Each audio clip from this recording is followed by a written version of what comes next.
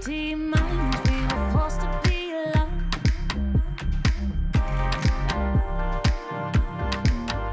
Unknowns and nowhere is the same.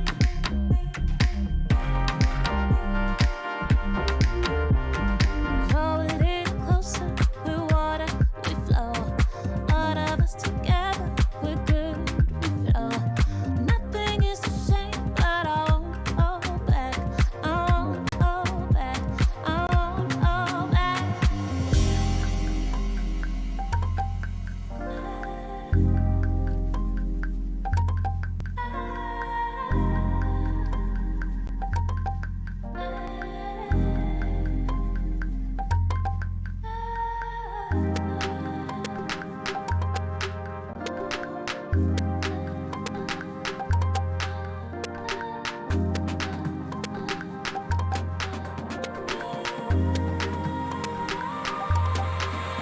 Cause we're better together. Better as one. Better together. Better as one. Better together. Better as one. Better together. Better as one.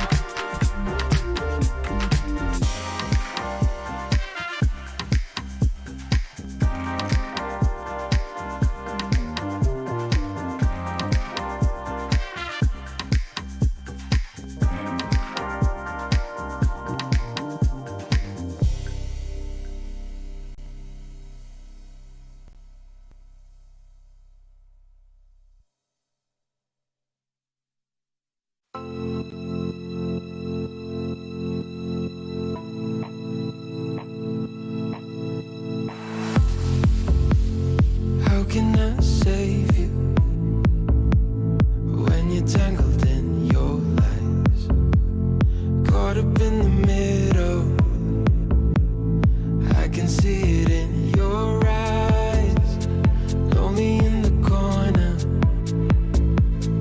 waiting for somebody to come and save you from the cold of night. Easily, we've been falling in disbelief. I think I'm ready for another try, but this feels like the last time. So why did you say goodbye?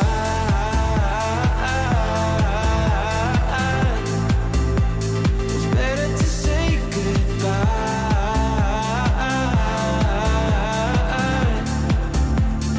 Why did you say goodbye?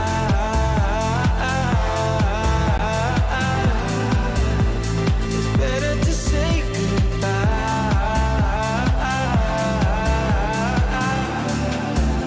So why did you say goodbye?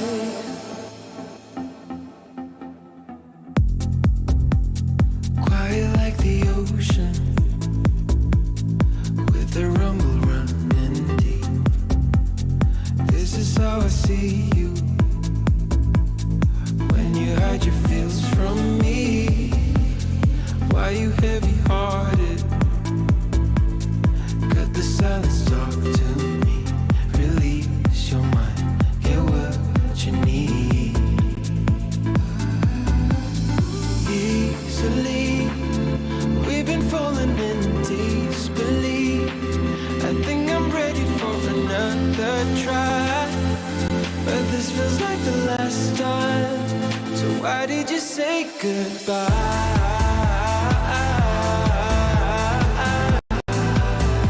It's better to say goodbye.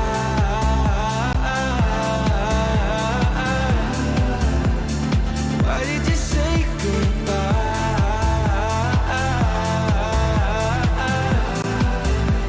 It's better to say goodbye.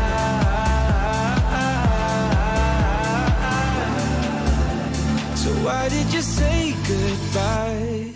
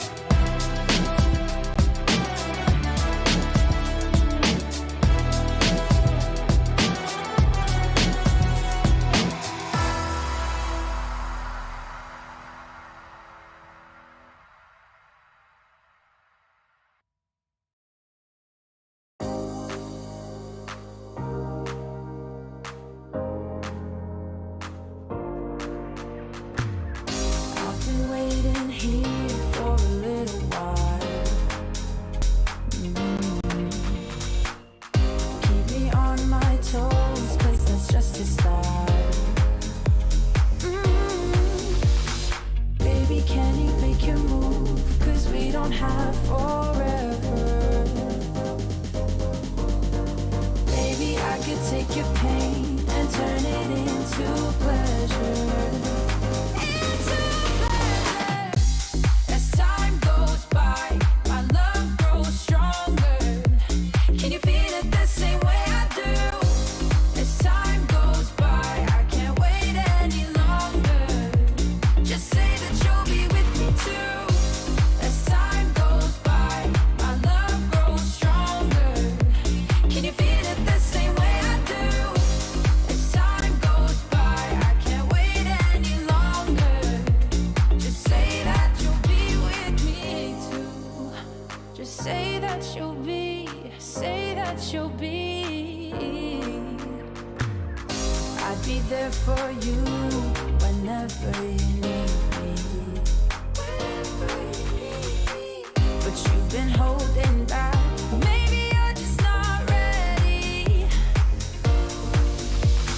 Baby, do you feel the same? Or do you feel the pressure? I promise I can take your pain and turn it into pleasure. Into pleasure. As time goes by, my love grows stronger. Can you feel it the same way I do? As time goes by, I can't wait any longer. Just say that you'll be with me too. As time goes by, my love grows stronger. Can you feel it the same way I do? As time goes by, I can't wait any longer.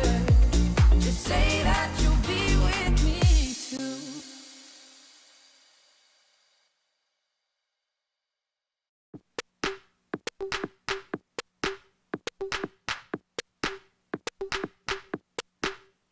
Deep minds, we were forced to be alone.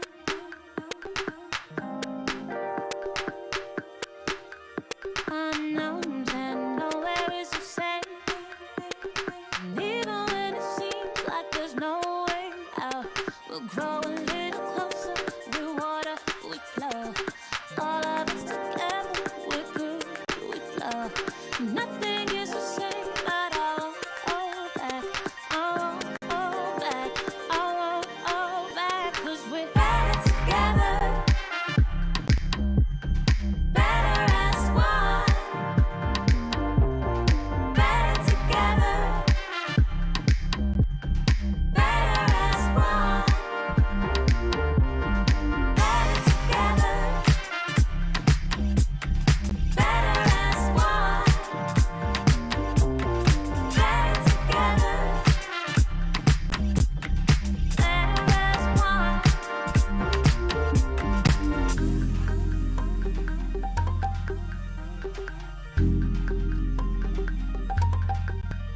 Deep minds, we were forced to be alone.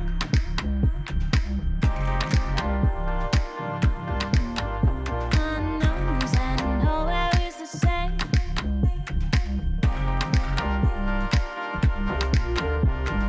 Grow a little closer, we're water, we flow. All of us together, we're good, we flow. Nothing is the same, but I won't hold back. I won't hold back. I won't hold back.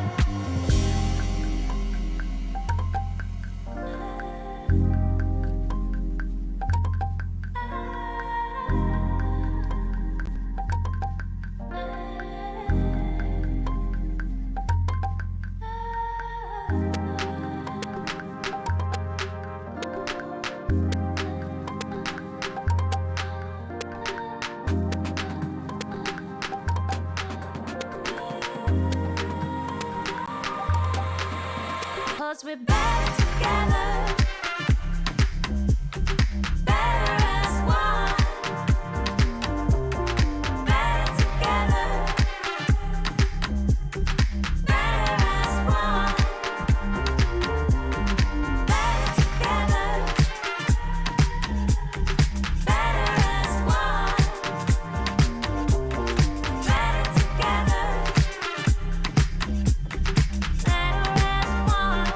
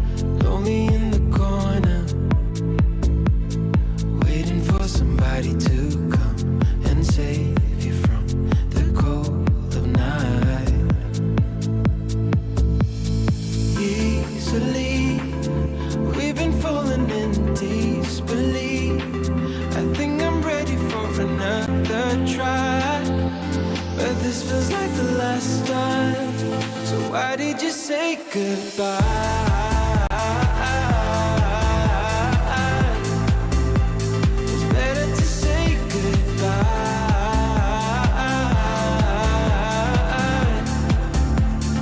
Why did you say goodbye?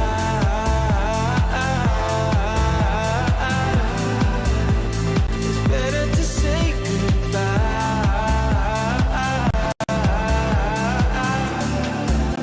So why did you say goodbye?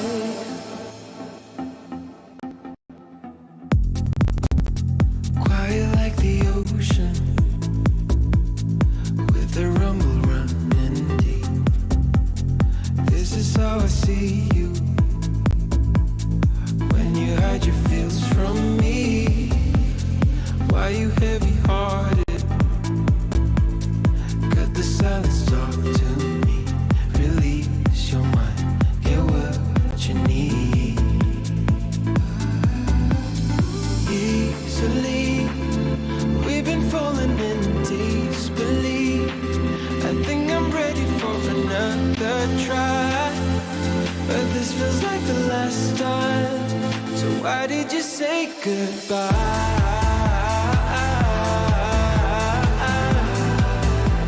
It's better to say goodbye.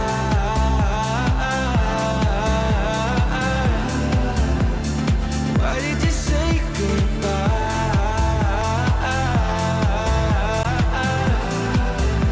It's better to say goodbye.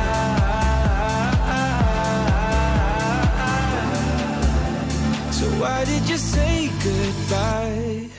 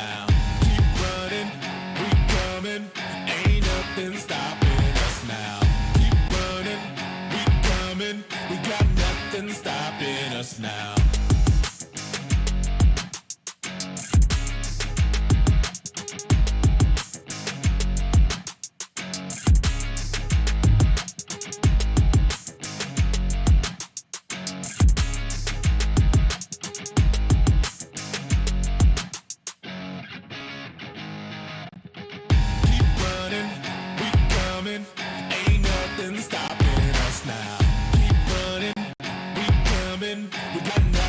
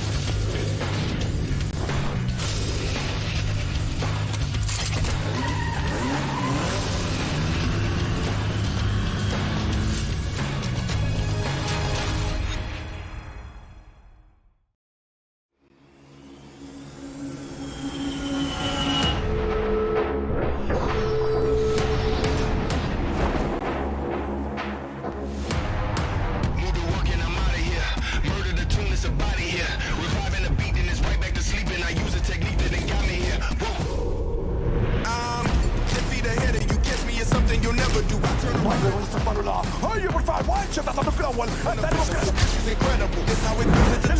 الفي جي اس ممكن يفعل اللاعب الأخير أمام اللاعبين كثار يعملها مؤمن ولا ما يعملهاش هي اليمين ولا مين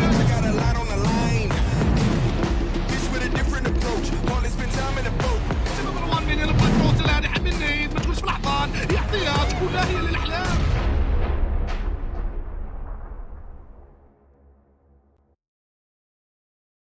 Hello and welcome back to the PUBG Mobile PMPL Africa Fall season for 2022.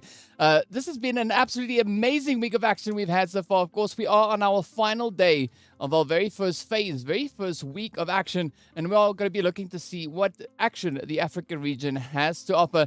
Now, yesterday we saw the players there from Triple Esports stepping up, stealing the show once again, locking in 2 winner chicken dinners, and they did so over on Erangel as well as on Miramar. So quite an exciting day of action. But we also then saw Teak from Titans being our MVP for the day, taking the lead there with 15 eliminations that they were able to find throughout the entirety of the day, proving to be quite a force of aggression out on the battlefield. Now, today we'll get to see how far everyone is going to be going and which teams will be gracing us with their talents as we move into Livik at the very end of the day. My name is DK, and with me is the one and only Proxy. Now, as I said, right, last day of the first week is finally here. Absolutely, and the teams have really been pushing it right up until the end. We saw quite a resurgence of that energy coming through yesterday, and it was a very contentious day. I mean, if we were taking a look at the top teams from yesterday's league results, only a measly 4 to 3 points really separating them in a single day's worth of play. And of course, on the overall rankings, those gaps have been closing and getting closer and closer as we move into the potential Livik map at the end of the day, and we'll see who those top 12s are actually going to be. Yeah, so there's going to be quite a bit of excitement as the teams make their way through these first initial 5 games to see who those top 12 will be. But of course, I'd also like to take the moment and remind our viewers of our socials so they can be sure to head on through and give us a follow. Also, while you're there, let us know what you're most excited about seeing in this season and also which teams you are supporting. Be sure to include the hashtag PMPL Africa when making those posts. You can hit us up on Facebook, YouTube, as well as on TikTok. So several points of contact that can be established right there.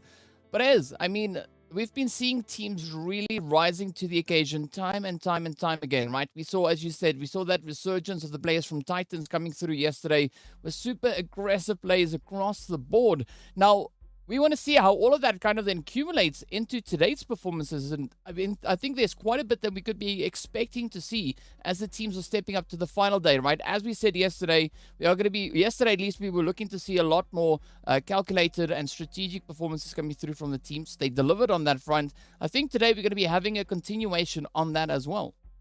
Absolutely, and it was quite an impressive performance as we saw from Triple Esports, doubling up on their winner chicken dinners once again, and just with a fantastic fashion. They've currently find themselves as the leaders with winner chicken dinners with 4 to their name, only followed behind, I believe, Titans and 1 Million, who have 3. So it has been quite a close, contentious battle right up until this point, and I'm very curious to see if we're going to see that resurgence coming through again. Are we going to have Triple and Titan once again taking Erangel each, or is there a change that's going to come through? Well, while we're speaking about all these things, let's take a quick look at that format to see where the teams are. We are going to be just moving in, showing that we are, of course, having done away with those super weekends. We should know this by now, seeing that we're on the final day, and we're not calling it the final day of the first super weekend, right? This is the final day of the first week of action. Of course, concluding our 5 days with the 20 teams participating to see which will be those last few teams, those top 12 teams to move through in towards Livik. And then, of course, we know, right, it's going to be the bonus points up for grabs. The placement the teams find themselves in at the end of this week will determine how many points they acquire. And the team sitting at the top of the list is going to be walking away with those 20 bonus points that will be counting towards their starting place in the finals, or the amount of points, rather, that they start with in the finals itself. And it then trickles all the way down to the team sitting up in 20th position being awarded that 1 bonus point. So quite a bit to be working for here, and also that extra little bit of bragging rights, right? Alongside the fact, knowing that we're only going to be having 12 teams moving into that Livik action. Yeah, 12 teams going to have the opportunity just to bolster their standings a tiny bit, to get further up on that top 20 list and obviously give themselves the best possible running to get the most amount of points in the first bonus week that we actually have. So moving into the next phase, I'm curious to see who those teams are actually going to be picking up the most amount of points. And even after today's 5 games that we have before that, Livik, I feel like there's still a lot of shifting that could be happening on the overall leaderboard. Yeah, well, let's take a quick look at that calendar just to remind the viewers where we are, where we have been, and what is coming up next. So we are obviously on Sunday the 4th, looking at our last day for this very first week. But what's going to be exciting, aside from the map rotations we have changing up once again today, right? Coming into Tuesday, the entire group order is going to be changing up as well. So we'll have different shuffles coming through for the teams. Again, going through those map rotations, looking to see how the teams are going to be adapting to the pressures coming through from this season of the PMPL Africa. Yeah, it's a very interesting change that we've already seen just after that Thursday break. We already had the teams coming back on Friday with a crazy resurgence in energy. Obviously, the map rotations also helped that a little bit. We had a little bit more of that green action on Sanhok and Erangel coming through, so that a little bit more of a fast pace moving into the final moments of Miramar. But so far, the team's definitely pushing and pushing right up until the last second because, of course, they want to get as high as they possibly can and get themselves as many bonus points for those finals weekend. Well, aside from the bonus points, right, they are also playing for their share of the prize pool. So let's take a look at the breakdown for this season. We know all our teams participating are going to be walking away with at least $2,500 in the bank. But the goal here is going to be to reach to the finals, right, where we can see the team taking pole position, walking away with an additional $10,000, and then it trickles all the way down where the team in 16th place is going to be awarded $1,000 on top of what they were already able to secure coming through in the league stage. So there's quite a bit to be played for here. Absolutely. A little bit of a bonus into the prize pool. And of course, the teams know that and are absolutely appreciative of that. And they're going to be pushing to get as much as they possibly can. We also have those MVPs getting an extra, well, the MVP of the finals of PMPL 4 will be getting that extra $1,000 in the back pocket alongside, of course, the allocation for the winner chicken dinners in that finals weekend. So a lot to play for, as you've mentioned. And a big boost is obviously going to help the region itself, the teams who are playing and putting in the time and efforts to get to the stage in the first place. It's going to be a nice little bit of a surprise right at the end.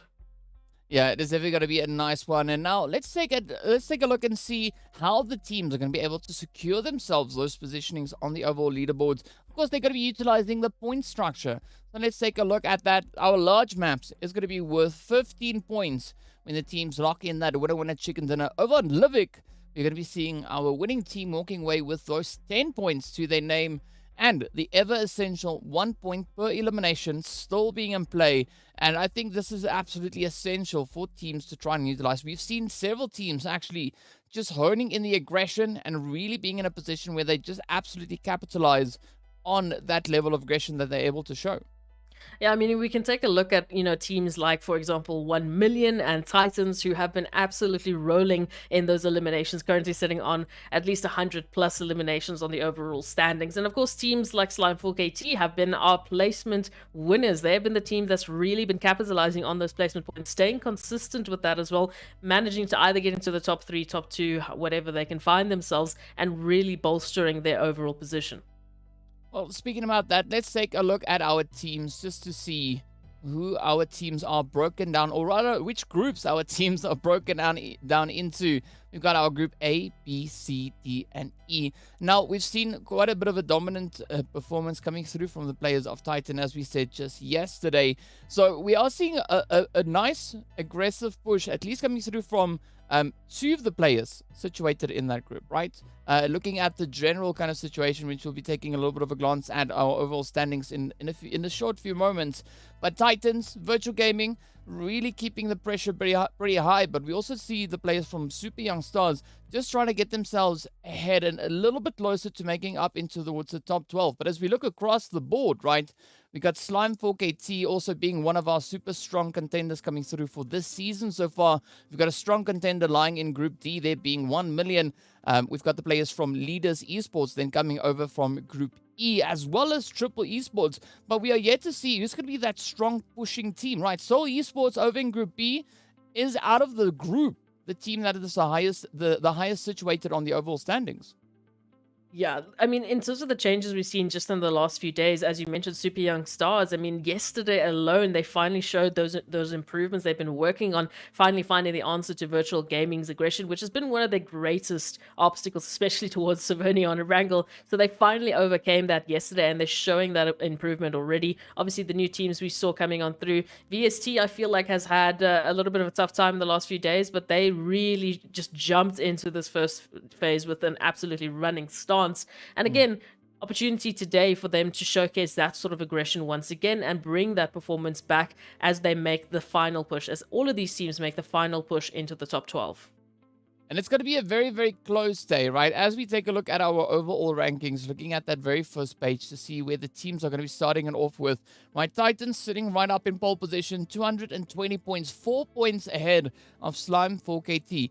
A little bit further away, 20 points away, we see the players there from 1 million, followed closely by Leaders Esports as well as Triple Esports. But this is that kind of breakdown that we were referring to yesterday, right? Our top 5 teams, the gap between 5th and 6th place, there is somewhat of a separation there. We're sitting currently on 43 points between that 5th and 6th position. But we see the trend not only continuing on this page, but also moving through on towards that second page as well. And we see that slight bit of a drop-off. But now, today, we're going to be looking to see whether or not the teams situated currently on this first page, right? Soul Esports, VST Gaming, as well as Wave Esports, will be able to double down on their efforts and potentially catch up in towards that top 5. We definitely saw a step up from Soul Esports yesterday. Just when I was begging for a Soul Esports game, they stepped up in beautiful fashion, got that winner chicken dinner on Erangel, and they brought really, after that, just good, consistent efforts. They even picked up, or got very close to picking up a winner chicken dinner there towards Miramar. But we can take a look at the second page just to see how close it was for the rest of the teams, who also had to put in some really consistent efforts, like Team Myth, who constantly find themselves there towards those final battles alongside teams like Virtual Gaming in one round, and Blackjack Esports as well, picking up that pacing and really showcasing to be a true competitor, especially there towards Sanhok. Yeah, the team's definitely keeping the contention as high as they can have it, right? But again, that separation that we were talking about, we can see that drop-off coming from 14th to 15th place. A little bit of a gap coming in, right? 21 points, not the craziest amount, but we are seeing that consistent kind of spacing being brought through here. So there's going to be a lot of effort that has to be put in by Zero Tolerance or Super Young Stars if they're going to be looking to push themselves up in towards the top 12, right? 13th, 14th place is not going to be too much of a challenge for them to really reach and get themselves up in towards that top 12 potentially, but it is still going to take a little bit of work. But now, as we take a look at our final page to see who our teams are sitting at the lower end of the standings, it is still very, very close, right? Very contentious positions coming through. We did see coming in yesterday that Legends of War really stepping up their performance, and they were able to secure at least a total of 49 points after the first few days of play. Yeah, look, it is a little bit of a drop-off, as we've mentioned. The teams that find themselves in this position, if they haven't had the best of weeks, that's all right. They've still been stepping up in the last couple of days. They've still been improving on those points. As we've mentioned, Super Young Stars, not too long ago, found them on this exact page as well a few days ago, and they have stepped up dramatically. And I feel like that's the opportunity for the other teams as well. There is always going to have to be someone on this page. It's going to just have to be a point. But these teams definitely still have an opportunity to use today's games at the very least to prepare themselves for the next phase as we come back, and they can set up themselves in the best possible way in terms of momentum, bringing back that action and hopefully taking it even further. Well, yes, and speaking about taking it further, we need to take it one step further and give a big shout out to all our sponsors. So first up, we got to give a big thank you going out to Monster Energy, our official energy drink partner for the PUBG Mobile Pro Leagues. But then, of course, we also had to add in Oppo to that, right? So Born to Win, welcome to the exciting match brought to you by Oppo. Get your gamer mode on with the much-loved Reno 7 series. Now, as we've seen these sponsors be part of the PMPL for the longest time, and we really appreciate them being here and allowing such an event to be possible for especially the Africa region, right? The teams having the chance to step up and have a bit of a play. But we also need to take a bit of a look and see what our schedule is going to be for the day, what the teams are going to be playing at, what is that map rotation going to be, and where they're going to be making their way towards, right? As we know, this is the last day, so the teams are going to be starting off the action over on Miramar, after which we'll be moving through into a little bit of that Erangel action, closing it up yet again with our second match of Miramar followed up by a little bit of Sanhok before ending our 5-match streak on Erangel once again. And after that, we're going to be jumping straight up in towards Livik. And of course, speaking about jumping up, we are going to be progressing straight into our very first game of the day. None other than Miramar. And here we go with our flight path coming in from Puerto Pareso and heading all the way up right through Crater Field. So a very centralized flight path coming in here. And I do believe the teams are going to be quite satisfied with what this flight path is allowing. And of course, we do have at least one of the groups not stepping into the action. That is, of course, Group E. So leaders Triple Esports and Wave, as well as Desert Flame, not going to be joining us, as we can see. So they'll have to wait for their opportunity a little bit later on to get some Miramar action happening. But for some of the teams that we've seen so far, definitely, as we've mentioned already, Teak from Titans as well as Morteza from Leaders have been stepping up in such a massive way. And of course, we we know who the DBS master on this map is, don't we, DK? Yes, we can see Koa just dropping down there with the rest of the team, heading in towards the direction of water treatment there. I'm curious to see whether or not Koa's going to bring in even more of, the crazy DBS M4 action today. So far, they've been really dominant with that DBS. But in general, just the DBS utilization throughout this event has really been starting to find a bit of a rhythm here.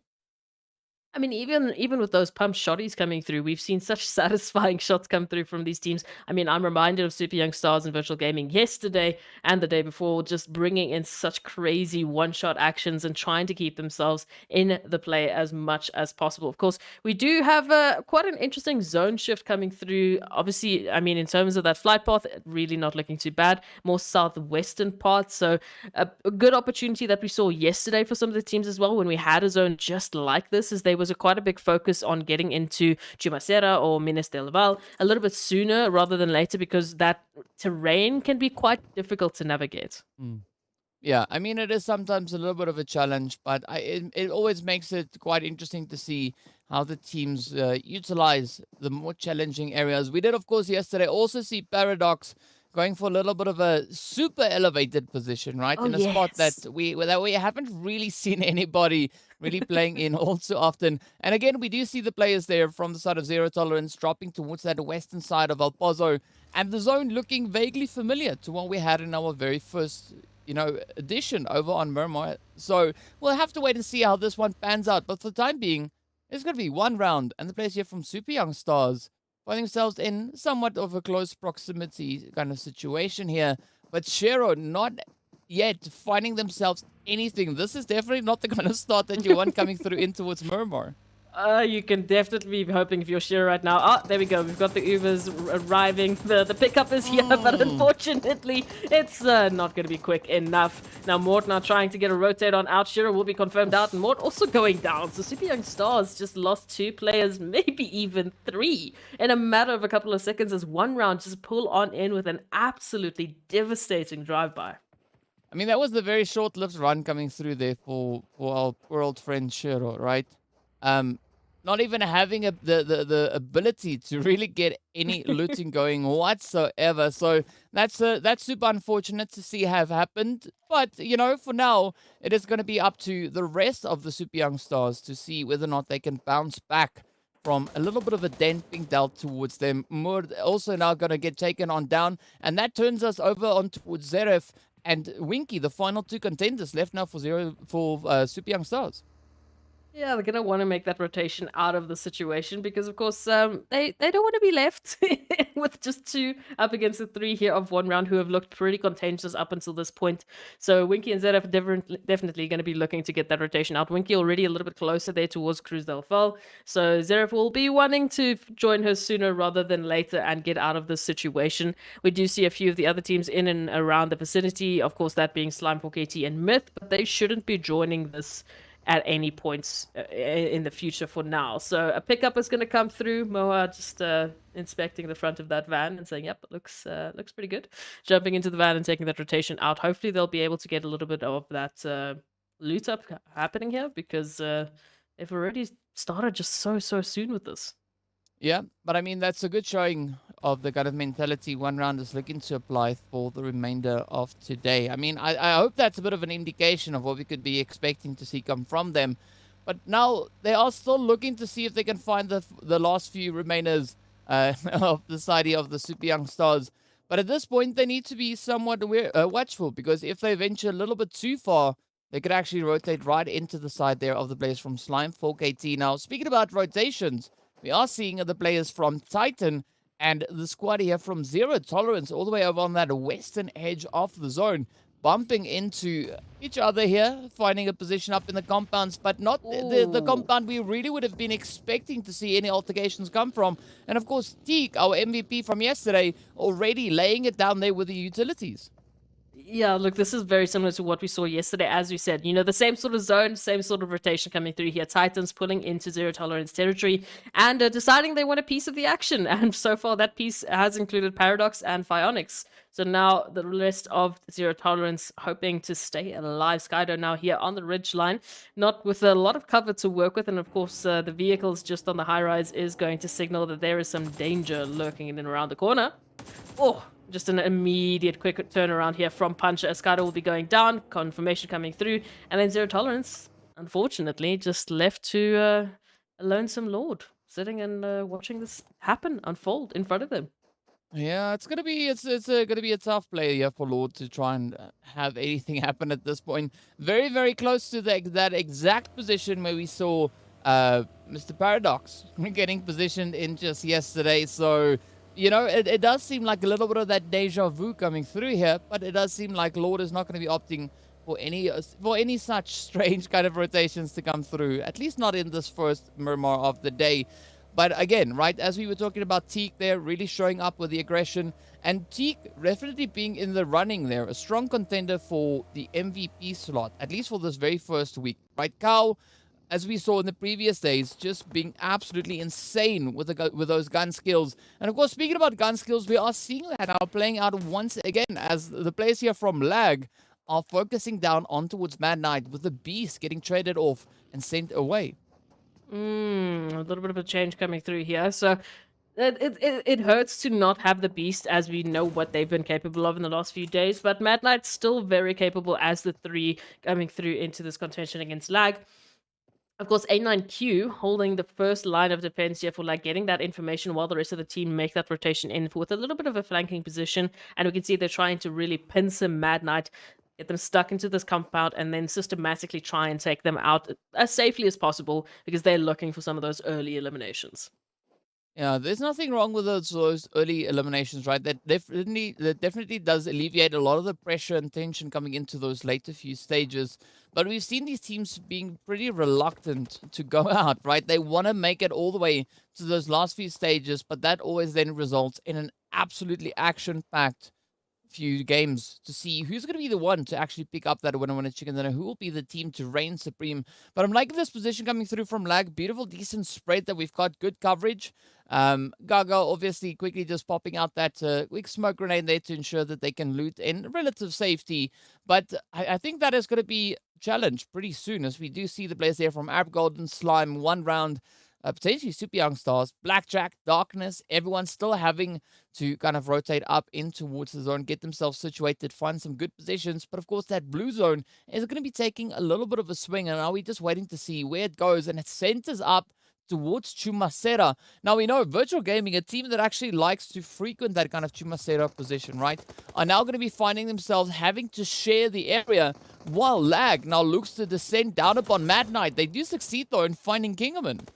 Oh, this is the trigger Lag we're looking for, and the jump in is just there for Mad Knight. Tyson steps up alongside the rest of their company as they move on through trying to defend against Lag. Here, A9Q and Fantasy now left alive to try and recover the pieces that have been left alone here by Lag. But already these confirmations are coming through, and already Mad Knight seem to be stepping it up. Yeah, they definitely do. It looks like they're looking to make a little bit of a little bit of a comeback here, waiting for those opportunities to have them over on Lag. But now it's looking like it's not going to be too much of a walkthrough here. Mad Knight still having to put in quite a bit of work to find those positions, to get them secured, to lock them in. But Fantasy does get hit by that nade. Tyson, Agent 47, still being kind of blessed by the zone shifting in their favor here. And they can actually afford to now continue this altercation without having to worry about without having to worry too much, rather, about where they're going to be rotating up towards next. Oh, the nades are just flying on by. Mad Knight really trying to stop Lag in their tracks, at least, as they move up these stairs. And Lag, for the time being, of course, they do have the numbers advantage. So now all the eyes turn to Mad Knight to see how they're going to get themselves out of this situation. Because, of course, the longer this drags on, the more potential, prying eyes might join this faction. Yes, and they have to act relatively quickly. The teams I mentioned before are still going to be moving further and further forward. And the more noise they make, the more attention they attract. But it does seem like Tyson and Agent 47 will be looking to just keep a steady angle here. Instead, going to be waiting to see what Lag will be doing and whether or not they're going to be trying to push up aggressively. Of course, now it is going to be Lag doing their due diligence, sending those utilities out to everywhere they can find. But I'm liking this kind of waiting position we see being held here by Tyson. Just waiting in ambush. Oh, but they need to be quick on the trigger. Otherwise, that's not going to serve them very well. As we can see, an A9Q now rushes on forward, picks up the trade. Now all the pressure comes down to Agent 47.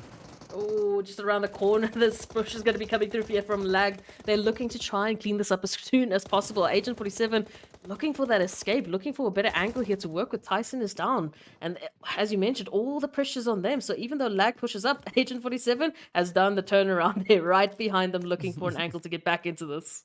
Yeah, Agent 47 being pretty agile at this point in time. But we'll see whether or not agility is going to be, well, favorable for them, as it is going to be Agent 47 now trying to get that push in, but it is going to be the players from Lag to lock it down. A9Q securing that elimination, and with that, it is the end of the road for Mad Knight. Still, we have 15 teams left that are going to be looking to get themselves crammed through in towards the zone. One round, and Slime 4KT now rotating up alongside from this northern position. You can see up ahead, they could potentially find the players there from Arab Golden, also relatively well situated. And it could be a slight bit of an ambush setup, but I'm liking the rest of the positions further down south, right? 1 Million, Darkness, Soul Esports, all already getting themselves established in position towards the south, but that is now all for naught, as the zone has taken a swing over to the more northeastern side. Oh, favoring the players here from Myth, Virtual Gaming, Blackjack, Esports, and Legends of War, who have been slowly but surely definitely stepping up their game and looking to make today an absolute splash, as we know where they're currently sitting on those standings, a little bit closer to our bottom four, so they really want to make a push through today. And I mean, a threatening idea is, of course, the fact that Myth and Soul Esports have also just been bringing such beautiful momentum, but right behind them, who's going to be looking to pick up some of that positional advantage? Is going to be 1 Million who's going to step in, and we know what 1 Million has been capable of in the past. Yeah, we definitely do know what they have been capable of, but it's also interesting to look at a team like Arab Golden here, right? Their statistics are starting to climb, starting to find that up and up, right? But we are still to see that strong resurgence of Arab Golden stepping up and just laying down an absolutely dominating performance. Currently, they find themselves having to share this western position with VST moving in behind them, and the players from Legend of War applying a lot of pressure in their direction. Yeah. So that does change up the possibilities for them quite a bit, but hopefully they'll be able to kind of navigate that and get themselves out of harm's way. Arab Golden, they've been teasing that winner chicken dinner to us, right? They've been saying, hey, look, hey, we're getting close, we're getting to the top 3, top 4. And then those final moments, we just don't get that confirmation coming on through. And now VST's already started to pick up some of those Arab Golden numbers, but there's a good turnaround, there's good trading coming back. So Zuxi, of course, finding Angelo, and I mean, immediately the turnaround from Arab Golden, they should be able to get those numbers back up, and we'll keep an eye out to see if they can recover the situation. Well, they will have to perform on that point as we quickly jump over on towards Titans here. Teak looking to keep the pressure going. They're finding 2 beautiful trades, but now gets taken right on down as Hemo comes blazing across. Axa coming in with a quick retaliation there, but Puncher locks in that confirmation. And with that, right, it is down to Raouf from Seoul. We get to see if they can maybe escape the onslaught coming through, but they need to be careful because Myth is waiting just up ahead on the receiving end. Oh, so I mean, we've already got a few teams that are down to a few stragglers looking to keep themselves in this and contend as much as possible. Of course, Darkness just here on the high rise might have seen that vehicle rotation coming on through, of course, from Raouf, so they have an idea exactly where Raouf is sitting and trying to hide it out. As we see the rest of the teams as well moving in on this territory right now. I mean, I'm taking a look just at that western part of the zone. Slime for KT. VST 1 million. I mean, Legends of War, take your pick. A lot of the teams finding themselves in that position. Yeah, and it is going to be a super contentious play to be had there. But, I mean, hopefully that does kind of spread out a little bit more as we're waiting to see where this next phase is going to be going. But there's no stop coming through with the aggression, though, as it is going to be Venom from 1 million to get taken on down. Senke and Marshall rotating up from that southern edge with Lazy Boy just gaining entry in towards the zone, looking to get themselves positioned. But then we see that zone taking a slight move over towards the western side. And this is actually going to be allowing a lot of opportunities coming through, particularly now for virtual gaming and the team coming there from VST as well. Yeah, VST definitely looking out for their position and how they're going to handle the situation. Of course, Legends of War right up ahead of them. They did get a little bit of a tag with Arab Golden as well. So some information regarding those positions. But now look at this. Titans pulling up here on 1 million, who are currently very, very contentious on the overall standings. It's basically our first and our third best teams on the overall standings for this first phase going head to head right now. Yeah, and definitely Titan is a force to be reckoned with, as they were pretty evident with that just yesterday. But let's see whether or not Marshall can find that nade as it gets sent out. Ooh, doesn't reach all the way across, but gets really close to finding those points on towards Titan. But Titan, they're really keeping themselves a slight bit separated here. Not going to be looking to push up and put themselves in a disadvantaged angle here. But Marshall keeping a very steady angle there, waiting to see if they can find P6. But I'm liking the scouting angle being played. I do, and what's even better is that obviously we know 1 million, they're about 24 points behind Titan Gaming. So for them to topple Titan in this engagement, for them to take out Titans here, is an opportunity for them to once again regain that first position on the overall standings. And as we know, if you manage to stay there at the end of today, you're going to be picking up the most amount of bonus points moving into the first phase, moving into the second phase. So we'll see how 1 million will be able to manage this. We already do have Lazy Boy trying to reposition and get a better angle, while Marshall and Senke just hold those long-range angles. But what I'm loving about this is Sykes from Titans has repositioned themselves on the high-rise, looking for a perfect viewpoint right into 1 million's current position. Yeah, P6 definitely in a position where they could look to capitalize at quite a considerable amount. Of course, sending a lot of information down to the rest of the team, having a really good lay of the land here. But up comes Marshall now, jumping at the opportunity to land a few hits over towards Punisher. But unfortunately, Marshall is a little bit too slow to react there, right? We can see instead Marshall finds a few shots in response. But up comes the nades here from Axa, trying to create a few openings for the rest of the team to potentially come rushing straight on forward. And of course, this is going to be quite an important position for Titan to try and move into, right? They have not yet been able to 100% get themselves solidified, moving into this next phase. Yeah, they're looking for this compound. They're looking for a good position to hold themselves as they move into the later phases of these zones and give themselves some cover. But now Darkness moving in on 1 million's position as well. So 1 million getting pincered by both Titans, both Darkness, and having to manage both of these teams from taking their real estate. Well, here we go, right? This is going to be that opportunity now as Senke finds one knock coming through with a beautifully placed nade there. Marshall, again, super low in the health bar. It's going to be Senke now pushing up as well alongside Lazy Boy. But Lazy Boy quickly getting greeted there as Whiskey. As quick on the trigger, but there comes the shots. Down they go. And now Darkness having to try and kind of piece this one together. A little bit of a risky rotation we saw coming through here from them, and now they are paying the ultimate price as they get absolutely obliterated, taken down in 15th place. But it is going to be the players there from the side of Titan sitting quite comfortably with those points. 1 million only now secured with 2 eliminations. Oh, and Marshall's down. Lazy Boy and Senke now the last remaining hopefuls here for 1 million, unless they can somehow make the push to get Marshall back up on their feet as they move on forward. Of course, that zone has shifted all the way north, so after they finish this engagement, it's going to be a heavy and scary dash to that zone into safety once again. So all of this fighting for this position has been a little bit for nothing, unfortunately. But Titans, they're just rolling with the eliminations. Oh, but Lazy Boy's not going to let too much of that happen just yet as they step up, trying to lock in those eliminations. But unfortunately, they too get down. Up comes Senke with a quick retaliation, just rushing off the edge. But this is where P6 now finds themselves in such a favorable setup. Axel, of course, on the front line, going to be looking to hold it up. But Senke says no. Down they go. And now all the hopes and dreams for Titan and the continuation in this match is going to rely solely on P6. Spots a bit of opportunity on towards Senke there, but is not able to find the ideal angle just yet.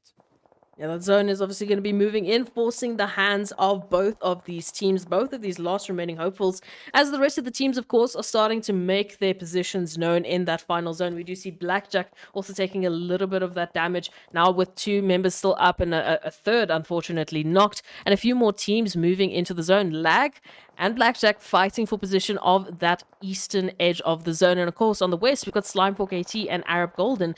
And here towards the south, not even barely into the zone, it's 1 million and Titans just doing a little bit of a staring contest. Waiting to see who's going to be making their first move.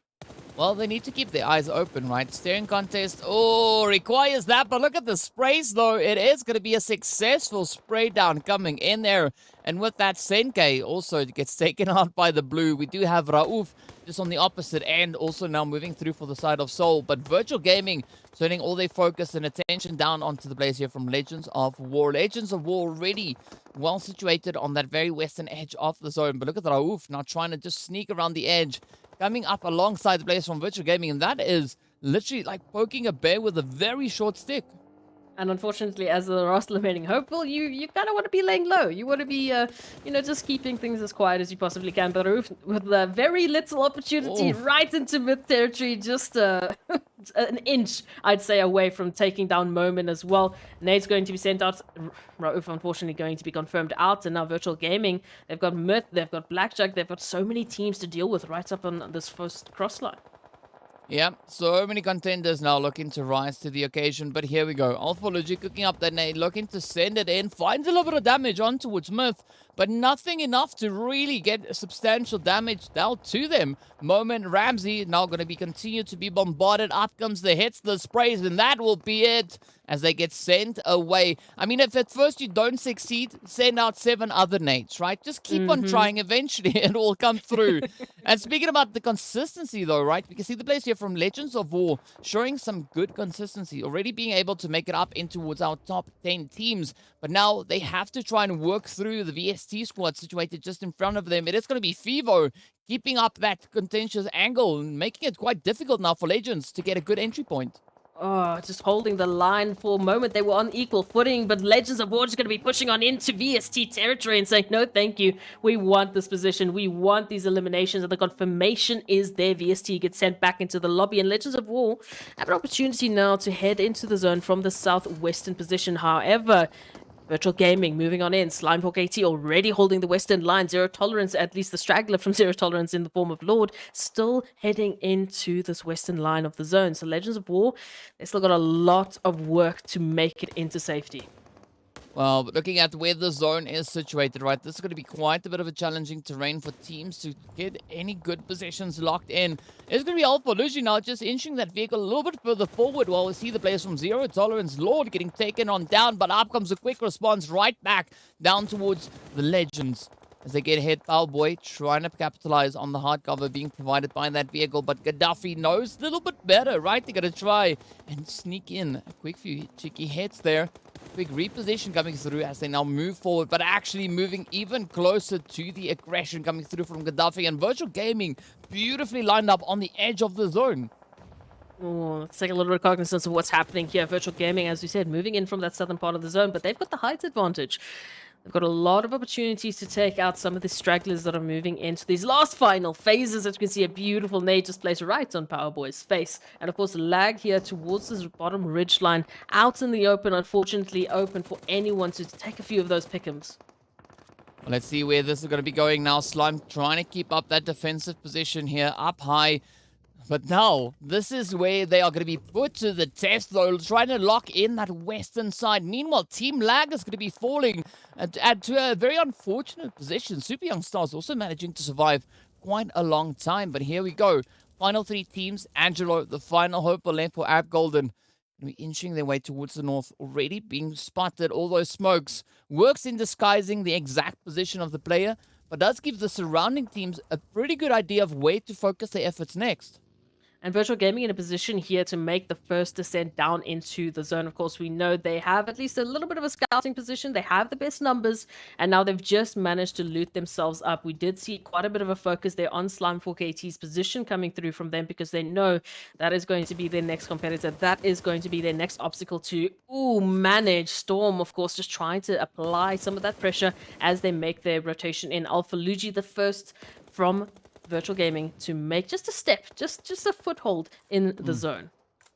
Well, let's see how far this one is going to be going. As you can see already, right? Slime sitting on those 7 eliminations to their name. Virtual also not being in a position where they've been able to really secure a good kind of anchor point moving in. But Angelo could find quite a challenging play to be had here, as the only way forward is going to be to come out from behind that rock, move out into the open. Oh, but in the meantime, we are going to be seeing the shots connecting up on towards Pronto, as Virtual look to capitalize on their slightly lower position, as Slime now needs to come over the crest there and push themselves forward into that zone. And this is just the advantage that, better numbers are going to have for Virtual Gaming. They have enough numbers to at least keep Zeus up in this high-rise position while the rest rotate into the zone to get into a more safer position. But Zeus just looking to do everything themselves, taking out Storm now, looking for their next possible angle on towards Plaza. Of course, Gaddafi and One Shot are going to be joining. The Cavalry has arrived, and Plaza now up against the wall of Virtual Gaming, who just instantly also take out Angelo. So, never mind. Sorry, DK. I built all that up for nothing. Virtual Gaming just came through and slapped the winner chicken dinner on the table. I mean, it's that resurgence that we've been waiting to see. Virtual Gaming stepping to the plate, coming in with those 15 eliminations alongside the winner chicken dinner, blessing us with a very glorious and exceptional 30 bomber right there in the very first game. And this is kind of the trend we've been seeing coming through our previous 4 days of performances. So great to see Virtual Gaming returning to some glimmer of glory here once again. I'm so excited to finally see our former champions stepping up to the plate with a massive, massive game right on the first map of the last day of the first week that we've been seeing. Obviously trying to make that push for those final top 12s. We'll see how far it's going to be getting them as we take a look at those match rankings. But what a massive, massive game to start us off with on a Miramar of all maps. Yeah, well, I mean, we said the tensions are going to be super high today. So as we move into our match rankings, we get to see as to how many points the teams were able to secure. Of course, as we already mentioned, right? Virtual Gaming dropping that 30 bomb on us right there. But it is going to be Slime 4KT keeping the contention high, their hopes pretty high, locking in those 8 eliminations. Titans coming through with 8 eliminations as well. Unfortunately, not being able to survive into those placement point positions, but still bringing in the efforts. And then we swap that around, right? Super Young Stars locked into 5th position, also 8 points. But all of those points came in from placement, and they weren't able to find any eliminations. Yeah, I mean, with Super Young Stars, obviously we know that early situation with one round esports, they had to go into, well, a little bit of a safety play there. They had to go into survivability. And of course, we know Winky and Seraph coming through with the fantastic placement points, making it quite later into the game. Obviously, playing it a little bit more strategic. They didn't want to get involved in any eliminations. Otherwise, that might have limited them from getting into that position. But so far, good placement. So points are points, right? Yes, it is. Let's take a look at that second page to see where the rest of our teams all placed. And of course, as we know, right? Players from 1 million locked in with 5 eliminations, secured up in 9th place. A grand total of, well, 5 points. Because we know eliminations being moored a point apiece. Blackjack also having a very similar fate to what Super Young Stars had, not finding any of those eliminations, but at least locking in the placement points. We can see that 4th place coming through. VST, Team Myth, Soul, Zero Tolerance, Mad Knight, and the rest of the as Darkness as well, right? Having a little bit of a tougher run, making their way through. But what I'm actually quite surprised to see was just, and you've already kind of touched on this, right? It's just how far up the players from Super Young Stars actually managed to get, even though they faced so many losses in the early stage of the game. Yeah, they definitely did a very good job as a duo making it into those later phases. Yes, they weren't able to pick up those eliminations to bolster those points, but picking up 8 eliminations off of the start that they had with one round moving into their territory and just deciding to take player after player after player from them before, I mean, the poor players even had an opportunity to get some loot going. That is absolutely a fantastic, turnaround for them to actually just bolster themselves on those leaderboards, move up a little bit by bit, and hopefully that is just the start that we're going to see to Super Young Stars today, and then come back even stronger in the next map. Yeah, I mean, there's going to be a lot to still be seen here today, as we know, right? First map was over on Miramar. Next up, we are going to be moving a little bit closer towards Erangel to see what the teams are going to be bringing in on our bread and butter map of PUBG, right? The most well-known map, the one that was there first. And already we saw quite a bit of action coming through as we had 3 Erangels just yesterday. So I'm looking for that continuation of the momentum, right? But what's going to be different now is the group that we have sitting out in our second game here, Group D. They didn't have the opportunity to play in our second match, which was, of course, Miramar. But for now, today, they have the opportunity to see what they can bring on through. Already had a little bit of that resurgence come in. And now this is where the teams will have that opportunity to try and replicate efforts, improve, and just absolutely blow us away with the amount of points they're able to find. I would absolutely hope so, because as we mentioned, for the teams who are not in those positions to at least get themselves into the top 12 today because of, the performance that we've seen this week, that's okay. You can still set yourself up fantastically for next phase to bring in as much momentum as possible. Try out those strategies, maybe try out some of those different locations or whatever changes they want to bring in. Try them out today. Today is one of the best days that you can actually work with, as the points will be reset as we come back into the next phase. So even though you don't get yourself those bonus points, you still might be able to push yourself even higher on the overall standings, maybe even get a couple of extra bonus points moving along through as you are, developing yourself for that momentum of next week. So I still think there's opportunities. I still think that we're going to see that aggression coming through from these teams. They're not backing out from those fights at any point. Yeah, we're not really seeing any teams running in fear in any direction, right? We do find a few interesting adaptations as teams are trying to evade the damage, just trying to get themselves repositioned into a more favorable angle. But, that is kind of the part of what we are expecting to see, right? Teams bring in that adaptation and finding a way that they could best kind of combat whatever they are dealt with. So I think it's going to be quite an exciting day to see what kind of push the teams will be continuing to bring through in this final day of play for this very first week. And as you said, yes, at the end of the week, those points are going to be reset. But also, we are still looking to see where the teams are going to be finishing up in overall totality, right? We know that all the points that the teams are able to lock in from the respective weeks or phases will accumulate to determine how many bonus points they will be having additionally added on, aside from the 3 opportunities they'll be getting through the 3 phases each respectively. So still quite a few exciting things to have happen here. But I mean, ideally want to see who's going to be those teams to really finish strong, whether we could be seeing quite a bit of a change up from the team situated on those low ends of the leaderboard, whether or not they can actually piece those strategies back together again and just, jump up. Absolutely. And what I'm also impressed about is the improvement that we've seen throughout this week. I touched on this a little bit before, but Super Young Stars managing to take out Virtual Gaming, who have been their greatest obstacle on Erangel. As we know, these two teams keep finding each other in drop sites. It's like Titans and Zero Tolerance finding each other on Miramar. It is, of course, Virtual Gaming and Super Young Stars fighting over Severny when we move over to that Erangel game. And so far, it's always been, unfortunately, Super Young Stars failing to take down that aggression from Virtual Gaming, as they've been so good. They've always had that plan. They've always had that coverage to deal with. So just that turnaround that we saw yesterday from Super Young Stars being able to take down Virtual Gaming was such a good highlight to the adaptability they've been bringing to the table. Yeah, speaking of which, we are going to be taking a look at a few of our highlights from this last match. But, this is what I like to see. Teams coming in with such a strong footing in this very first match of the day. I think that does set the bar quite high, as, they need to then try and replicate those efforts. But we've seen them actually being capable of accomplishing that and not having a quick moment to shine, and they're not really being able to double down on those performances. So I'm really loving the mentality the teams are starting to develop here.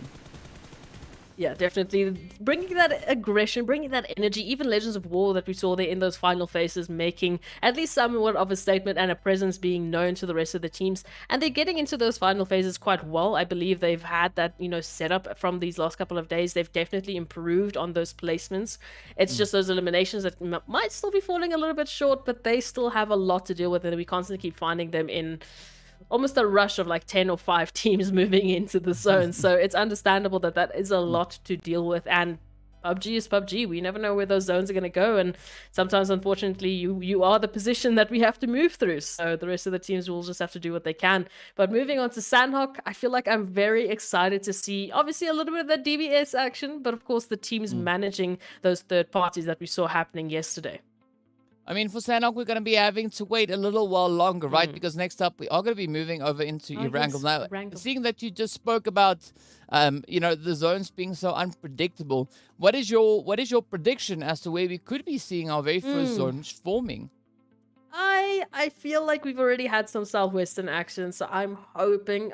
I don't think it's going to happen, because if I say it, it's definitely not going to happen. But I'm hoping for some northern, maybe northeastern options there for Erangel, maybe a little bit closer towards Stolber. Just something that we haven't seen before. I mean, we had the bunkers the other day, so I feel like asking for Stolber is not too far off. Well, let's take a look and see where the action is going to be unfolding as we are moving into our match here. I mean, the best way is to get what you want is you're going to say, I don't want the zone to go north. Oh, okay. I don't want Stolber. We I don't want Stolber. Temishki. I don't want Yasnaya. I don't want any of that. Let's go to military base. I mean, the plane's already here, so, Yeah, I also have to agree with you. I also don't want any Stolber or Yasnaya or Kameshki action. None whatsoever. I mean, that would be the worst thing to see happen. Absolutely. Yes. No, I think we've gone a little bit overboard. I think the game knows. Not yet. Not yet. Sure. Just wait. You'll see. Just wait. I would laugh if I was 100% correct on this one. I mean, I would cry, actually. I would have a little bit of a tear if we came back to the cameras, but let's not talk about it too much. But of course, we know we're not going to have 1 million Myth, Blackjack, and Legends of War, unfortunately, on this map. This is probably why my brain was talking about Sanhok when I was waiting for them. But if we're taking a look at that, then, so 1 round, not going to have that contention there towards Georgia Pool from 1 million. And we know a few of the other locations are going to be a little bit less, I guess, clustered. They're going to be a little less packed moving through into the rest of Erangel. Well, one thing I did also notice now is that, Legends of War, they took a bit of a jump, right? They moved up into 18th position.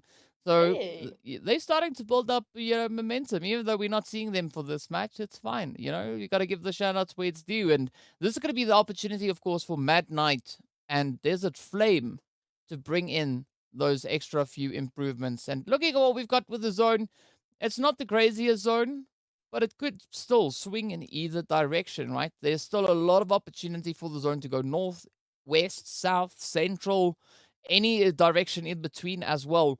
So for this time around, rather, I don't think the teams are going to be too unhappy with a little bit more of a centered zone coming through here. But it's not 100% really complementary to the flight path, but that's okay. You can just grab a vehicle like we can see Buren and the players there from Desert Flame doing, and just rotate yourself into a little bit more of a favorable angle. Absolutely, you could, and of course, 1 round could absolutely once again find super young stars. What is happening?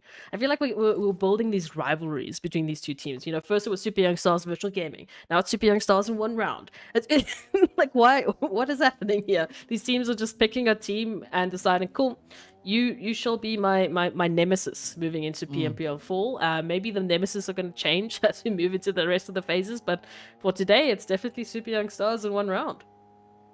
Yeah, well, I mean, there's nothing wrong with it, right? They're showing great consistency. They are always able to find, a few altercations along the way. Fortunately, it's not going to be virtual gaming and the super young stars getting into that trade like we've been seeing. But it is going to be super young stars, though, committing to that northern position. Come whatever zone, that is where they're going to be looking to get themselves situated and positioned. So, you got to give kudos to them because they are pretty persistent. They will not fall from looting up in towards Savoni. But speaking about positions elsewhere, we do see the players here from leaders now getting themselves occupied up in towards School Morteza.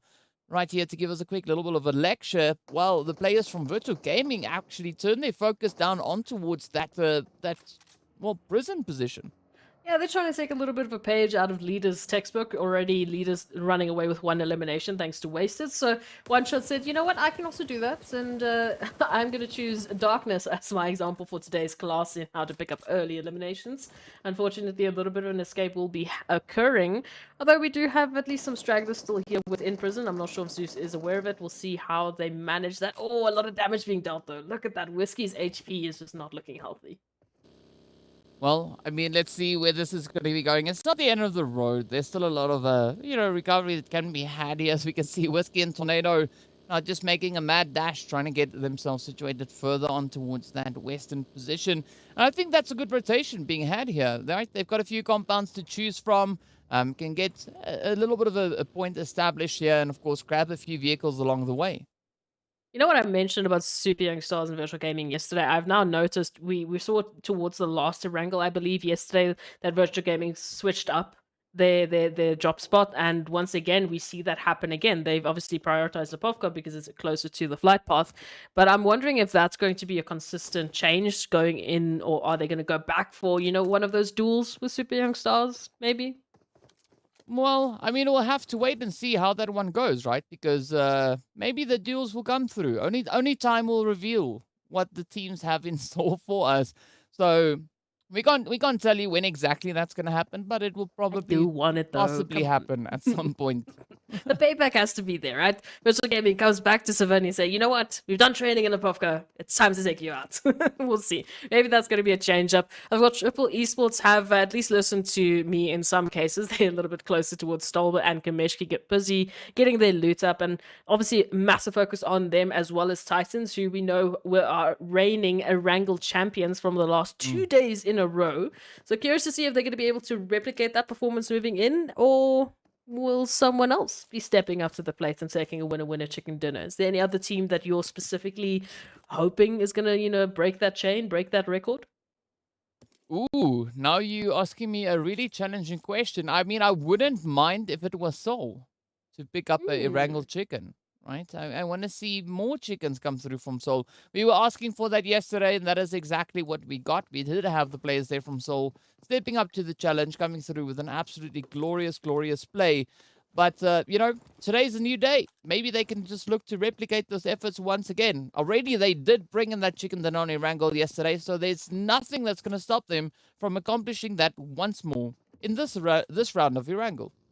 I would like a little bit more of that soul domination that we started to see yesterday. Once again, I mean, they've pushed themselves up to the top 6, as we can see there with our overall standings, to the top of the screen. So it would be nice if they could just continue that and still bring that same aggression through, because it's just so good to watch it from them. They've been so consistent with those executions in the last phases that we've been able to see that come through. I believe yesterday it was their last Erangel and Miramar of the day, that they just brought in such a good, consistent effort, either landing in first with that winner-winner chicken dinner or in second. Literally, that was the fall off for them. They went from first to second. I mean, that if you want to talk about improvement, that's kind of the pinnacle of improvement, right? Because as I said yesterday, second place is already a really good position to be had, but they just weren't satisfied with that, and they were just like, you know what? That's fine. Second place is one thing, but chicken dinner is even better. So maybe we could see those efforts being brought in here by the players from Triple Esports once again. That would be quite nice to have it happen once more. But only time, as I've said, will reveal all. We have to keep our eyes absolutely glued to the action. For the time being, Triple all the way up towards that far northeastern territory, similar to where the players from 1 million usually like to drop down, but we're not really seeing them there because, they're sitting 1 out. million's not in this match. Yeah, they're relaxing. They are just getting their hands warmed up for the next match and waiting to see what, teams like Desert Flame might be bringing in, as this is one of their first matches of today. And a lot of focus has been on them from us as well in this last week. I feel like if we maybe stop focusing on them, they can just do their thing. But So I'm not going to talk too much about them, but I'm going to keep an eye out on the score. And let's just say that the rest of the teams, of course, in the vicinity is going to be joining Desert Flame is Lag. Just to the south of Desert Flame, we've got VST, a little bit closer towards that Ferry Pier Bridge line entrance, which we've seen has been a bit of a almost an issue for Arab Golden when they make their rotation from that military base island. Well, I mean, let's see how it goes. Maybe Arab Golden finds a way to push right through that. You know, it could be a bit of a surprise. Maybe right? Maybe Arab Golden get the upper hand. Maybe VST gets the upper hand. We don't know yet. I'm hopeful for maybe a mix of both. But what we do though see is the players from Seoul rotating up from that eastern island, rather the eastern bridge, which is not entirely an island. I mean, probably it could be, depending on how you look at it. But they're going to be rolling up, and they could either be moving in alongside the players there from Mad Knight, or pulling up towards Titan. But it does seem like they're making their way a little bit further north instead of heading straight towards that western side. Yeah, the zone has been behaving themselves quite nicely today, because first we had that nice central zone. Now the zone blessing majority of the teams that we have on Erangel, just focusing on where the main cluster has been. The only real stragglers we're talking about has been, of course, Arab Golden from that military base island, one round from Georgia Pool, even Triple Esports, who were up closer towards Stolber, and Slime 4KT that were out there with Yasnaya Poliana, and Mad Knight a little bit closer from Milta Power. Those have been the only stragglers. The rest of the teams, zone blessed, and Titans going to be using that opportunity to take out potentially Darkness.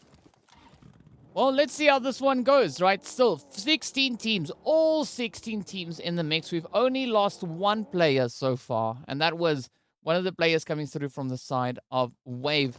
We've seen a lot of knocks come through, all right? We can have them right here, or rather we are seeing them right here on the screen. It's going to be Tornado here from the side of Darkness. Ghost now trying to find the angle up on towards Teak. And I do think taking down a contender like Teak at this point could be very favorable for the rest of the lobby, because Teak is proving to be quite the challenger to go up against. But now we do see YC out in the open with a beautiful spray coming in here from Zalal. And that is making some beautiful connections. But again, right, Soul and also trying to find their own 2 cents moving into this engagement. Absolutely, they want a piece of this action, and Weiss, aka YC, as we've now dubbed them, has unfortunately found the wrong end of a barrel and is currently bleeding out in the open. We'll see if Seoul Esports are able to recover that, as they are busy just fighting off AXA, trying to get the space they need to get those recoveries moving and holding their position as much as they can. Of course, we know there's a lot of teams within this vicinity looking for the same kind of real estate. So, this is not looking good for Weiss.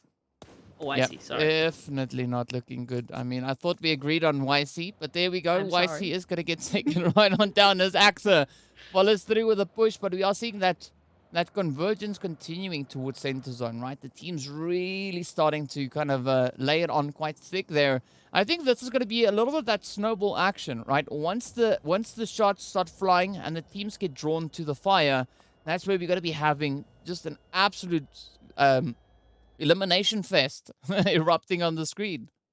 Absolutely, we would have to just hold and wait for that. One of the teams that I feel like could be a real danger to leader's position right now is Wave Esports, as you can see just here to the bottom part of this ridgeline, very close to center as well. Not as close, of course, to center as leaders. So they're looking for a little bit of that change up of position, looking to dethrone leaders Esports. And Wave have been one of the teams that, for lack of a better pun, have been coming through in waves, right? We have these 2 or 3 maps where they are just absolutely dominating, and they're absolutely just such a threat to deal with, and then they go a little bit more calm in the next couple of maps, and then they come back with the same sort of resurgence for 1 or 2, 3 maps, and then they calm down again. So their consistency has been that, basically, that up and down graph, and they have shown to be a fantastic competitor. Yeah, definitely have been. But I got to say, looking at this next zone shift, right, there's a few positions that are standing out for me quite a bit here. The angles being held by Triple, but also then the angles being held by the players coming through from leaders, right? Potato Hill, good position, nice vantage point to be having right there. And then, of course, Triple Esports on that northern side, also a beautiful point of elevation. And they could actually cause quite a bit of disruption to the teams that are yet to get themselves situated in those surroundings. But now looking at Desert Flame, keeping the angles on this nice Pachinki field locked in. They could maybe find a little bit of capitalization right there, and we see just over on towards the edge of the zone, just a few mere meters away. It is going to be one round, looking to find a bit of that spray down as the players there from Arab Golden look to gain their entry point. Yeah, the southwestern portion of the zone looking absolutely stacked with these three teams currently fighting for an opportunity of position. But Arab Golden rather opting to get closer towards Potato Hill, maybe jumping into leaders and their territory. We'll see how that's going to turn around. Obviously, we did have Wave sniffing around Potato Hill as well, so they're going to be picking up Arab Golden instead, ready for this fight. And now Sin, unfortunately, is just moments away from getting confirmed out of the map. Oh, yep.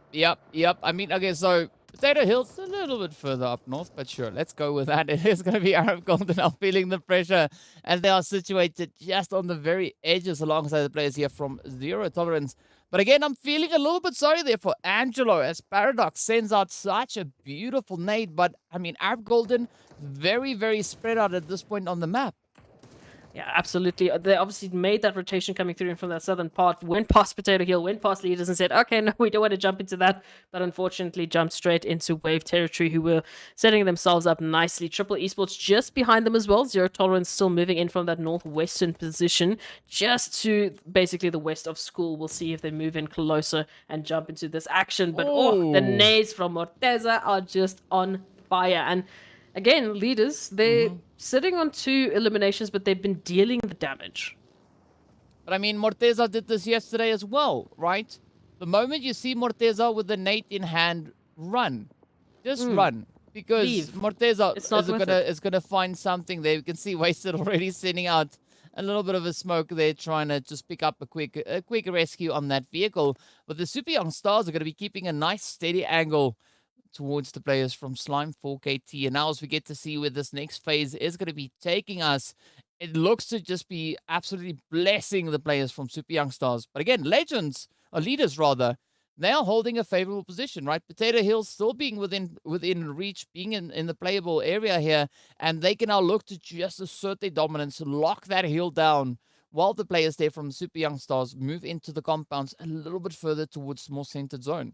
Yeah, P6 is looking to take a little bit of that blessing from Super Young Stars, has already started being a little bit of a scouting position here for Titans, moving into the zone and looking just for an angle that they could work with. In the meanwhile, one round looking to potentially scout out this position here of leaders to take it away from them, because as we know, prime real estate moving into this next phase of the zone, and the prime positions that we have available are starting to just really limit themselves to availability for these teams. Yeah, and that is the risk of running into these late few phases with so many teams still in the play here. But Darkness now going to be rushing straight on the players here from Lag, but it's going to be a very costly altercation, at least for the side of Darkness. You can see Lag just putting an absolute halt to those advances. But here we go, right? Whiskey gets taken right on down. We've got 3 players still up. 1-9 is going to be slowly bleeding out, but Zilal trying to reach across with those utilities. Sends out the molly, doesn't find the position, but up comes A9Q. They can hear the footsteps just alongside them there. And Darkness on their final hopeful will now have Gaga looking to push it in, but down they go. Beautiful defense is coming in, gets the confirmation secured. Up comes A9Q, and it is going to be the end of the road for Darkness as Fantasy secures the hit there with that UMP. But now we see the players here from VST position just north. So Lag need to be super careful with how they rotate away from this one. Yeah, and if just north of you, having a competitor wasn't worrisome enough, just a little bit more of that northeastern position, we have Mad Knights sitting ready and waiting to potentially get involved as well. Of course, Seoul Esports still yet to join the fray alongside Virtual Gaming coming through from that eastern point of the map. And the meanwhile, Triple Esports and Wave have moved in on each other's territory as they try and fight shoulder to shoulder for some space in the zone.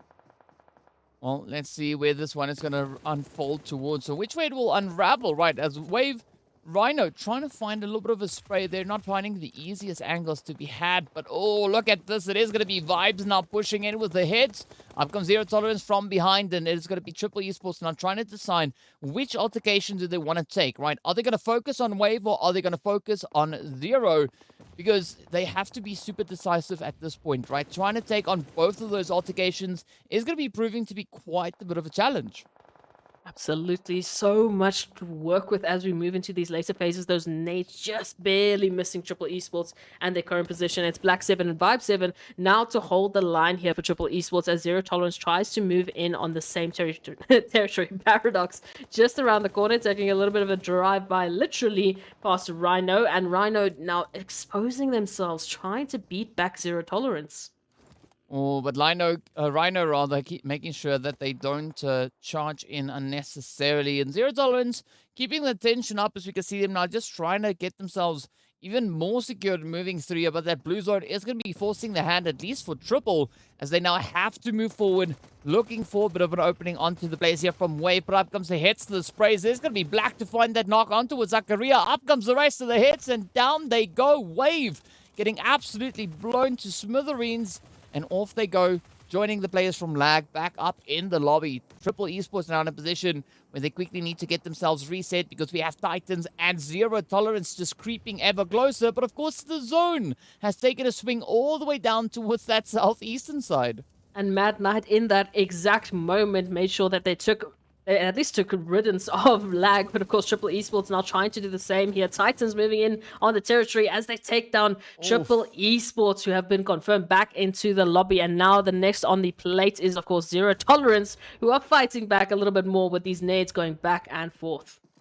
Well, Titans trying to set up a bit of a leapfrog position here. We see Puncher making that push towards the zone. Axa and P6 yet to rotate up, but they're looking for any additional opportunities. A few of those stragglers to rotate up in towards and potentially lay waste to them. As we now quickly jump back, you can see Puncher coming through with that hit on towards Buden. But look at this now. Leaders, Morteza, trying to keep it up. They have to go up against Society of One Round, who's looking for that entry point, not yet being able to secure themselves a good play to make here. But here we go. Right. Oh, this is Morteza just looking absolutely golden. Absolutely. As they move on forward, I mean, the opposition that they have to work with here is just to be leaders. And then once they get rid of leaders' position, once they move path, they have a clean line of sight into the zone. Just Desert Flame up ahead as well. So a little bit more challenge to work with here, but they've got some numbers to work into this position. Of course, leaders holding that advantage, getting a beautiful angle onto E-Flex and turning around right onto Chico, but the spray is not going to be quick enough. Yeah, Shadow, we're not finding a good angle on that one, but Chico just capitalizing on that fact. But now it's going to be up to the rest of leaders to see. Are they going to try and keep up the pressure, or are they going to look to rotate and leave their fallen player behind, as the Shadow Win is really in such a risky position, and it could be a great opportunity here for one round to just rush on forward. The other risk is, of course, that one round are going to be looking to capitalize on this opportunity to get themselves a quick little bit of a reset to happen.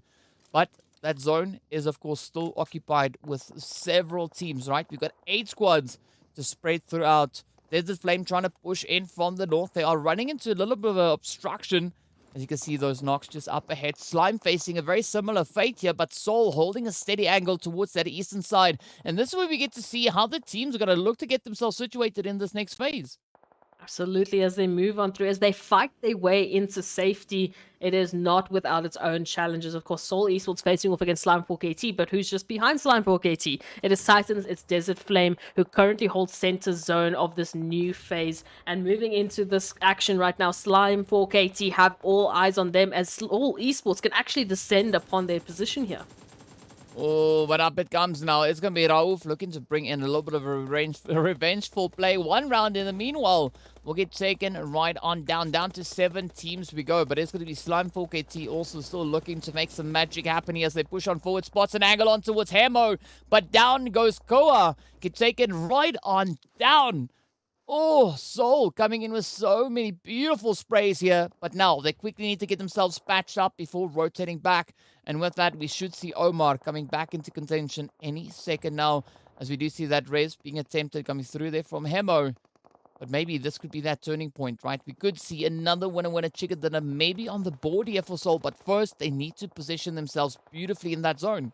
Super Young Stars also fighting for a position in the zone and currently facing off against the opposition, not only of Soul, but of course Desert Flame, who are happy to jump into the action here. Mad Knight, in the meanwhile, looking for the flank onto Titans, and they will do so beautifully, taking them and sending them back into the lobby as they take the southern point of the zone and position in the next phase.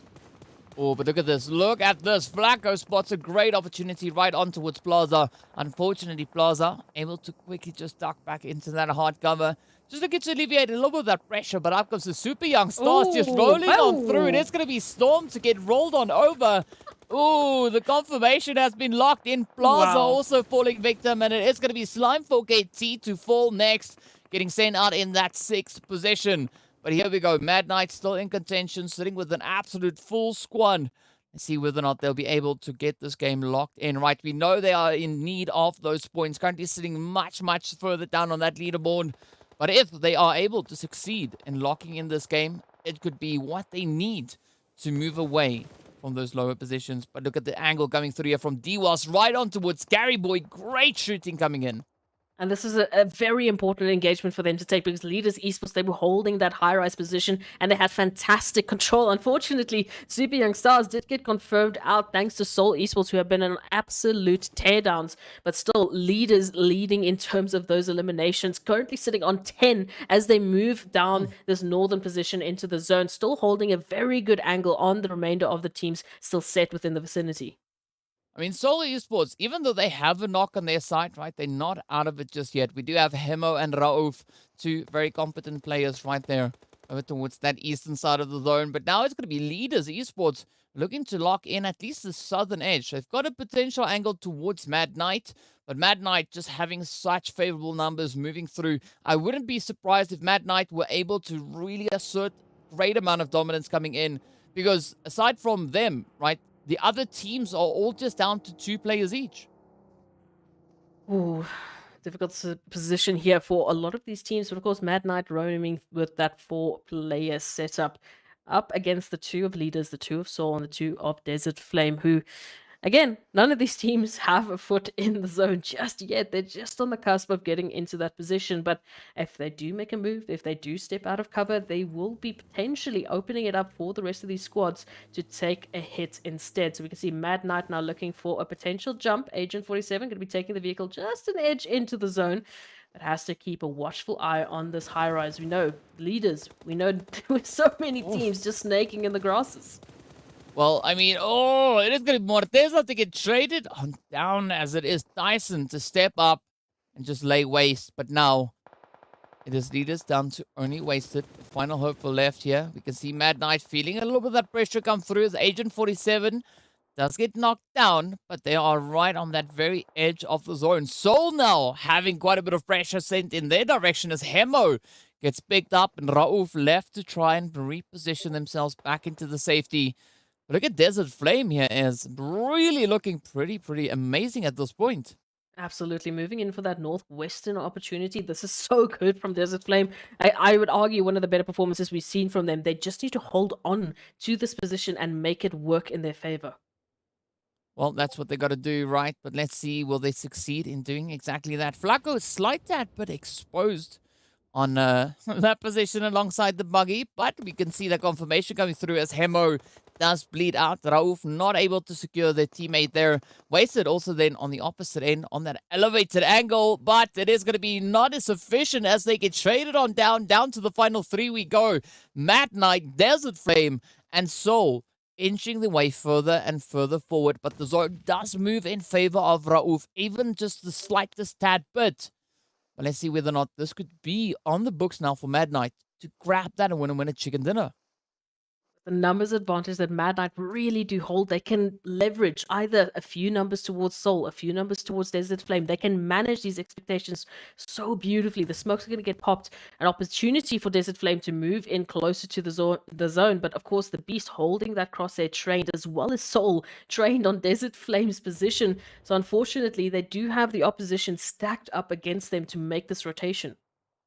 Yeah, but I gotta say, I'm actually loving this quite a bit for Mad Knight and Desert Flame, right? I think this is the closest both of these teams have come to potentially grabbing a winner chicken dinner. This will, of course, be their first winner chicken dinner. But now Tyson pops in a few shots in the direction there of DWAS. Fortunately, not pulling enough attention to themselves. Raouf still in it here for the side of Soul, creeping a little bit closer. Oh! Up comes a nade. Quite a bit of damage being dealt. but not enough. Well, the shots then double it up, but it's going to be Soul on down. Oh, and there we go. It is Mad Knight stepping up, claiming themselves victorious, doing so in beautiful fashion. As we can see, of course, 11 eliminations there to their name. Absolutely glorious, glorious play. But their first winner chicken dinner, and they do that on the last day right here of the PMPL Africa for this first week. Absolutely beautiful performance. I mean, first winner chicken dinner with, 11 eliminations just slapped on top. What a way to carry on through. And fantastic performance. Just that final push that we needed from them. As we mentioned, the team's really stepping up on today's games because they're trying to get themselves as close as possible to the top 12, as further up in the top 20, of course, so that they can get the most amount of bonus points. And yeah, Mad Knights, it's been a while since we've seen them, but I'm so glad they've made an appearance. Yeah, I mean, it is always good to see teams still coming in and surprising us, right? Mad Knight, they've come so close in the previous days of having that opportunity to accomplish what they just did. But finally, right, day number 5 in week number 1, match number 2. I know that was a lot of numbers, but they eventually managed to pull it off. They locked in that winner chicken dinner, and they did so with double-digit eliminations. And that is the kind of play that we need to see, right, from the team situated much down. But we also got to commend the players there from Desert Flame, right? This was the closest that they've got to even, to potentially getting a winner chicken dinner. So an insane improvement coming in from Mad Knight and Desert Flames. Really gotta love it. I did say I'm going to stop talking about them during Erangel and just let them play their game out, because then maybe we might be seeing the performance we've been waiting for. So fantastic work from Desert Flame. Moving on into this Erangel, it's finally time that we see Desert Flame really showcasing that performance. They had a very tough final zone there, as we mentioned, and Mad Knight just bringing in those superior numbers. They kind of had it in the bag since the beginning, but they really made a good effort to at least give them that opposition. Well, speaking about the opportunities, let's take a look at at how many points the teams were able to secure coming in at the back of this match. Of course, Mad Knight sitting on 26 points with their 11 eliminations. Alongside that, winner chicken dinner. Leaders Esports, even though they went out in 4th place, are still able to secure themselves a 2nd position there with 18 points on the board alongside those 10 eliminations. So a really favorable play. But of course, right, another team that needs those points is going to be Desert Flame, securing themselves 15 with the 3 eliminations alongside 2nd place finish. And Seoul Esports also stepping it up, locking in 15.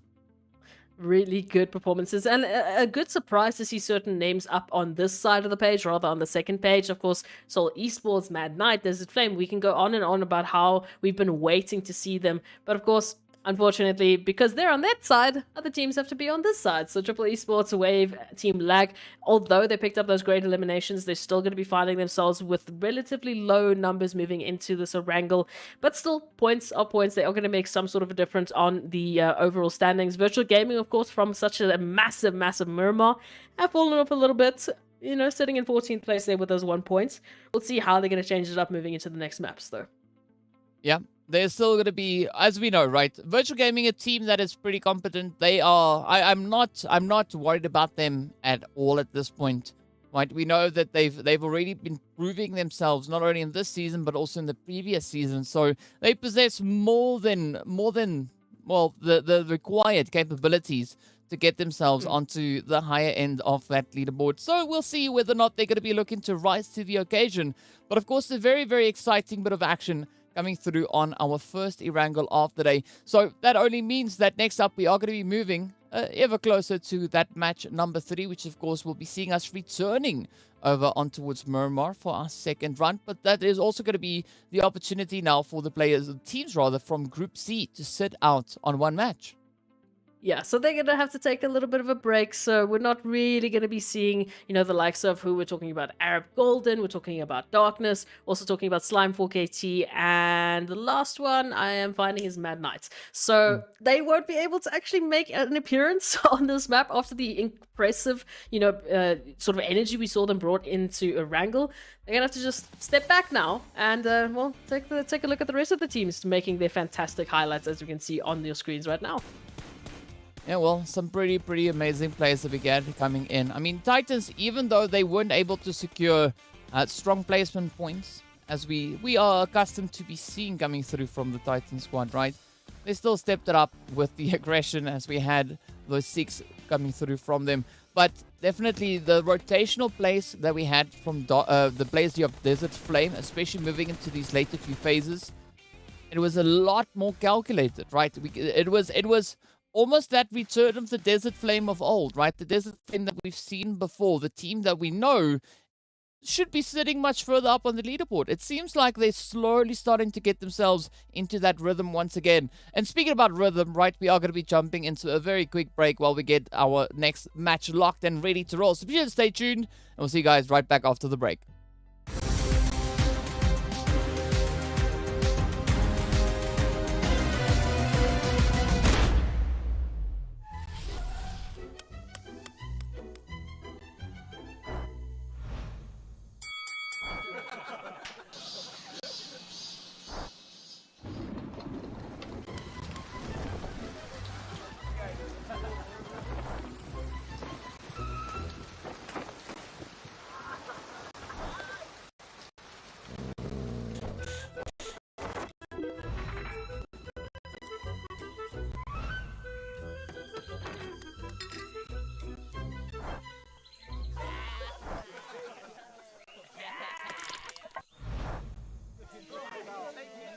Stalemate? No problem. Ultimate Arena decides the victor.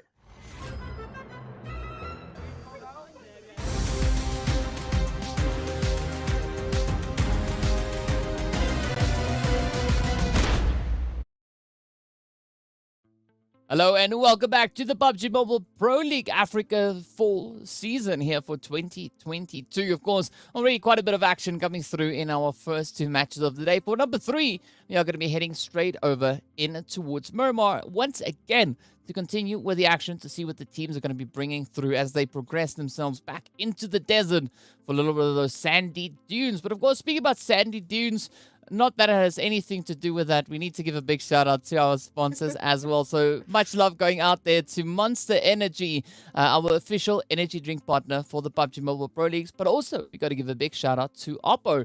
So with Born to Win, welcome to the exciting match brought to you by Oppo. Get your gamer mode on with the much loved Reno 7 series. And thank you so much, Ez, for pointing out them there. I mean, they look so nice in the black and orange.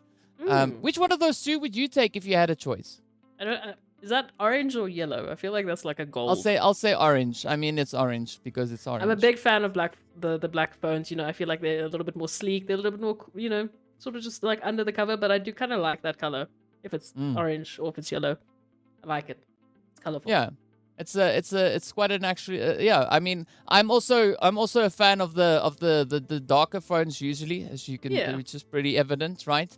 But yeah, you know, I wouldn't mind maybe that orange one. But of course, speaking about orange, right, we need to go to the map now that looks very similar in color, right? Also orange over on towards Miramar as we move on through. Of course, we are going to be looking to see where that flight path is coming in. It's all the way up north. As you can see, the lovely La Cobreria positioned down below.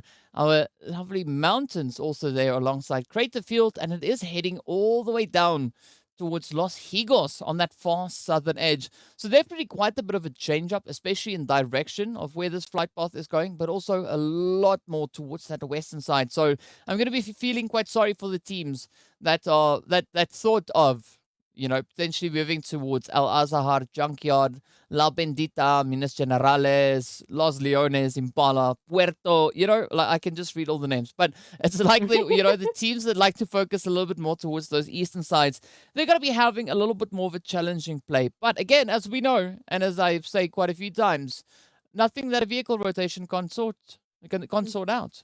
No, absolutely. Still plenty of opportunities for some of these teams. I am curious to see if Zero Tolerance is maybe going to shake things up a little bit and avoid the side of what we saw on that previous Miramar. It does look like they're a little bit more centered towards the northern positions currently. So, going to be jumping into a little bit of that Oasis action. 1 million closer towards El Pozo, and the zone taking a very uncomplimentary shift away from that flight path all the way to that southeastern position. So the teams that were going to jump straight into those vehicle rotations, this would be where they're really going to be favored. Oh yes. I mean, but you gotta love the brutality of these zone shifts, right? Oh, yeah. They don't happen too often. like when they this brutal, but when they do happen, it is so satisfying to see. At least for us, I'm pretty sure the teams are not at all Yeah. happy with the hand that they've been dealt. But of course, speaking about hands being dealt, it is going to be Lag and Leaders of War getting into a potential early game altercation right there up in towards La Cobreria. But another interesting thing that I'm noting is that Zero Tolerance also always like to go for those very extreme kind of positions, right?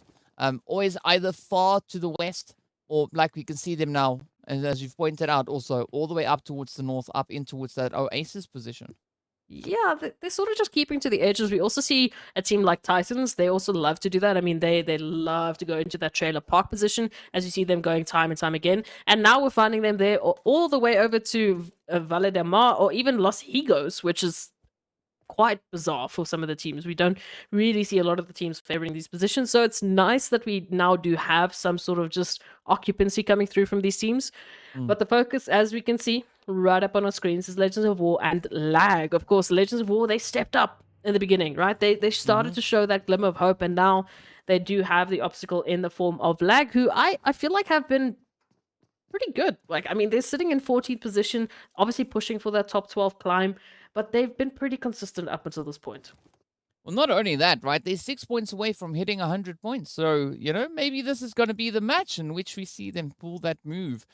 Based on the performance that we've been seeing so far in our previous games, I do think that could potentially be on the cards for them. As I have to agree with what you've been saying, they're looking really good, right? They're starting to find that rhythm, starting to find that flow, and this is what makes me so excited for not only the continuation of today's matches, but what is going to be happening moving through into that second week, because the teams have already learned a considerable amount about each other, right? Participating for 5 days on 4 games against the other groups, there's a lot of information that they can gather here, kind of feel out where to expect the rotations to go and all that. So I think the second week, that's going to be quite a climactical week. Absolutely, because those pushes are going to come through. Obviously, the moments and knowledge that they've built from this first week is all going to filter into that as well. And for some of the teams, I feel like they've already made huge shifts in their playstyle, even their drop locations, as we've seen. For some of these teams already changing up where we would normally find them, just to try and adapt to the competition that's been, coming through. And that's once again gonna throw them for a little bit of a loop when the groups start changing and these maps start rotating again. So a lot of obstacles, as we've been talking about, for the teams to deal with, and it is expected at this point in time that, well, they sit and they say, okay, it's fine, we can deal with this as well. And they've been taking all of these changes in such a beautiful stride, especially up until this point as we lead into our last few maps. So let's just see what else they have in store for us, especially Desert Flame after that very good start on Erangel. I'll put it that way. Yeah, I mean, this match is marking the halfway point for us for today in our 6 games of the day, as we are going to be moving into that extra little bit of Livik action, which I'm actually quite excited about to see, what the teams are going to be bringing through. We know Livik has a few special weapons that are pretty unique to the map itself.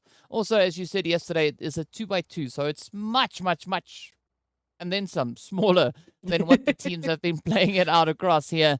But also, we've got some beautiful, fields filled with stuffs. With stuff and flowers and things. such. Yes, and snow and, heated pools and whatever you can think of, it's pretty much there. So it's going to be quite an exciting one, but I'm also curious to see if we're going to be having any teams with any of those monster trucks racing around like we see Alpha Luigi here now trying to climb this beautiful hillside with a party bus. Yeah, I mean, after this last Miramar of the day, we are going to have a very green day. So, I mean, jumping straight into, after this, we're going to look at that Sanhok action, then to Erangel, then to Livik. So, the teams are going to be looking at a lot more fast pace. This is going to be the last map that they really do have that space to kind of work around and use to their advantage. As we can see, Leaders, Esports, and Virtual Gaming now finding each other once again. So, it's going to be the last time, at least for today, that I feel like they're going to have that forced cooldown period, that forced time where they just need to focus on looting, focus on rotations. Yeah, but also keep their focus on this big map, because this is our last big map of the day, right? Yes, I know Erangel is also, well, But it is not square-wise as the big. same size, but the playable area on Erangel is not as is not as excessive, right? As we can see right here on Miramar. But for the time being, it is going to be a continuation on this play between virtual gaming and the players from leaders. Of course, for our viewers, if you want to stay up to date with the live scoring, the live standings, they are available right at the top of the screen. And we actually see the players there from Mad Knight moving up into 15th position after that performance in the last game. So a really great jump coming through there from them. And, you know, that makes me hopeful to see that kind of change come through for our other 19 teams. Absolutely. We love the changes. We love the energy these teams are bringing. And of course, virtual gaming, finding super young stars. This is just becoming a meme at this point in time. It's like they can just sniff each other out. But of course, Gaddafi is going to be the first member of virtual gaming to suddenly get a realization that, maybe this compound is not the best option. But I'm loving this play from Shero, right? I mean, we did see Shero getting taken down first in the first Miramar that we had. But this time around, finding the weapons, getting 2 knocks in. The first one on towards Gaddafi, and then following up with that knock on towards Alpha Luigi. Up comes one shot. This could be that play now for Shero to be the hero in this play. Oh, but vaults out the window. One shot connects up beautifully. Gets the knock secured, and up comes Murd now also trying to close it up, but they too fall. Oh, that is super unfortunate, but they are not out of the woods just yet, right?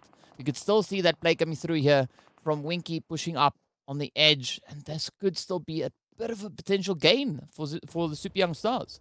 Absolutely. Winky just in a prime position right now to hold the flank and to force the hand of virtual gaming, who are trying to go for those reses. Of course, Gaddafi moved in the prime position and angle that Winky has to hold. And now the turnaround here onto Alpha Luigi. Beautiful. Now Zeus obviously still left alive alongside one shot. The confirmation onto Winky. This is massive. Super young stars still in this. They are not out by any means necessary with the turnaround from Winky.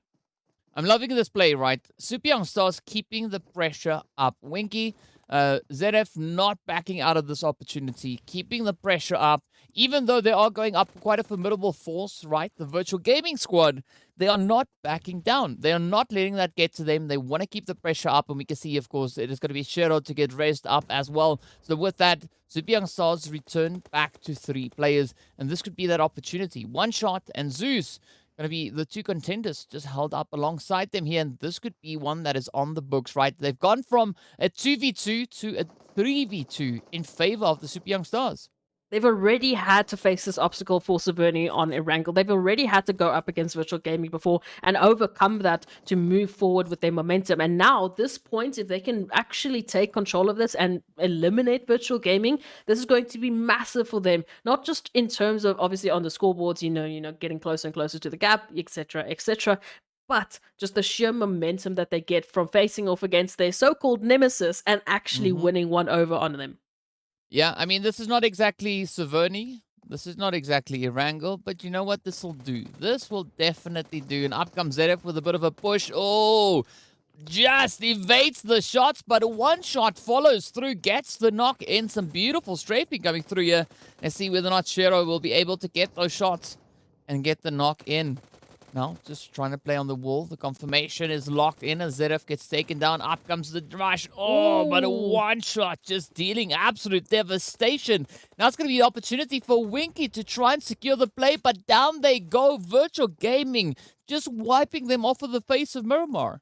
Well, I would say one shot did, yes, because one shot running around with all 4 of those kills. Obviously, thanks to some assistance from the team, of course. You know, it's not a solo game here, but my goodness, one shot's just absolutely dominating that building play there and obviously taking out their so-called nemesis, as I'm going to call it. But Legends of War now making rotations past Team Myth territory, and unfortunately Ramsey is going to be holding a nice position onto Irving, who is immediately going to be taken out and easily confirmed right in the clutches of Myth territory, as you mentioned, just taking the wrong corner. Unfortunately, it does happen, 50-50, and they just chose wrong in this case, you know?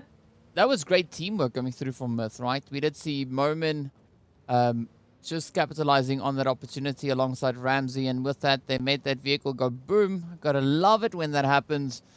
But, yeah, that was just insane to see. But speaking about that, right, we are going to be looking to see where our remaining teams are going to be rolling up towards, right? It's going to be the players here from 1 million. Now, having Lazy Boy knocked down. Marshall coming in for the rescue. It's going to be Buden and DWAS just sliding down the side here. I mean, DWAS, who needs to have the vehicle with all 4 wheels connected to the ground, right? You can just slide on the door, looking to make a bit of an entry. And here we go as Desert Flame steps up and Marshall finds 2, trading them down near instantly. As Klasa and Flacco gets knocked out, it is going to be Klasa and Flacco confirmed up as well. Absolutely insane play here from Marshall. Oh, and Desert Flame not in a position to get the trade onto Marshall. Now Venom going to be making that rotational play to try and wrap around Desert Flame's position, corralling them in this compound, and now for the pincer to come through as well. The nade's going to be prepped and sent on through. The connections just need to be there. Oh, but this is going to be the play now. 1 million, and they are starting to spread out, looking for a bit of that rush opportunity. Venom moving into position. But, I mean, I'm curious to see what's going to come through here from Desert Flame, because they are going to get a full ambush if they don't act swiftly to this. They are still in a position where they could potentially find a few of those hits to try and halt that advance. But look at the sprays, though. A bit of assistance coming through here as well. And see whether or not DWAS is going to be able to lock in those shots. I'm loving these angles being played at, but nothing secured just yet. Blackjack also getting drawn closer to this altercation as they can hear the shots being fired off. You can see them now just perched up, but Venom gets traded down. Oh, but DWAS gets blown to pieces as we can see the nades come in. Absolutely insane rush coming through here from 1 million once again. And a little bit of help there thanks to Blackjack Esports just on that high rise from the northern position. Obviously had full purview, full opportunity to get involved at any point in time and just jumped in at that third party moment at the last moment. As we take a look at the rotations, of course, centered a little bit closer to that western part, just off of Chumacera, we do see quite a few rotations now occurring, and Legends of War finding Myth once again. A little bit of revenge for Irving, you know, your fallen comrade. We want to make sure those rotations and eliminations are going to come through, but they're still taking this engagement, at least, out in the blue zone. Well, let's see where this goes, right? Not the most ideal position to be playing it at, but here we have Broly still continuing with the sprays, but look at that flick now. Keeping the head on a swivel, turning around very quickly, finding the opportunity there. But now this is going to be up to the players here from Legends of War to get themselves back into the zone. And Flick going to be rushing, or rather rotating pretty close to Ramsey. And Ramsey just beautifully set up with a bit of a gatekeep, right? They've got their back to the zone, and they know that Legends of War will have to rotate in this direction to get past them. Absolutely. This is that gatekeep opportunity here. Moment from the back line, and of course Broly to back them up as they make that rotation on through. Ramsey just up ahead of them, really forcing the hand of Legends of War to make a longer rotation around La Bendita into the zone. And unfortunately, that's just wasting their time and prolonging this potential of jumping into that zone with so many more teams set up and waiting for this position. And now it's just a dash to safety as all of these teams heading closer and closer to this position between Los Leones and Chumacera. As we know, a lot of terrain that they need to handle here, and it's going to get a bit awkward. It's what it is, but it is going to make for such a fantastic play as these teams have to manage it. Yeah, and we can see the players there from Seoul already being situated smack dab center zone, at least for now, but we are going to be seeing where that next shift will be taking us as the blue zone, it closes up and it swings down towards the south. Actually moving in favor of Titan, 1 round leaders situated on that southern edge, but still in contention alongside the players there from Triple. And I'm pretty much expecting the players there from Triple to just kind of condense up their position there and look to see how they're going to play this next one out. Virtual Gaming also going to be pushing up alongside that eastern edge, but this is where we get to see what Titans and 1 round will have in store for us. I love it when you mention that. Titans in 1 round. What are they going to have in store for us? What is Leaders going to have to say about this as well? Moving in from that southern eastern part of the zone. Obviously taking a nice angle here within zone. Not quite, set up in terms of hard cover that we might see as teams like 1 round are currently. But definitely with an opposition that is going to rival the rest. Of course, Seoul Esports here just towards the outskirts of the zone. Fighting for position in towards this northern part of the zone, actually, pardon my mistake here, and they're currently fighting for supremacy of this northern part of the zone before teams like 1 million and VST look to take it away from them. It's going to be a pretty tall order to come through, but, the players here from Triple, they looking at the map, they look pretty close together. But as we know, this is Miramar, right? Objects are in fact much further away than what they appear.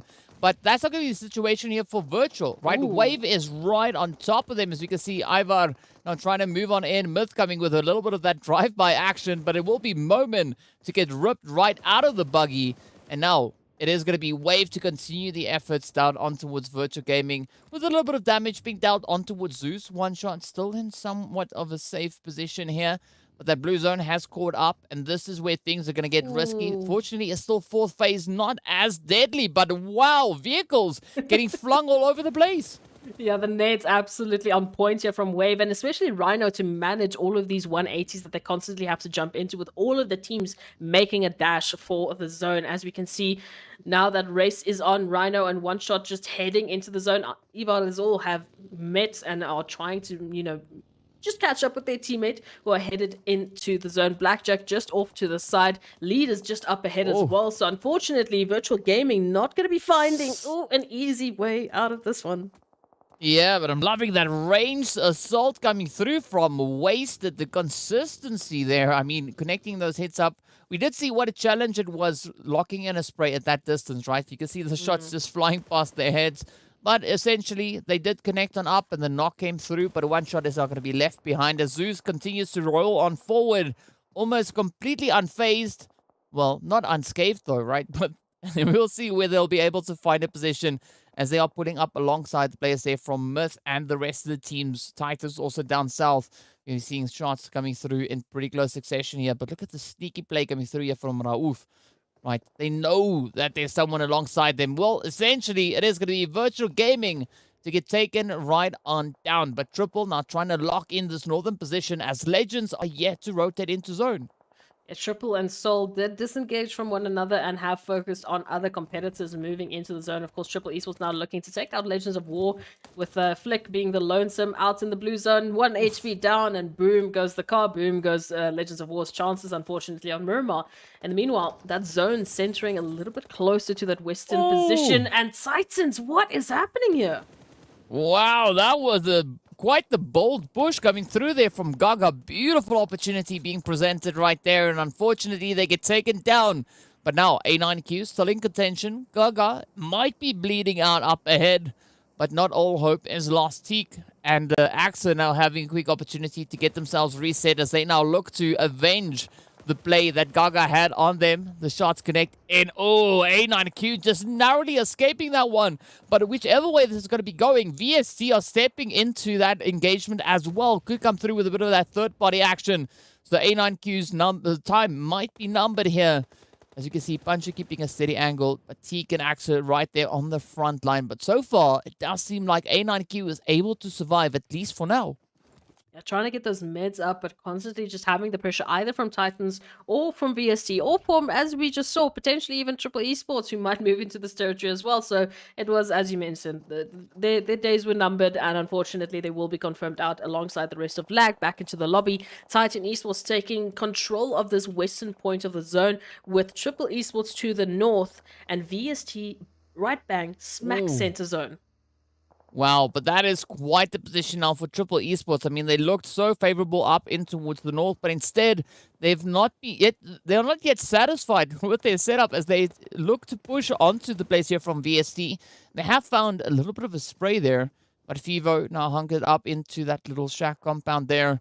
And we're looking to see if they can hold up the defensive line. But I think at this point, Triple and VST could be pretty isolated in their engagement. I don't really see Soul reaching in and participating in this exchange, but we could see a little bit of a change-up coming through there from leaders, as they are also now starting to creep ever closer. And we can see, of course, Morteza for the time being is going to be focused on towards Soul. I am loving this position that Triple Esports are finding themselves in, that 2-2 split coming through with Moment and, of course, Vibe 7 up towards that high-rise position, M7MD, holding a very good opportunity to get some of that long-range, just backup for the rest of their teammates as we move on closer and closer into this next phase of the zone. Holding a great position, but so much damage moving on through from Titans, who are reaching across from that western point. Wow, there we go, right? The heads have been delivered. Absolutely phenomenal sprays coming through, but it's going to be M7 to get down there as Carry Boy reaches on through. Black 7 now quickly looking to just patch up that play, while 7 Reef in the meantime gets absolutely taken down. Axa, beautiful capitalization of those third-party angles, but there we have it. Wave also now being eliminated. Blackjack still in contention, trying to get themselves secured over on towards that northeastern side of the zone. As we can see, this playable area, what's left of this phase, is going to be so challenging to get a good secured position, because wherever you are, the opposing teams can still see you, unless, of course, you're like VSC, right? Which is in a position where they are able to capitalize on these little compounds. Oh, definitely. VST in a prime position as well. As you mentioned earlier, they were smack bam center zone, and now they've been zone blessed once again, now sitting on the more western point of the zone as the rest of the teams are moving in. Titan making a dash right past their territory to try and just squeeze in potentially towards the southwestern point, as we can see, but they're cautiously approaching. As we know, there's a lot of teams within the vicinity that are able to take them out. Still 20 players in contention here, as we can see Gary Boy just perched on a slight bit of an elevated position. I gotta say, leaders looking pretty phenomenal at this point, still rocking that full squad alongside 1round and VST. Blackjack managing to patch up.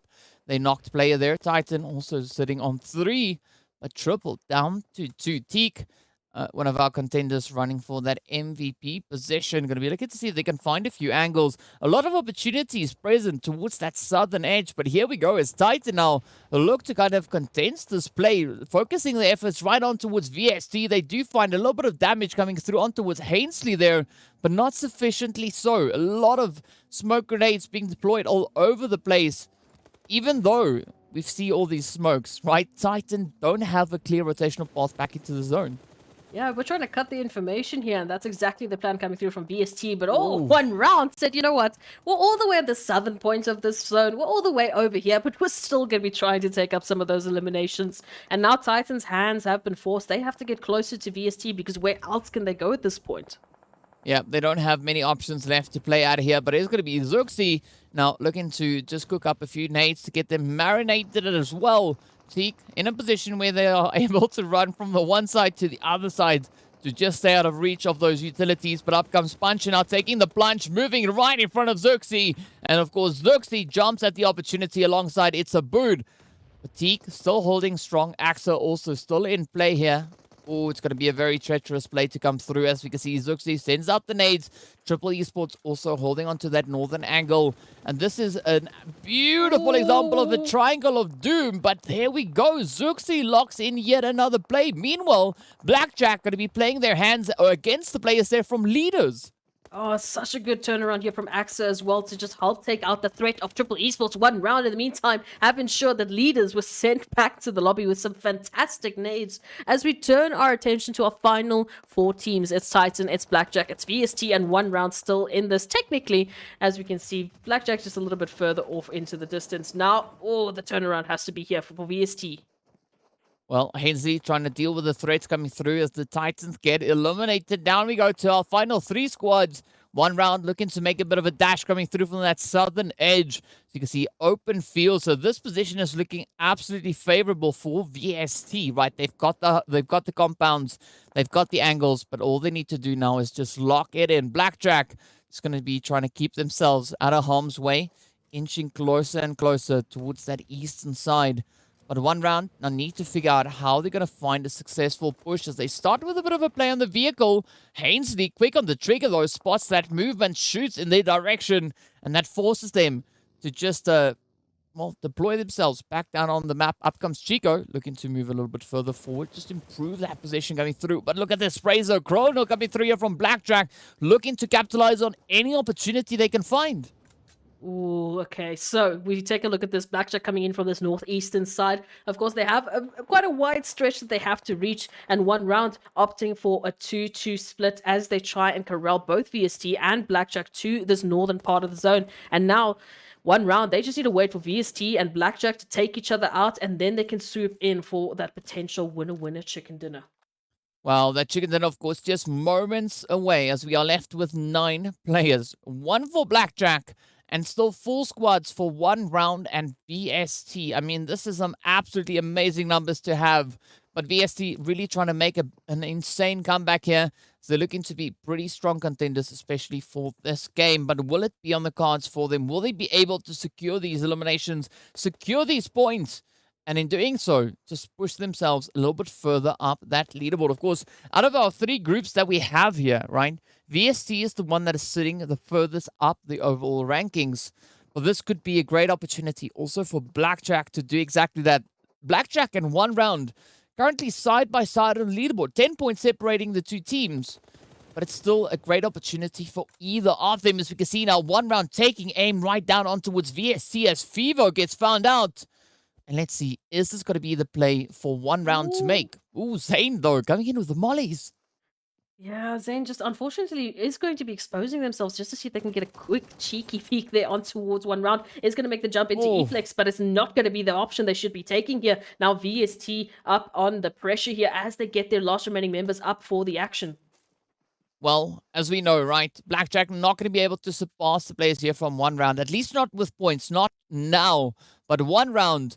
Definitely looking to catch up to VST. Looking to see if they can make that push. There's currently 31 points separating these 2 teams on the overall standings. And let's see, could this be the one now for 1 round to close that gap even more so? Whichever way you look at it, either of these teams are going to be walking away with some pretty insane placement points.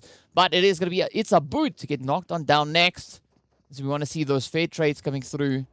Oh, what a nade. Finds the point, reduces 1 round down to 2. E-Flex on the one side, Moha on the opposite, but it's going to be Moha to receive a full-on send as Hainsey rushes on forward, gets a quick trade, up comes Fivo, replicates the efforts. Now it's Abud and Zuxi, the final 2 contenders, standing between 1 round and that potential winner chicken dinner. Oh, but there we have it. VST locks it in, and they are not going to allow the players from 1 round to get anywhere near them. Oh, we love to see a little bit of that boom boom action right up until the end. So the nades coming in clutch here for VST. And we've said this before, we were missing a little bit of that VST action yesterday. We were missing their presence there in the maps. We were missing them in those final moments, and they definitely made the splash back once again. You know, I like it. The payback has finally arrived, but 1 round picking up some great eliminations and some great placement points. So they're closing the gap while VST is trying to just enlarge it. Yeah, you know, you gotta love these splashes, these waves that the teams are bringing through. Really, really phenomenal. But as we said, right, VSC, a team that is really going to be able to capitalize on that, already being situated quite well on the leaderboard, on the rankings, as we know, sitting in 7th place. But they were sitting in 7th place with no chicken dinner to their name. Now, that has changed up entirely, right? We saw that beautiful play come through now, and they are going to be feeling absolutely amazing, feeling like $100 or $1 million, right, at this point in time. But that's the kind of play we want to see come through from these teams. And of course, speaking about feeling like $100, feeling like $1 million, right, we are going to be taking a very quick break, so be sure to stay tuned, and we'll see you guys right back afterwards.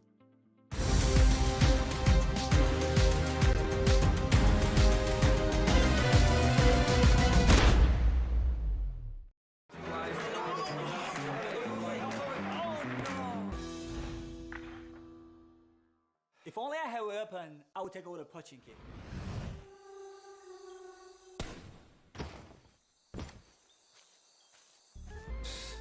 That's nothing. I clearly took down the enemy. If we were to keep the score, we'll definitely be higher than me.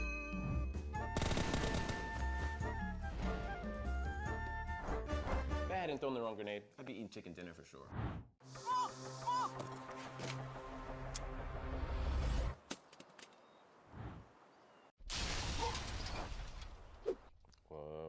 What's wrong, guys? If you don't agree, let's play Ultimate Arena. Arguments don't matter. Ultimate Arena decides the victor.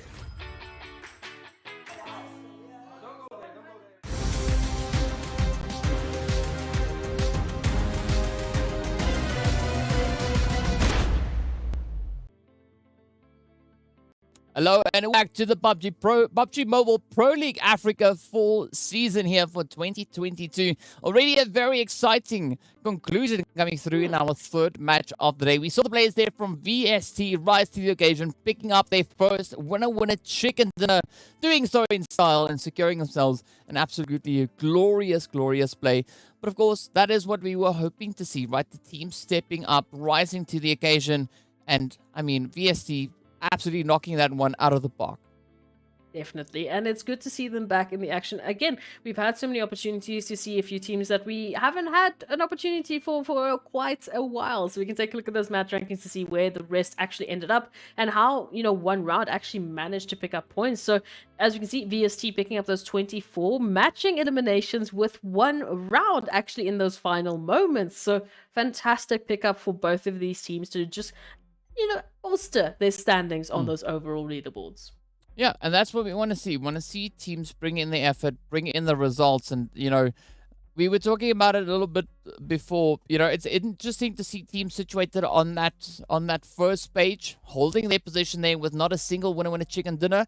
But VSC, they weren't satisfied with that, right? They want those chickens. They stepped up, they claimed it, and they did so with a beautiful play. Of course, Blackjack also stepping up their performance, locking in those 7 eliminations alongside the third place finish, resulting in 17 points on the board. Titans, surprisingly, only managing to get themselves at least into 4th place. So Titans still keeping it very contentious here. But, you know, 13 points is nothing to be scoffed at, as we already know they already had an insane amount of points coming into this match, sitting on 236 points. Second place on the board. So we'll have to see what those 13 points result in for them. But of course, leaders also keeping the pressure pretty high. Our insane team from yesterday, they triple, you know, locking in those 8 points, and 1 million. Virtual Gaming also still showing that they are teams to be keeping an eye on. Absolutely. There's no points at all in this week that I've thought, okay, no, we've got at least 1 or 2 teams that are just running away, and there's no points that anyone's going to be catching up to them. We've already had that resurgence. We've already had that adaptation. As you mentioned, the top 3 you were talking about in the beginning of this week is not the top 3 we're talking about necessarily today. We take a look at those second pages. Of course, some of the teams didn't have quite the success that we were talking about for those previous teams. But, you know, some sort of success is something. We had at least had all of the teams pick up at least a measly 1 point. You know, there's some sort of change on the scoreboard one way or another. Yeah, I mean, points are points. And of course, while I'm trying to make a point here, we're going to be taking a quick look at our Oppo moments from this last match.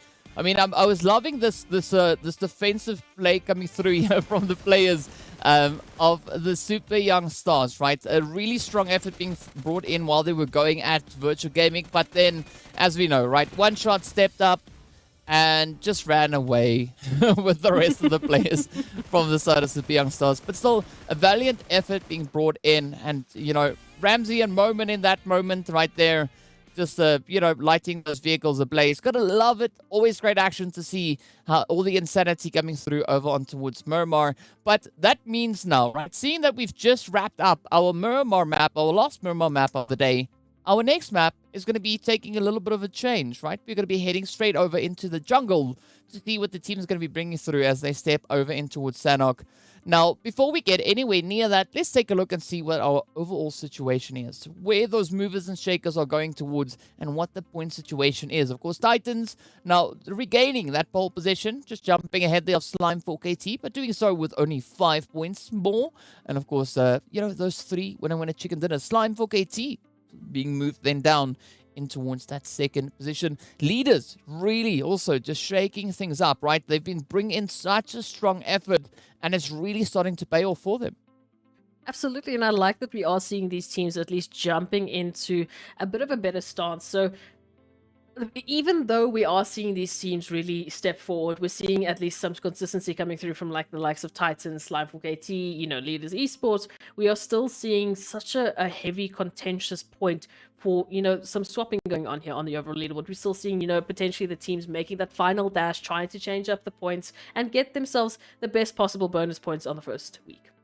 Yeah, and of course, speaking about bonus points, we are going to be moving into our second page to see what the point situation is looking like at this point. Wave Esports going to be moved down, right, all the way into that 9th position.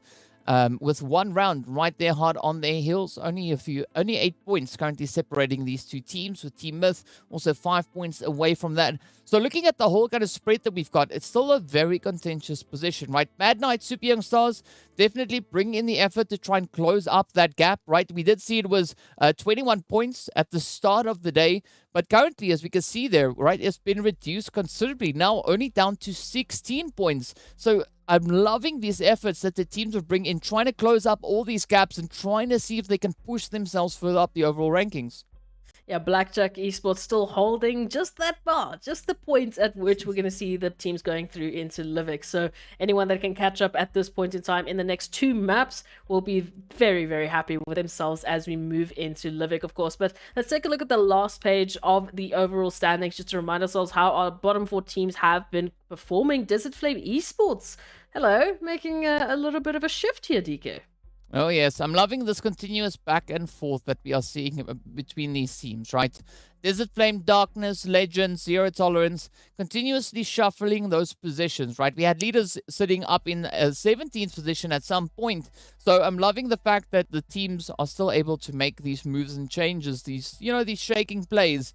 But what's quite interesting to see is even though Zero Tolerance has had an opportunity to pick up a winner chicken dinner, they've not yet been able to replicate those exact same efforts on a more consistent basis. So I'm hoping to see that improvement still come through in what we have left for this day, right? As we know, it is going to be a little bit of that Sanhok action up next, and after which we're going to be closing it off with Erangel. Absolutely. So these teams definitely have a very green opportunity to bring forth as many points as they possibly can for these last 2 maps. Yes, some of the groups are going to have to sit out, as we know, but they know hopefully by then have already put all of their cards on the table and pushed as much as they possibly could for today. Moving into Sanhok, however, I think we're going to have a very explosive start from these teams making the final push.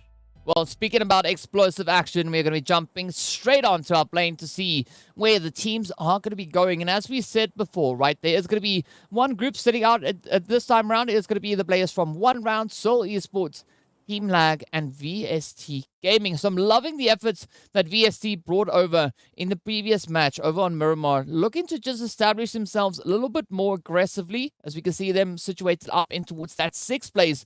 But again, this could be that opportunity for Legends, Darkness, Desert Flame, Zero Tolerance to not only close the gap on Super Young Stars and Mad Knight, but potentially try to surpass them. Yeah, as we know, after this map, Super Young Stars, the likes of Titan Gaming, Virtual Gaming Squad, and Zero Tolerance will be sitting out. This will be their last map for the day. So the Sanhok push is going to be their last opportunity to get as many points up on that top 20 scoreboard as they possibly can. I mean, at this point in time, I would say there's a few of those names that are obviously definitely sitting within our top 12, and we should be seeing them back for Livik. But you want to get as far as you possibly can before the rest of the team start to catch up or overtake you. Yeah, and as you can see there, of course, Teak, Morteza, and Koa are going to be sitting with our highest amount of eliminations as individual players. And then, of course, we've got Axa, Koa, and Morteza being present there once again with some pretty insane damage numbers alongside their names. But as we look to what we have currently situated in the zone, right, we did see that zone being positioned towards the northwestern side. But all the way down in towards Ruins, that's where we're going to have the players from Desert Flame, Triple Esports, even Wave Esports, as we have them right here on the screen now in a very contentious position, right? Already getting into a little bit of that early game action. It's going to be Vibe 7 looking to just, pick up Desert Flame right from the get-go. It's so bizarre to see all 3 of these teams just so scattered and mixed up position here just towards the edge of that river line. So I'm just lost for words as to why we see so many teams dropping on one single location. But hey, here we have it. So Triple Esports, Wave, and Desert Flame now fighting for their positions here. Already a bit of a knock coming through. Triple Esports picking up 1 elimination, being happy with that. But they might want a little bit more because they definitely have 2 teams worth of eliminations to pick from. Yeah, I mean, realistically, if we look at the teams that could be contenders to make a push for that top 12, at least in this match, right? They are definitely be looking at a team like Arab Golden. I'd even go as far as to say, well, not TEAMLAG because they're not playing in this game, but their point position could allow them to accomplish that.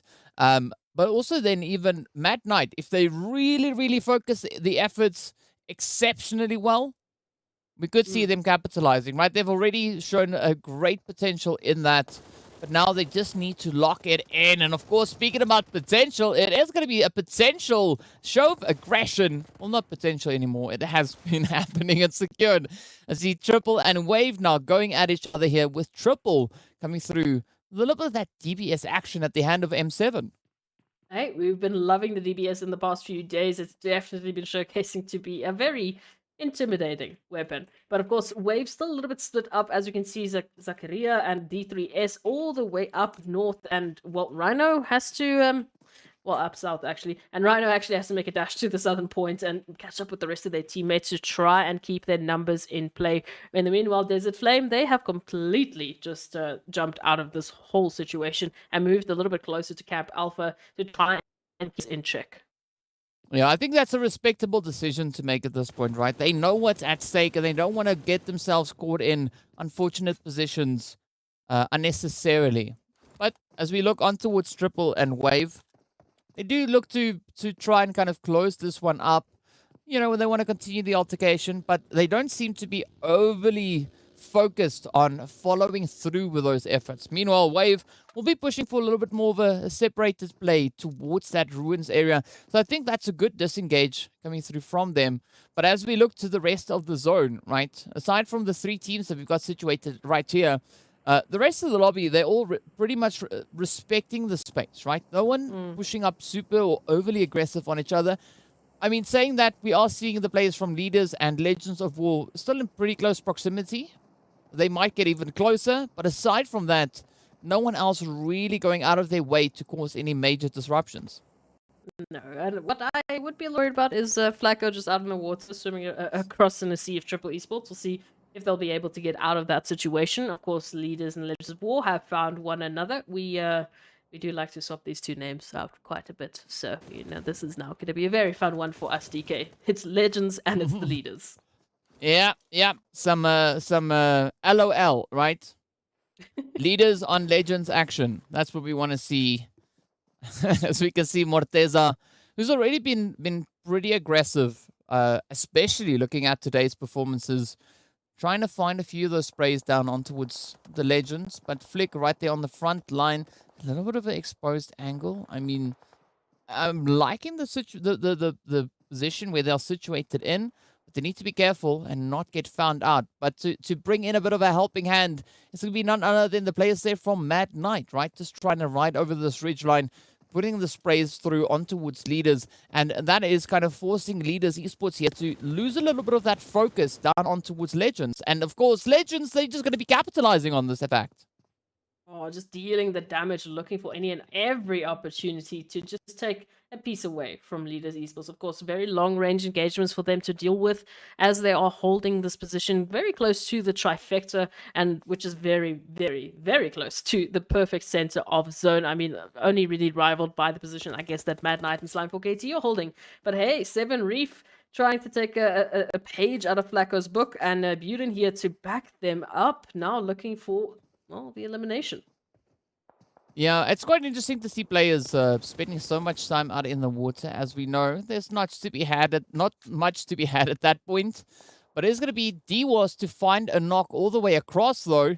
And Buden still keeping a very, very watchful eye here. But Black 7 also not just waiting for Buden to re-peek that rock and bring in a little bit of a cover play there for Seven Reef to get themselves situated on towards that northwestern island. A very, very ranged attack, a strong attempt being put in, but the M4 at times could be quite challenging to land shots at that range. Yeah, it definitely can be. So both of these teams reaching across, trying to pick up as many eliminations that they possibly can. We did see Desert Flame make the first rotation, and this has given them that opportunity to do a little bit of bridge camping, you know, hold the line, maybe hold Triple Esports in their rotation out of the potential next phase. We'll have to wait and see how Wave Esports might actually affect it as they've moved back from Ruins into this bridge line, and they can get in between both Triple and Desert Flame. Yeah. But, you know, there's going to be a bit of a position to be played out here as we do see Triple sending those shots, setting their sights on towards Buden. Meanwhile, Wave, as you've mentioned, Gonna be looking to just squeeze themselves into this opportunity. But Myth also making a bit of a move, coming up the rear. And up comes Zakaria, finds the shot right down on towards Black as they now get taken down. An M7 and 7 Reef, the only two hopefuls now left for the side of Triple. Yeah, it's turned around not the way that they would have wanted. I mean, the way that we started this engagement with them picking up at least a few eliminations towards Wave or turning it around wasn't the way that they thought that this would turn out. But of course, the early rotation from Desert Flame, the disengage from Wave, now that return from both of these teams to get a little bit of that revenge, and Flacco reaching across to find 7 Reef is going to put this pressure onto M7M, and D3S is going to be making that choice for them as they move up closer and closer. Might be forcing the issue at any point in time. But I'm liking the aggression being showed over on towards the southwestern side, right? As we now wait to see where this next zone is going to be taking us. Mad Knight playing a very relaxed position up in towards Hatin. Mad Knight just holding strong there. But of course, the players from 1 billion, they're going to be rolling through from that northern position, just rotating away there from Cow and Datmok, heading a slight bit further on towards that western side. But with the zone now just centering up on itself, it's going to be allowing these teams to continue with their momentum, right? Continue with these rotations. And I'm curious to see what's going to happen between Super Young Stars and Darkness, situated all the way down in towards Painan. Ooh, all right. So let's take a little bit of control here. So Super Young Stars, of course, a little bit closer there towards Painan, alongside Darkness, of course, as we can see potential opportunity for either of these teams to get up ahead of the rest of the competition. Blackjack yet to make their rotation into zone. Arab Golden as well, alongside Myth, still jumping into the safety, but behind quite a bit of teams that are right up ahead of them. So the rest of these teams in question might be looking for some earlier eliminations, as they are currently left to their own devices. I am especially focusing on that trifecta area, that we still have quite a few teams such as, Legends of War, Leaders Esports, and even Zero Tolerance, or who knows, even Virtual Gaming, who can get involved. Well, let's see how this one pans out, right? Because especially looking at this kind of Painan setup, right? This is a somewhat isolated engagement coming through, but as we jump further up north now, it is going to be Titans and Zero Tolerance to look to see if they can find a bit of a play here. I mean, Paradox keeping a slow, steady position. We see that DBS coming through once again, being devastating as always, but Lord now lets it rip, picking up the spray on towards P6. That's what we want to see. Quick hit, quick action. Titan and the rest of the players here now looking to see if they can bring on a bit of a vengeance, because Zero Tolerance looking to lock in point here. Paradox now coming under fire as they get rushed. The shots come through. Up comes Puncher and Axa, looking to show them how to deal the aggression. But now, as you can see on the opposite end, right, it's going to be Skydo and Lord left to try and make a bit of a play. Either push forward in towards Titan or fall back and rotate a little bit closer towards Bootcamp, trying to lock in a little bit of that safety. But it does seem like Zero Tolerance are going to stick to their guns, right? They want to stay right here on the front line alongside Titan. They're not going to be backing off.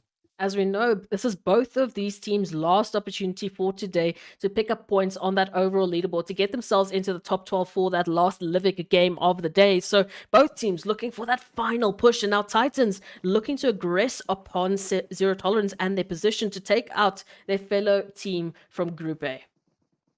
Well, this could be a little bit of that rolling thunder coming in here. Skydo can hear the footsteps getting closer and closer, waiting for an opportune moment to strike, but they are going to be taking opposite ends of that rock. Finds the one trade though, but Puncher sneaks in with a quick hit. Lord now left to try and make a stand, but again, same situation. Holding the position behind the rock. Up comes the strafing, finds the one, but down they go as Teak rushes forward just to lock it on down, and Zero Tolerance getting taken out in that 15th position. Unfortunate here for Zero Tolerance, but that will be the last couple of points they will be picking up for today before we take a look at our Livik game. And who knows, maybe they will be in the top 12. We have to wait and see. The rest of the teams, of course, moving through. Blackjack Esports now rolling up on Arab Golden's position here as they are looking for a piece of the action. Oh, and Coronel rather finds that, but a quick response getting sent in there as well. Now Ban gets the opportunity to move on to Angelo to get that res going, because see Ilias now off in the distance. They're taking a few hits. Super Young Stars focusing their efforts onto their players there from Arab Golden as well. But up comes Phoenix now, looking to see if they can find a bit of a stand to make. Huddling up in the building, the rest of the team still quite some distance away. MG and Zane nowhere near them, and down they go, falling to the aggression being shown here. And this is one of those situations where 2-2 split does not really work out all too favorable for a team. No, unfortunately not quite getting the timing right to make those trades happen, and falling short just in those final moments. Now the rotations have to come through here for Blackjack, and they're going to be heading up a little bit closer to potentially boot camp, maybe joining the side of Titans. We'll have to wait and see how their rotation ends up taking a shift, but turning our attention here to that trifecta, it is still Legends of War and Darkness fighting for a controlling position of this ridgeline. Compounds in favor currently of Legends of War, and they are trying to keep control of as much of the space as they possibly can, because this is just within that next phase. Yeah, and I think that's going to be a healthy spread, especially now for Legends, right? Because they've got those compounds, as you've pointed out, but Darkness trying to find a way on forward. And we also see the players from Leaders Esports being positioned towards the north. So if Darkness goes for a full-on send, we could actually see them, not only facing off against Legends of War, but they could also get caught up by the players there from Leaders. All will be revealed momentarily. But in the meantime, we do see Farok, unfortunately, getting caught up by the blue. It's going to be a double whammy. Not only do they drown, but the blue zone also comes through with a little bit of that damage as well. And now, as we look back onto its Darkness, we're waiting in anticipation to see how this play is going to pan out for them, as we do have Zalal just pushing a little bit further forward, looking for that opportunity now on towards Legends. All right, at Legends of War's doorstep, and unfortunately not the control the Darkness we're looking for. So an immediate trade now, putting Legends of War and Darkness on relatively equal footing, as they're both 3 apiece each, moving through with their players. But again, this is Darkness moving into Legends of War's territory, so they need to be aware. They need to understand that Legends of War, they have the advantage. They have been sitting and waiting for a fight like this to actually come to fruition. Yeah, and I mean, it's not that Legends were legitimately sitting and waiting, right? They moved up in anticipation of what could be a good position to take occupants of. They moved through, and now they had a quick and a warm welcome come through as, Darkness sent one of their players out to try and scout the situation. But again, now Darkness left to try and figure out how they want to play this position, because we know Blue Zone is going to be closing on forward. And if the zone moves to a less favorable position, especially for Darkness, that's where things are going to get super challenging, right? Because they could either get picked up by either Legends or Leaders. So again, they need to be super careful and calculated with how they rotate on through. But now as we look back over on towards our southeastern side, we can see the Super Young Stars, Arab Golden, the players there from Titan, as well as Blackjack, just holding on to the very edge here of bootcamp.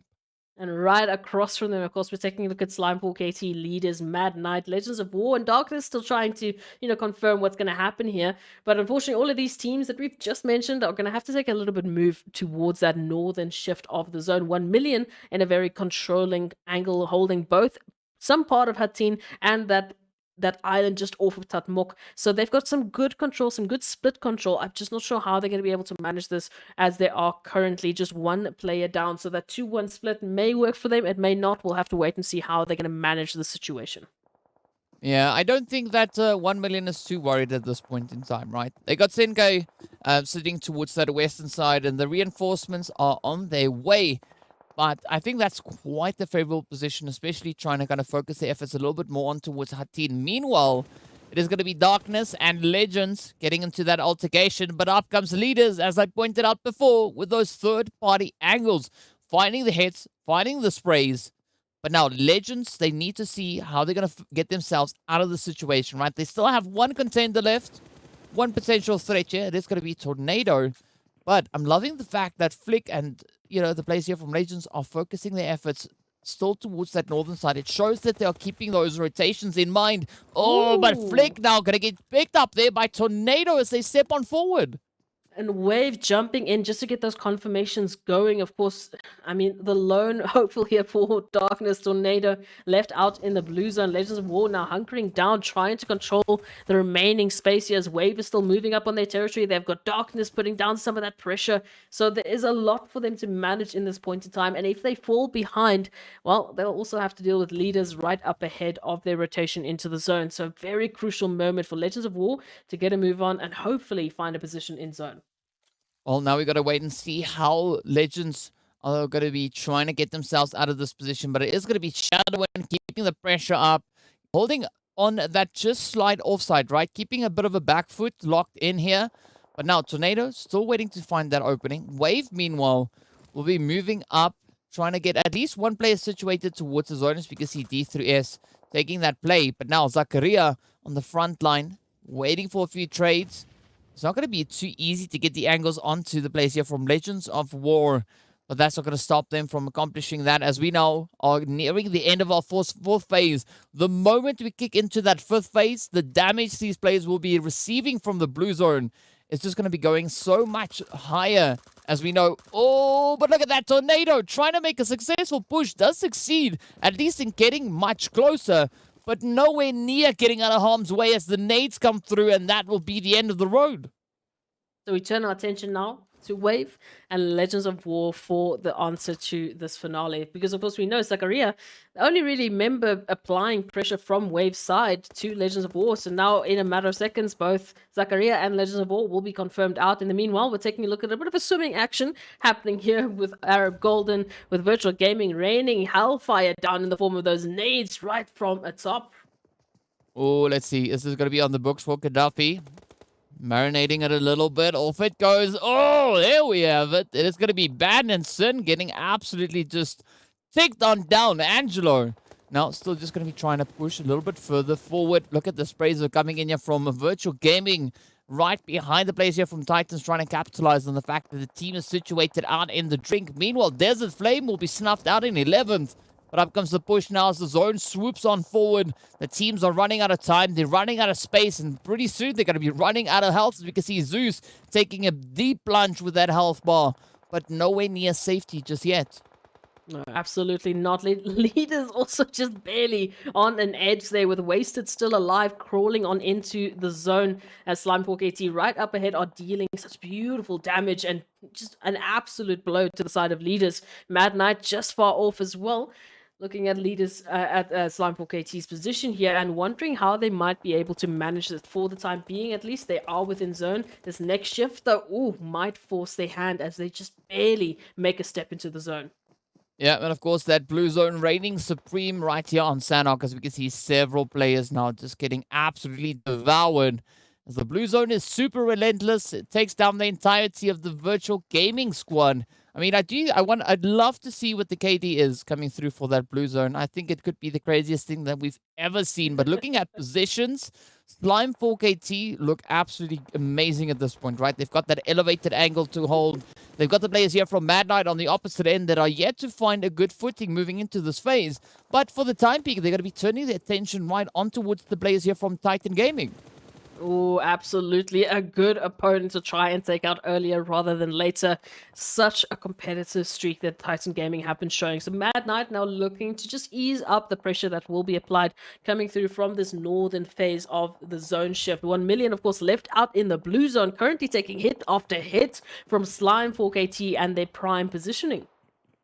Well, let's see whether or not they're going to get themselves in a little bit more of a favorable play here, right? Oh, Buncher is going to be taking a little bit of the damage. We got Teak also just there alongside them, but up comes that blue zone once again. Look at the health bar dropping for Teak, quickly managing to patch it up with a med, but it's not going to be enough as they will need to replicate that effort once again, seeing that the blue zone is so relentless. Kingman trying to contribute a little bit of the damage there, looking to steal a quick potential elimination along the way.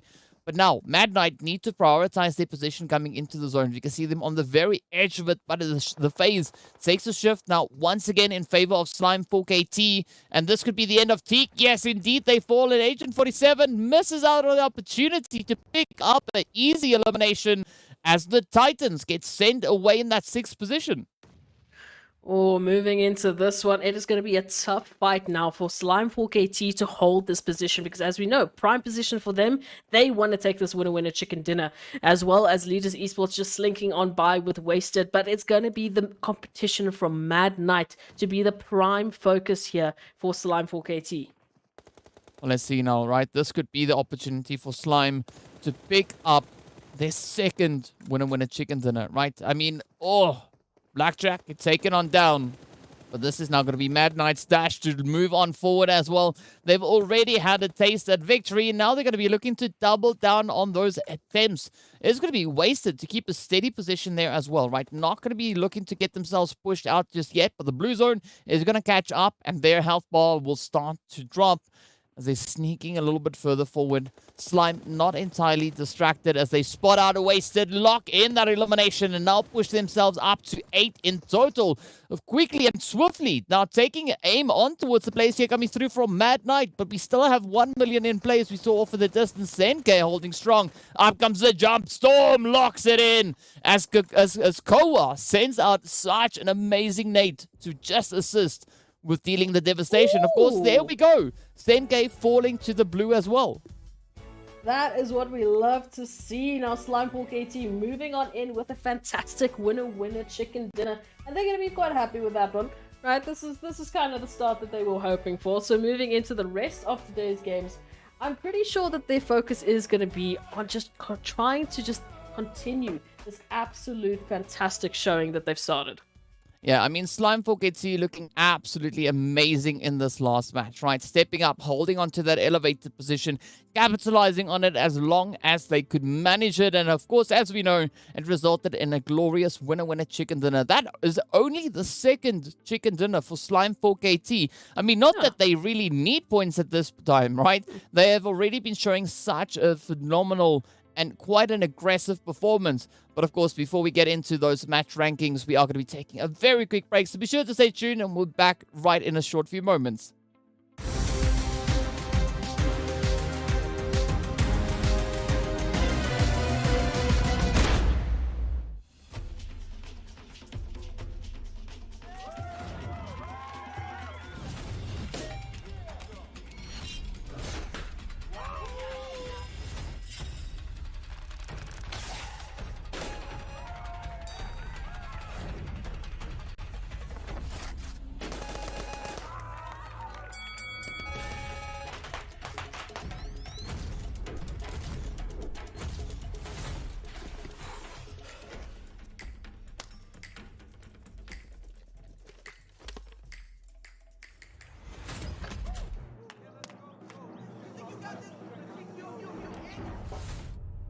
Stalemate?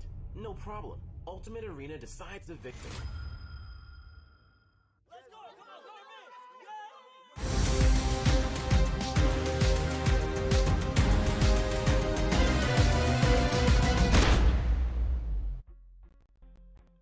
Hello and welcome back to the PUBG Mobile Pro League Africa Fall 2022 season. We just came back from our fourth match in which we saw the players from Slime4 KT stepping up with their second winner chicken dinner, locking in 10 eliminations alongside that. Absolutely glorious play coming through from them. But of course, we need to take a look and see what our point situation is. Our match rankings to see how many points the teams were able to secure over in towards Sanhok. We know that the players there from 1 million also finished up in second place or third place, if I'm not mistaken, bringing in a little bit of that blue zone heal strat thanks to Senke. But as we saw, right, it was quite a contentious play coming to the very end of this match. Looking to see which team was going to be the one to lock it in, and Slime4 KT just overpowering the competition. So let's head on over into those match rankings to see how many points the teams were able to bring in. Hey, running around with 25 total points thanks to Slime4 KT and their fantastic winner chicken dinner. Just, coupling that fantastic elimination point of 10. So, again, a beautiful start for them, but it is a bizarre thought that we don't often see them in the winner chicken dinners, but they've definitely made a showing today. So Mad Knight, unfortunately, falling a little bit short, picking up those 16 points. However, 1 million or so, just jumping in with 14. And again, we know this is the last game for the teams from Group A. So, of course, Titan Gaming, we're looking at Virtual Gaming Squad, Zero Tolerance, and Super Young Stars. This is going to be their last opportunity to pick up points. So Titans picking up those 10, definitely just going to help for that last little bit right up until the overall rankings. Yeah, it's definitely going to be doing some favorable things for the teams. But of course, that was our first page, right? The teams that had a little bit more of a successful run coming through. Let's take a look and see what the situation is over on that second page. Legends of War still at least locking in those 4 points. Triple Esports also sitting quite comfortably on 4 points apiece there. Desert Flame, Super Young Stars, not having the hottest game this time around, right? Only 3 points apiece, 2 eliminations each, as well as locking in those 1 placement points. But, Darkness having a less than favorable turn of events. Absolutely. Look, it always has to be someone right at the bottom. So unfortunately, in this case, it was Darkness moving on in to that altercation they took with Legends of War. Really didn't go in their favor. They were knocking on Legends of War's door, and they didn't quite like the surprise that they found on the other end.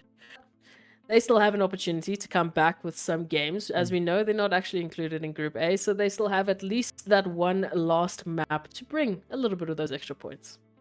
Yeah, and it's going to be none other than Erangel for the teams to bring in that last effort, that last final push to see where they can find themselves situated at the end of today's proceedings. And of course, we know, right, the top 12 teams are going to be moving through in towards Livik to have a bit of a crack at it and see where they're going to be able to find themselves. But of course, in the meantime, we are going to be jumping into a few of our highlights from our past match over on Sanhok. Quite the exciting match that we did have here, but we did see that position over towards the southwestern side of zone being held for the longest time, right? That was between Desert Flame, Triple, and Wave, and neither of these teams really wanting to be the one to get caught out and, move on forward just yet. Yeah, Desert Flame did make that earlier rotation, and eventually it did end up being, unfortunately, the downfall of Triple Esports. As we saw, Wave, Desert Flame, they initially backed off. They got what they needed to in terms of loot, in terms of better positioning, and they came back absolutely swinging. But of course, Virtual Gaming, they went shooting for fish in a barrel, essentially, with the nades dropping from Gaddafi. And a beautiful opportunity here for Virtual Gaming to pick up some great eliminations as they moved on forward. And we already saw that resurgence from Virtual Gaming today when they picked up that winner chicken dinner earlier. Yeah, winner chicken dinner. Yes, 100% agree with you on that one. But of course, speaking about dillers, right, we need to take a look at our overall rankings to see what the point situation is. I got to tease you a little bit every now and again. Of course, I don't know, that's what you said. It's not what I said. But as you can see, Slime Forgetti need no introduction whatsoever as they sit at the top of the leaderboard. 2 winner chicken dinners under their belt and 296 points secured. 10 points ahead of Titan Gaming, who are done for the day.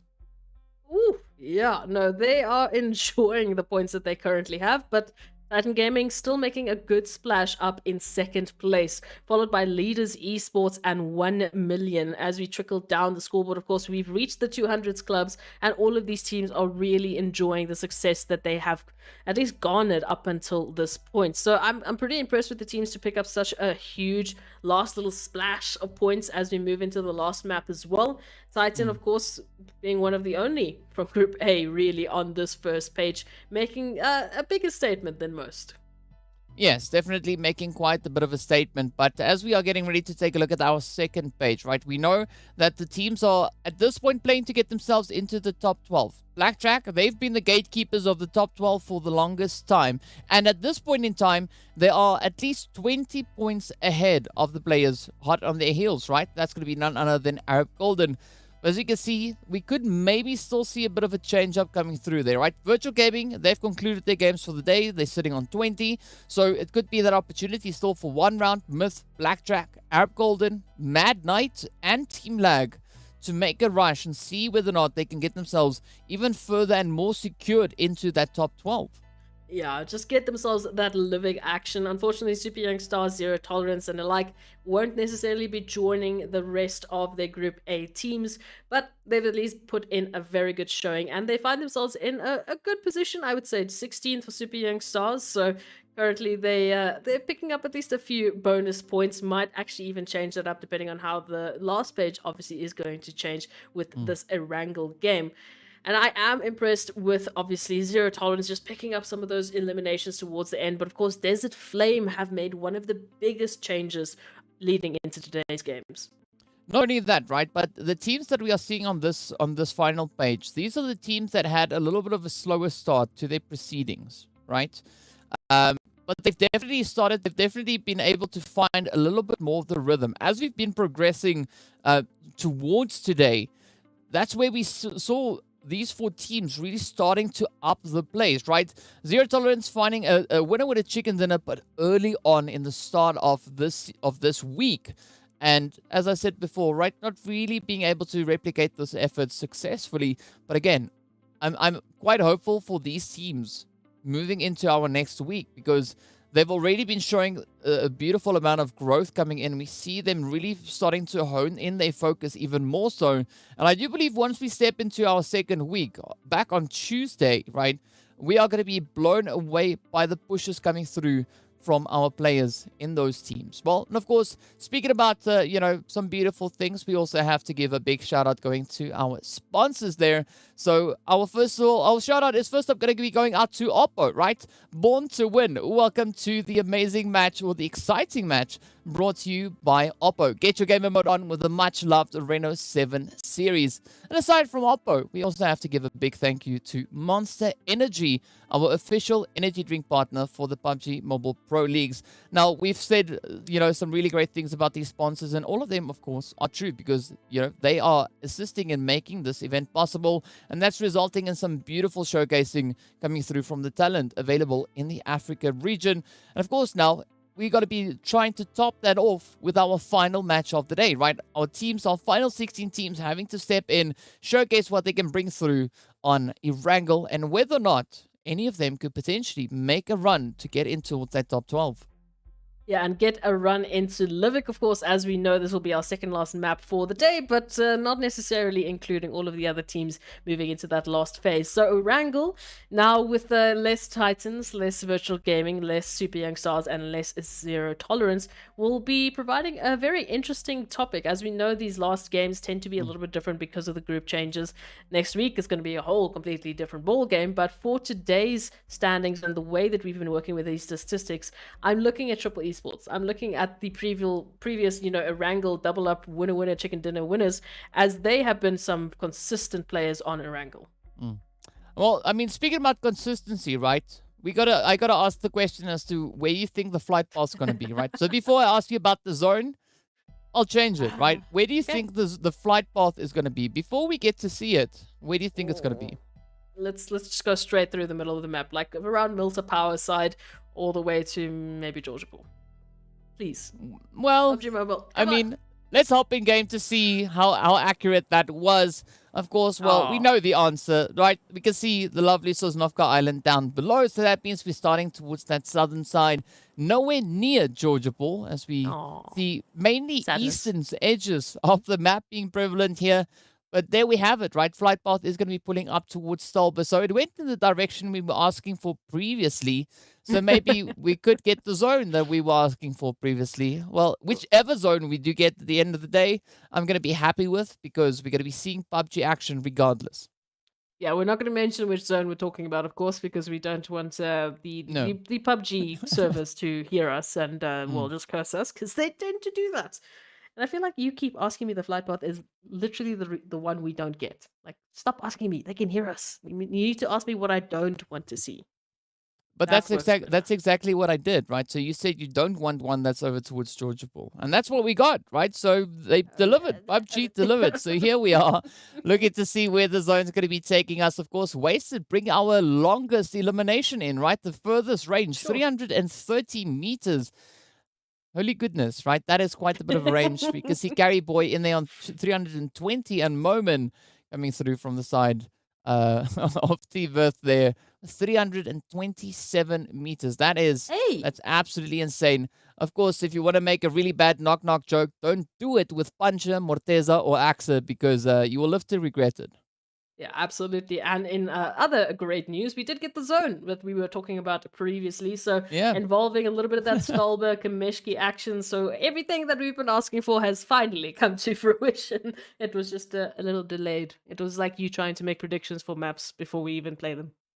Yes, I'm good at that, right? I pulled it off successfully with one team. And I'm not going to attempt that ever again. But, we see that team. Accident. No, it was on purpose. I 100% believe with that. But as we can see, of course, the team's now trying to get themselves situated. We've got Desert Flame returning to their usual drop location over towards Farm. But they have a few visitors there, right? It's going to be the players from Lag, also just wanting to get a bit of a lay of the land. And as we look onto the rest of the area, we did see the players there from Leaders, Wave, as well as one round being situated a little bit more towards that more centralized position. But now we get to see what Desert Flame is going to be looking to do, right? This is their home turf. They know this like the back of their hand, and hopefully they could look to capitalize on that position. Yeah, up against Lag, as you've mentioned, and looking to see maybe some earlier eliminations is on the table for either of these teams. But Lag holding a 2-2 split currently, 2 a little bit closer towards Milta, and then the 2 obviously mixed in between the Desert Flame colors, as you can see on the map. So it might be a little bit of a dangerous play here for Lag, depending on how they can manage it and just manage the spacing between, obviously, Desert Flame holding that position. The rest of the sides of the teams, of course, I am looking towards, Wave closer towards Rozok, and just Leaders Esports a little bit south of their position as well. So other than this contention we see right here, those are some of the teams that I am going to be looking out for. And of course, depending on how long they take this, Mad Knight might actually be joining in from Milta Power. Well, they could, right? They could definitely be joining up from that multi-power position. But I think Mad Knight might have their eyes set on a little bit more of a direct rotation towards the zone, potentially even pulling in the direction of Lipovka to where we see Blackjack currently situated. But another position that I'm going to be looking to is what Arab Golden is going to be doing, right? Are they going to be opting for a little bit of that VST flavor, or will they take a little bit of the Desert Flame Spice, right? But if they're going for Desert Flame Spice, they need to be rather quick on their feet, because Desert Flame looking to rotate back further up in towards the zone. Yeah, as you've mentioned, of course, Arab Golden needing to choose which bridge they rotate off from that military base island. Same can be said for Seoul Esports, of course, who also find themselves here towards the dock end of military base island and also need to make that rotation. So far, they've been consistent with picking that eastern side of the bridge, so I don't think that they should be necessarily joining Arab Golden, but they might be jumping into that Lag Desert Flame territory, which could be very devastating, depending on how long they kind of stick around. So hopefully that jump out from Desert Flame will be the signal for Lag to also make their push into the zone. Yeah, I mean, it could be a bit of a prompt there to get those rotations coming through. But I mean, one team that is not two-faced about rotations at all at this point, from what we can see at least, it's going to be the players here from Arab Golden, right? Moving all the way, or starting all the way down on that Sosnovka Island. They've got the longest distance to try and cover to get themselves situated back in towards the zone. And the challenge is going to come when they start rotating up, right? Which way they're going to be going. In the meanwhile, we do have Flacco, finding a bit of a knock there, but of course gets taken down by the nade as it gets sent on up. 1-9 quickly moving in to try and bring their players back up. It is going to be Gaga moving towards Flacco here. And unfortunately, Buden being nowhere nearby to bring in a bit of assistance there for poor old Flacco. As we can see, Diwas also, they're just going to be making that push, trying to get themselves focused a little bit further up. They were opting to come in for that rescue, but it was, it just wasn't meant to be, because Flacco got taken out without them being there. Yeah, it was short-lived, unfortunately. So Desert Flame will be hopping along a little bit injured into the zone just behind Darkness, actually closer towards that shelter region. And of course, just on the opposite end of that, we do have Myth here in Pochinki holding at least a potential containment here if VST want to make a direct dash into the zone, which for the time being, it looks like they might opt for a little bit of that quarry rotate, maybe coming back in towards Ruins. Hopefully that is going to be the case for them if they take a very, very long approach, of course. Still waiting to see what's going to happen with Seoul Esports and Lag on that eastern bridge as well. Well, it does seem like Lag are looking to get themselves mobilized, same as what we see happening here for the players from Myth. But I think this is a very good decision being made by Myth, right? Not hanging around in Pochinki for the longest amount of time. They went through, got themselves looted, and now they're going to be looking to bring in a little bit more of a favorable rotation, potentially pushing up to, I don't know, maybe Rozok, or going onto those northern territories as well. But Lag still trying to figure out whether or not someone's going to come rotating up from that southern island. We can see Fantasy lying in wait, hoping, praying that someone's going to push across that bridge. But as we can see, it doesn't seem to be on the cards, as the players here from Seoul could be focusing their efforts on maybe that western bridge. They're not really committing to this eastern bridge just yet. Yeah, I think they've had enough experience with Lag on this eastern bridge to know that they don't necessarily want to, deal with that camping bridge take that Lag might have taken in the past. So they're going to be cautious as they approach this rotation. They still have a little bit of time as the zone's still moving in to really take a decision on where they want to invest their time into. Arab Golden, in the meanwhile, is also fighting for that Western Bridge against VST, who are no stranger to Arab Golden and this particular rotation. So going to be curious to see if they actually do find each other in the later phases. Slime 4KT as well. They've pretty much just been left to their own devices here in Yasnaya Poliana. Yeah. And I mean, I think the teams know by now where exactly they would be able to find the players there from Slime. But of course, Arab Golden, they were pushing towards that Western Bridge, keeping the players, here from VST on their toes. We can see Zuxi now just trying to send out a few welcoming shots there. Unfortunately, Arab Golden, they're going to be rotating a little bit further away instead, opting for that Eastern Bridge. And this could result in Arab Golden pulling into a pretty sticky situation between Seoul Esports and LAC, who are still situated on that bridge, and they've not yet moved on. Yes, there's so many teams that are still wasting time in the blue zone, waiting for those altercations, maybe possible, engagements. So absolutely, Arab Golden, they have no idea what is in store for them. They're just making a normal rotation, right? Western Bridge doesn't work out, we go to the Eastern Bridge. I mean, it's a pretty easy 50-50, but they obviously don't have the information we do, so this might be a lot messier than they were hoping for. Of course, the rest of the teams have made that rotation, so the push that Lag, Seoul, and Arab Golden need to make has been at least a little bit shortened. Yeah, let's see. Ooh, there we go. Sin getting picked up as a Soul now, just looking to capitalize on their 2-2 split coming through here. That blue zone is going to be quite in play. We can see at this point, there's still a minute and a bit of change left before that that zone starts closing up once again. And that's more than ample opportunity for the players here from Arab Golden to try and get themselves off of the southern island. And there we go. It is going to be at least one player, Ilyas, to make that dash. Ooh, up comes Angelo, also successful in pushing across at least the entry point. But now, YC and the rest of the team here from Seoul going to be continuing on with the barrage of shots. And Angelo really feeling the sting come through now. Oh, in the zone as well, so trying to get those HP bars up quick as possible. But Ilyas also now managing to take down Hemo, looking for that angle, just that final shot that needs to connect. And then they've managed to take down 2 from Seoul Esports. So this is the space they need. They can then just focus on the dash into the zone. Well, let's see whether or not they're going to be able to pull this one off. So far, looking pretty dreadful here. Oh, Angelo trying to bring in that response. Not finding the necessary hits.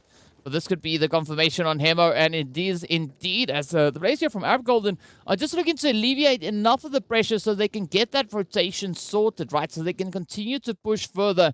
They're not really intending on staying on this bridge, but Seoul not having much of a choice in this matter, as we can see. They're now having to try and patch their players back up. They've lost one player, and Rauf still, in a position where they could get saved. But there's going to be a long play now for Mad Knight, or rather Seoul, to get themselves repositioned. As we jump over to Mad Knight and the players here from Lag, getting into a bit of an altercation on that very edge of zone. And it was a saving grace for those two teams, Seoul and Arab, that Lag actually made the rotation into zone. They made that dash, but straight into Mad Knight's locations. So Mad Knight now down with 2 players left alive to try and fight up against Lag Esports and their superior numbers, holding that ridge line and looking to potentially send Mad Knight back into the lobby. Oh, here we go, right? Here we go. We got Lag now holding strong, but Agent 47 got those nades in hands. They want to reach across the ridge, and there we go. Finding a bit of a position. Beast not taking too much damage, but, damage is damage at the end of the day. But Gaga trying to sneak on through, sends the nade out, doesn't find the position. Dyson, though, is going to go down. Fantasy gets traded as the shot gets found. Here we go. Mad Knight will continue with their reign of terror as they're trying to reach across with these utilities. Gaga, slow, steady push on towards Agent 47. Not finding the opportune angle just yet, but 1-9 now opting into the vehicle, looking to get themselves resituated. Up comes the Rash, now moving it behind 47. The shots connect on up, and that is it. Lag finding that opening that they've been waiting for. But are they going to look to continue with the aggression and close up this entire altercation? Well, that's going to depend on what's going to be lying up ahead of them as well, because the Beast now left to their lonesome, trying to take a rotation into the Ooh, a bit of a ridge line. Has a drop on A9Q, but no. Kaga is there to get the return. So they will clear up Mad Knight, and Lag will be able to move on even further. And then meanwhile, Legends of War, now they're facing up against Leaders Esports and a barrage of nades to deal with.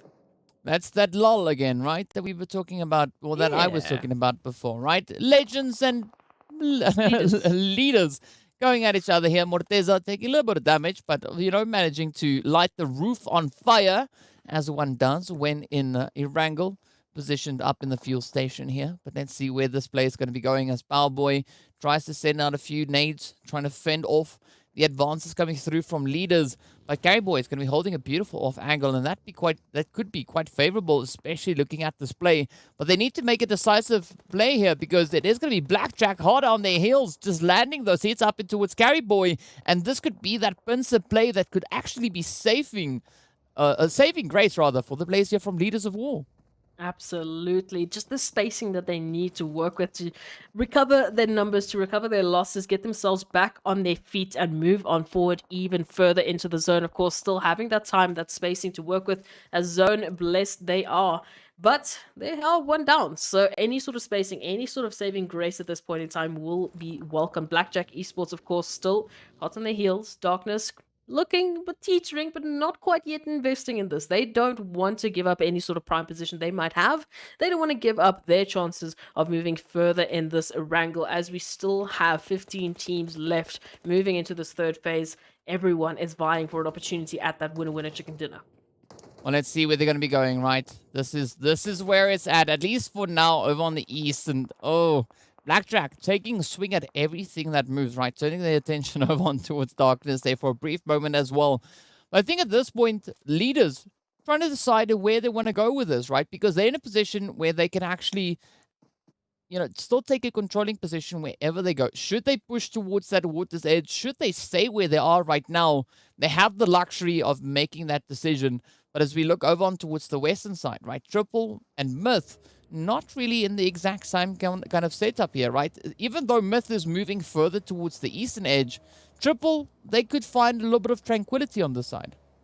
Absolutely, and I do like the position that we currently find Slime 4KT and 1 million in, just vying for the edge of Yasnaya Poliana here towards the eastern point of that zone. I feel like that could be a very interesting engagement should they actually take that. Of course, Seoul Esports still out in the zone, have picked up at least, I believe, one of Slime 4KT's members there as they move into that eastern point as well. Lag now joining Slime 4KT, so a lot of action might be occurring on that eastern side.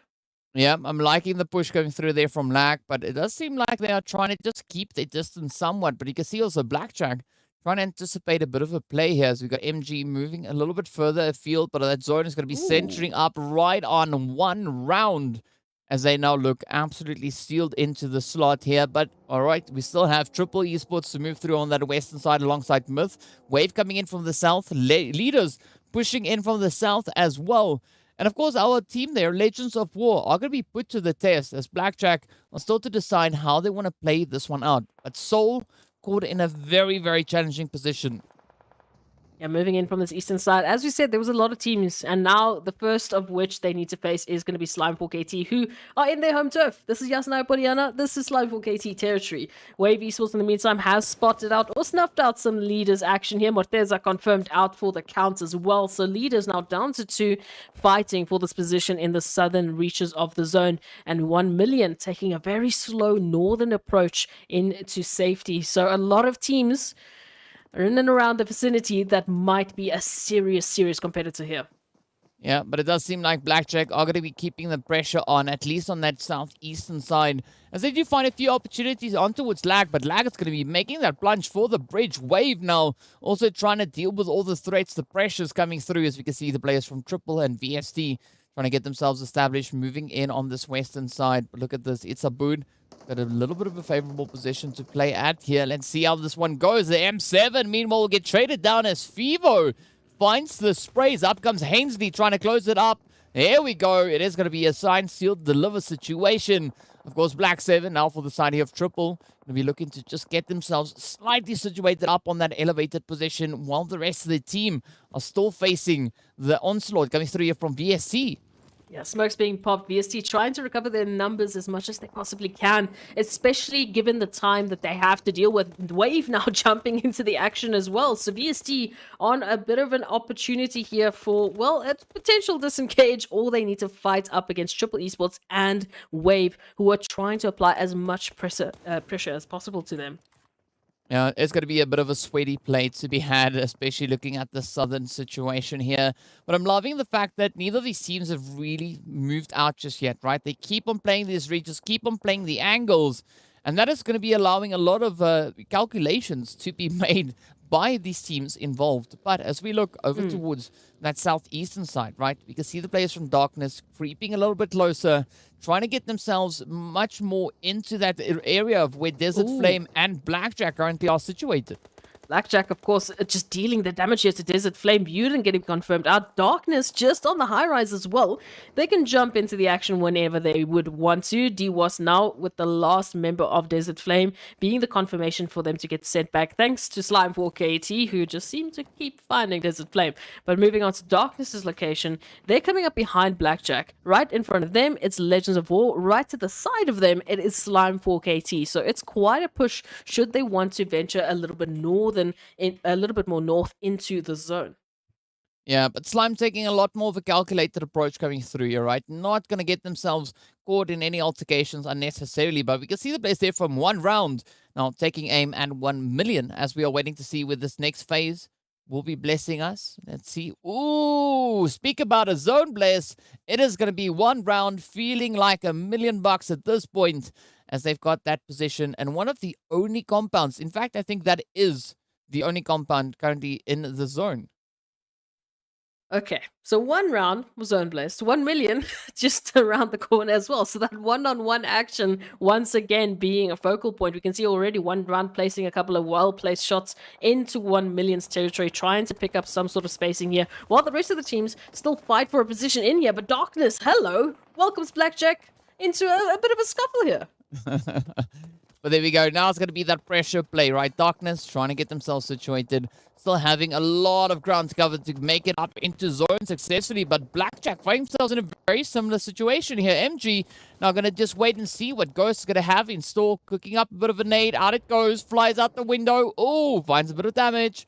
Well, at least damaging the vehicle. Iron doesn't take too much of that.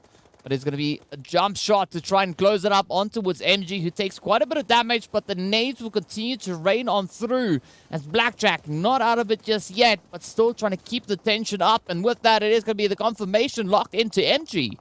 Yeah, MJ getting sent back into the lobby alongside the rest of Blackjack Esports, but it is still not over. Darkness now taking a couple of hits here from Legends of War, and Soul being sent back as well, coming through from that eastern side rotation against Slime4KT. Unfortunately, they did manage to take it down 1 or 2, but it wasn't quite enough to push on through into that zone. Of course, Lag and Leaders here on that bridge line, just vying for an opportunity to get into the zone. Again, Lag, Slime4KT, Legends of War, Darkness, not in zone just yet. Well, not just yet, but they might be pretty soon. Meanwhile, the tension will continue in the zone, right? One round trying to lock it down, but we can see Myth trying to reach across the ridge there as they head on through into 7. Reef, Black 7 also not going to be trying to just get themselves right up into the safety of that zone, but not a lot of territory for them really to make much use of at this point. It is going to be Myth now. They want to lock down that western edge. We got Wave pushing in from the south, and this is where things could start to boil over anytime soon, as the teams will now have to keep themselves super calculated. Meanwhile, it's going to be the end of the road there for Triple Esports, as we see also on the opposite end then Lag meeting a very similar fate, getting sent out in 10th place, but locking in the 6 eliminations. Darkness picking up 4 before getting sent off, and now this is where it all comes down to, right? This final play, moving into this phase. And one round still looking golden, but we've got to see where this next phase takes us. We had a lot of those stragglers now getting confirmed out as that zone shifts and still favors one round. And one of the stragglers from VST actually. And as I'm mentioning, that Wave now pulling up on Myth territory as Myth sends a few welcoming nades, but D3S is just so much more accurate with those connections onto Myth, and Moment just narrowly missing another. Oh, but here we go, right? It is going to be a fight on towards this western side. The nades will rain on through. 3DS continuing with the accuracy, but now, are they going to be able to pull off that res on towards Rhino? We can see Ivar and Zakaria positioned a little bit further up ahead, trying to sneak in a little bit more towards the direction there of leaders. But there's not much of an option left to play at here, right? We got Slime also positioned on that very edge, but that is going to be the confirmation locked up in towards Rhino as they do get taken down. Myth going to be making a dash, though, to get themselves up in zone. 1 million there to welcome them on through. But one round just going to be sticking to their guns. We do, though, see Moha getting picked up, but not confirmed just yet. A lot of damage, a lot of teams reaching across into other territories. As you can see, Myth now jumping up on 1 million's location. Broly, unfortunately, is going to get traded thanks for Venom's knock as well. So now Myth looking for that recovery. VST Straggler also out for the count. As we can see, still quite a few more stragglers in and around the grasses trying to hold on for those placements. Oh, and Wave now taking the plunge, rushing right up to one round, but it is going to be Zakaria to get traded. It is now up to Rhino and the rest of the team looking to see if they can find these angles and find that position on towards Wave, but the nades keep on raining down. Chico also now getting traded. You see E-Flex pushing up into the attic, trying to just keep themselves secured, at least for the time being, but up comes the nade as Ivar rains down terror and finds a beautiful play on the blaze here from one round. E-Flex is going to be the final hope for left. Up comes the dash now as D3S looks to find the angle. Zakaria quickly needing to patch up that health bar. But will they find these positions? Of course, the utilities will assist greatly in achieving that. Ooh. Oh, and up comes the nade. They do receive one in response, but that is not going to be sufficient to lock down the E-Flex just yet.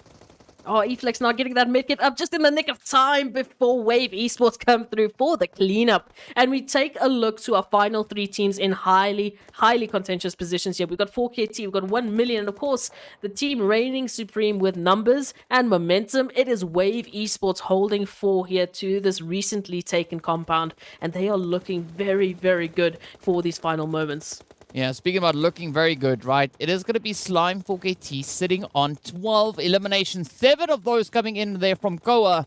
But of course, Wave now also pushing up into the attic, trying to play out this little peeky hole they've got here. We can see Lazy Boy up ahead. It's going to be D3S rather, fishing for those hit markers, not finding anything. As you can see, 1 million instead. They've opted in behind that rock.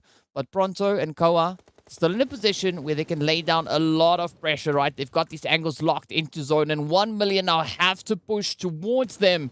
So this could be the position where this whole situation turns on its head. Absolutely. 1 million Esports now trying to hold on to whatever numbers they do have, getting the res coming on through, but it's not going to be as easy as you would think. As you can see, the Hellfire raining on through, the nades trying to reach across. Senke still bleeding out, and Lazy Boy taking so much damage in the zone.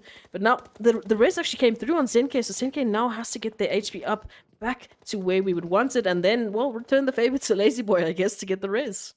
Well, all will be revealed soon, as we can see now. Senke just trying to quickly patch up some form of a play here. Oh, out comes the nade, though. D3S not going to be allowing of any of that. As we can see, the shots connecting through, and that is going to be the end of the road as the nades reign supreme. But Wave looking absolutely amazing at this point, right? 12 eliminations to their name, the same as Slime 4KT. But the difference being, Wave have got the numbers. They've got a full squad up against the only 2 contenders coming through here from Slime 4KT. Oh, holding that compound, still making a dash for that territory. Pronto doing some great damage. But again, it is finding these numbers. It's trying to make sure that they don't pick up enough damage, that they don't peek out just too late. Oh, is that a bounce nade?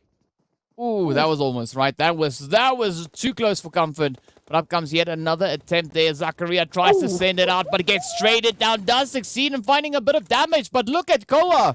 Just absolutely obliterating Wave, finding hit after hit. But down they go. Wave kicking up an absolute tsunami in this match. Stepping up, claiming that victory. And of course, doing so with 14 eliminations to their name. This was almost a turnaround there for Slime 4KT. Koa coming through with a crazy 3-man spray down, nearly turning the tide for Slime 4KT, but it just wasn't quite enough. Again, those superior numbers came through in clutch, and Wave Esports are going to be very happy with the efforts they had to place very early on to securing that compound and securing their high numbers moving into those final phases. Yeah, I mean, that was such a phenomenal performance coming through from the players there of Wave. As we know, they are probably riding on an absolute insane surge of energy at this point in time.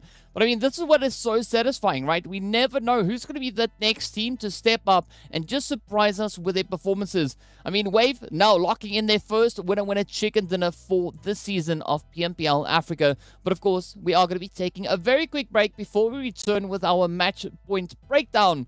And of course, even more action, so be sure to stay tuned.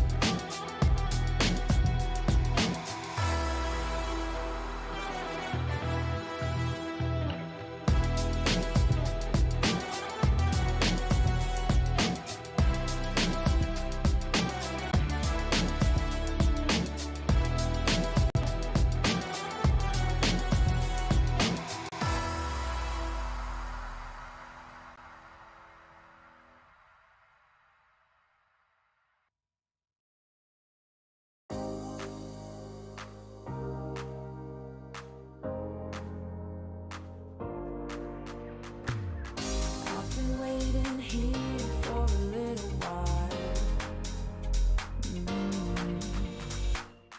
Keep me on my toes, 'cause that's just a start. Baby, can you make your move? 'Cause we don't have forever. Baby, I could take your pain and turn it into pleasure. Into pleasure as time goes by.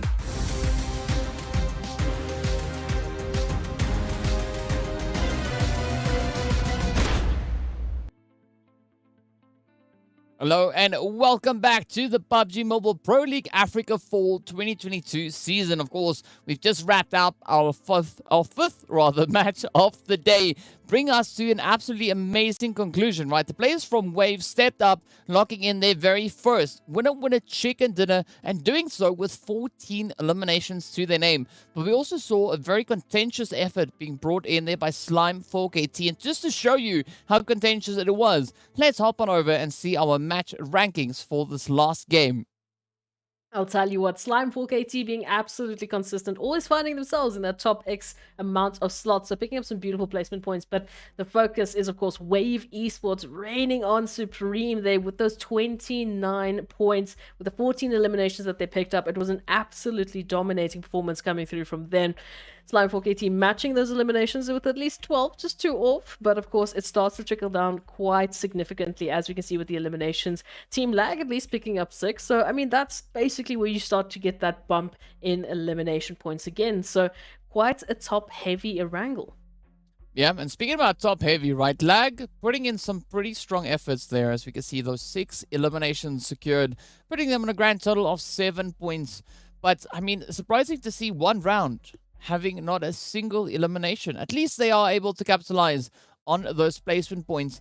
But this is where we get to the point where we need to see kind of whether or not the efforts we've been having throughout the entirety of this week has actually paid off for these teams to try and secure themselves a position in that top 12 to move through to that final match of the day. Of course, let's take a look at that second page to see what the point situation is over there. Of course, VST and Darkness both coming in with 5 points apiece, both of them securing 4 eliminations.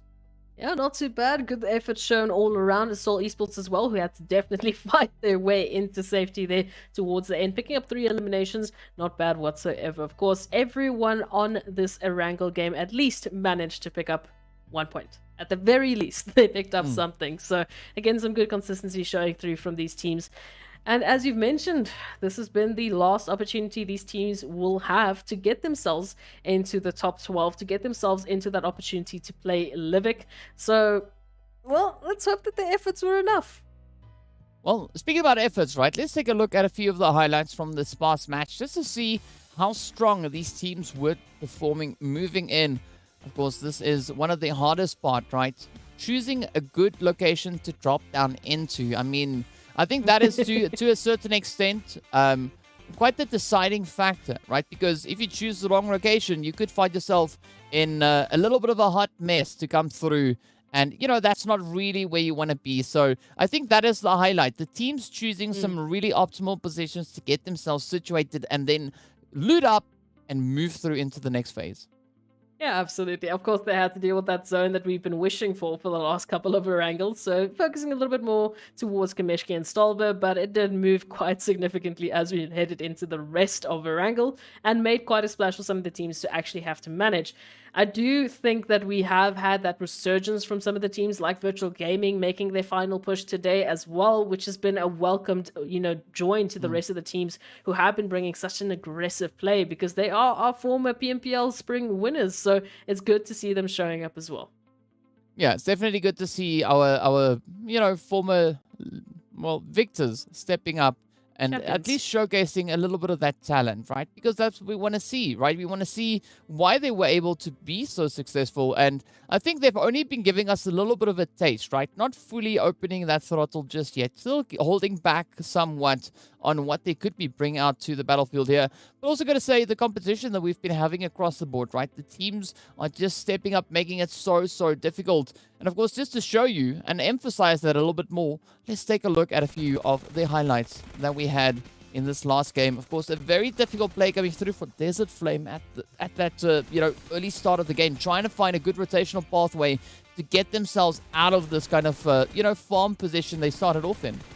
Yeah, it was a definite push for a lot of the teams, especially Seoul Esports, as we mentioned, who had to fight their way into the zone, getting left behind here by Arab Golden, who made a dash on that eastern bridge line. And Leaders Esports finding themselves being a little bit of those trolls under the bridge, unfortunately, getting into the later phases of Erangel. Wave, of course, just being so dominating, taking position after position. One round was, of course, in their sights at one point or another. But it came down to this final point. Koa could have turned the tide if they just found that final couple of bullets onto Wave, and that would have been a clutch of the century. Yeah, that would have been a back-to-back winner chicken dinner coming through right there for Slime 4KT. I mean, that was definitely a potential play that we could have seen actually come through there. But, got to give credit to where it is due, and Wave really stepping up, creating such a storm and making it quite difficult for Slime 4KT to secure that final play. But of course, now we need to take a look and see what the overall point situation is to see who our potential 12 teams are going to be moving through over on towards Livik. Of course, Slime returning back to that pole position, sitting up on 293. Well, I say returning, but they were already there coming into the match, right? They were 10 points ahead, and now they just solidified that position even more so. Just 7 points short of 300 from this first phase of the week. So definitely going to be seeing them in our Livik match, joined by, of course, Titan Gaming, Leaders Esports, 1 million, Triple Esports, Wave, VST, and Soul, which is going to be a crazy bit of Livik, as these teams have been so good in showing that aggressive energy, showing that final push, and we know that they can keep up with the rest of the team's pacing that has been shown so far. So now the only question is, well, who's going to be joining them? Who's going to be showing that they've made it to the top 12 at least?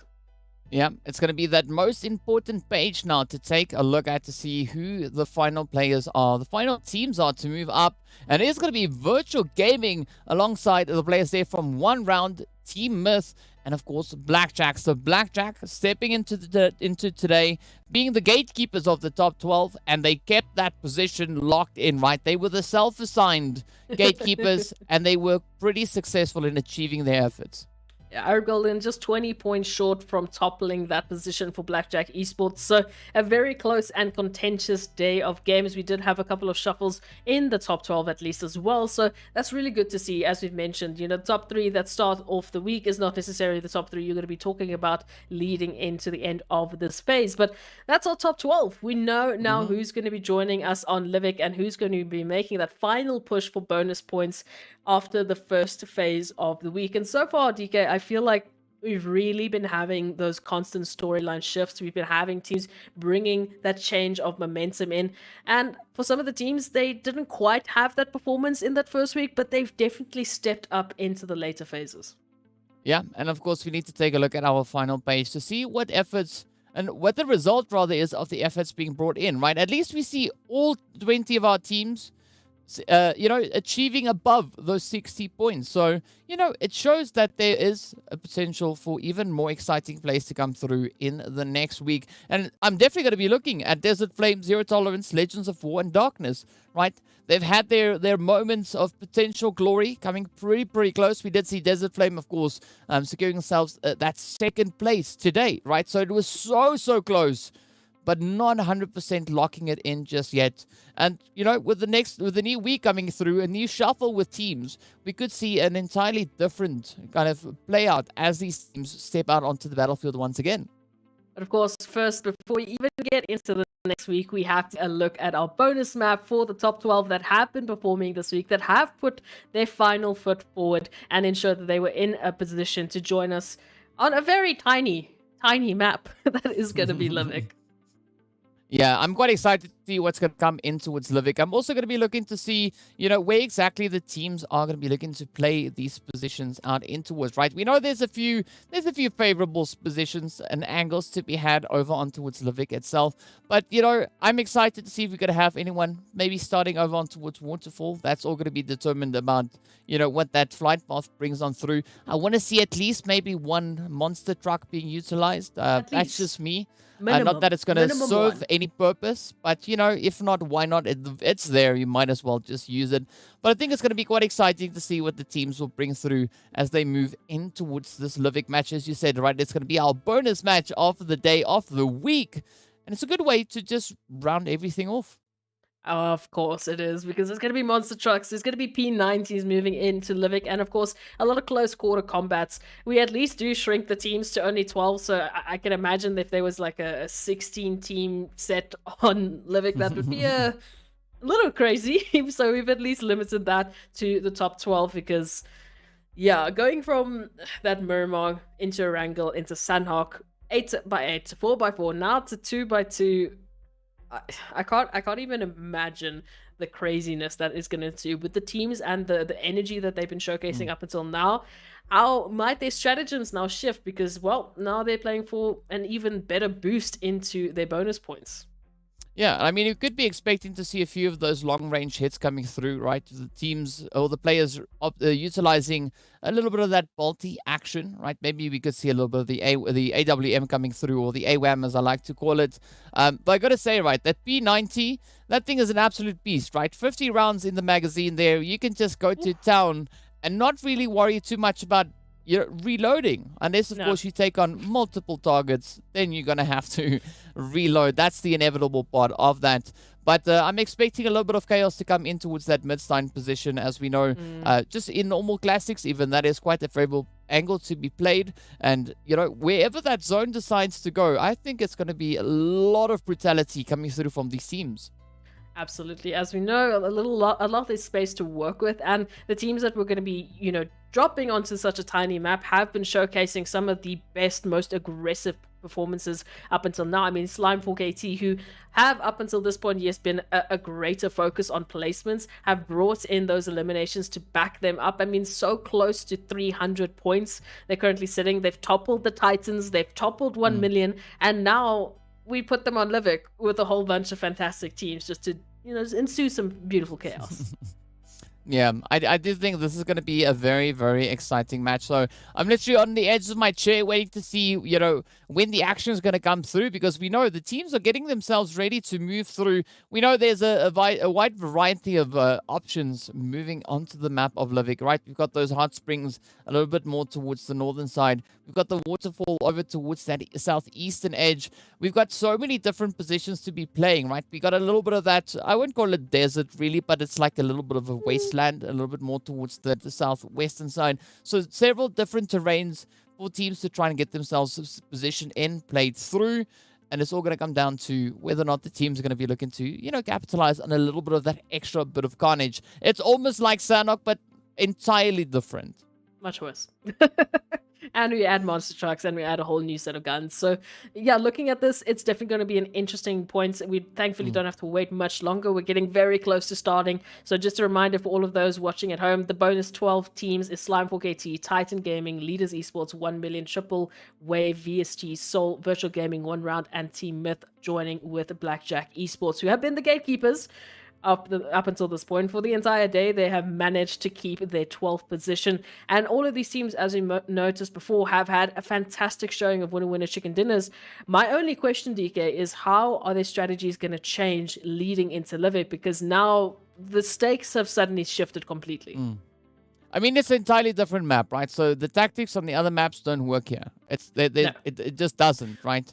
So it's going to be exciting to see what the teams have in store. But also, the round is going to be worth a few different points, right? Taking that pole position is going to be worth only 10 points instead of the 15 like we see coming through on our large map. So there is a little bit of a different point breakdown here as the teams will still be able to lock in those points. But I'm still expecting quite a bit of focus to be put on those eliminations, because as we know, that is how the teams can look to capitalize and find an extra few additional bonus points alongside the placement points that they get. Yeah, a maximum of 80 in a best case scenario. You know, if you're just the same team that's just winning everything week after week, you have the best case scenario picking up 80 points. But the rest of the teams, of course, we're going to see that shifting quite a bit, because I highly doubt we're going to have one team running away with this. I don't think that this is going to be a consistent scenario, because the teams have been catching up to one another consistently. I mean, at the start of this week, we were talking about 1 million. It then shifted to Titans. It then shifted to Slime 4KT. It shifted back to Titans. It shifted back to Slime 4KT. So very contentious, and the teams are keeping up with the competition. So I don't know. I'm very happy to be proved wrong at this point, but I'm putting the challenge out there for the teams. Don't let it be one team every week. Yeah, I'm definitely going to be, like, I think once we get into the second week, we're going to be having a lot more of a solidified idea as to what we could be expecting to see for the remainder of this event, right? Because first week has been super exciting. A great increase in the efforts being brought through as the teams, as you said now, right? We were talking about different teams as we were progressing through the week. We also saw several players stepping up, looking to break the mold, right? We had Koa coming through with their DBS skills, just absolutely laying waste to anything that moves ahead of them. We did see Teak also making a really strong effort, especially today.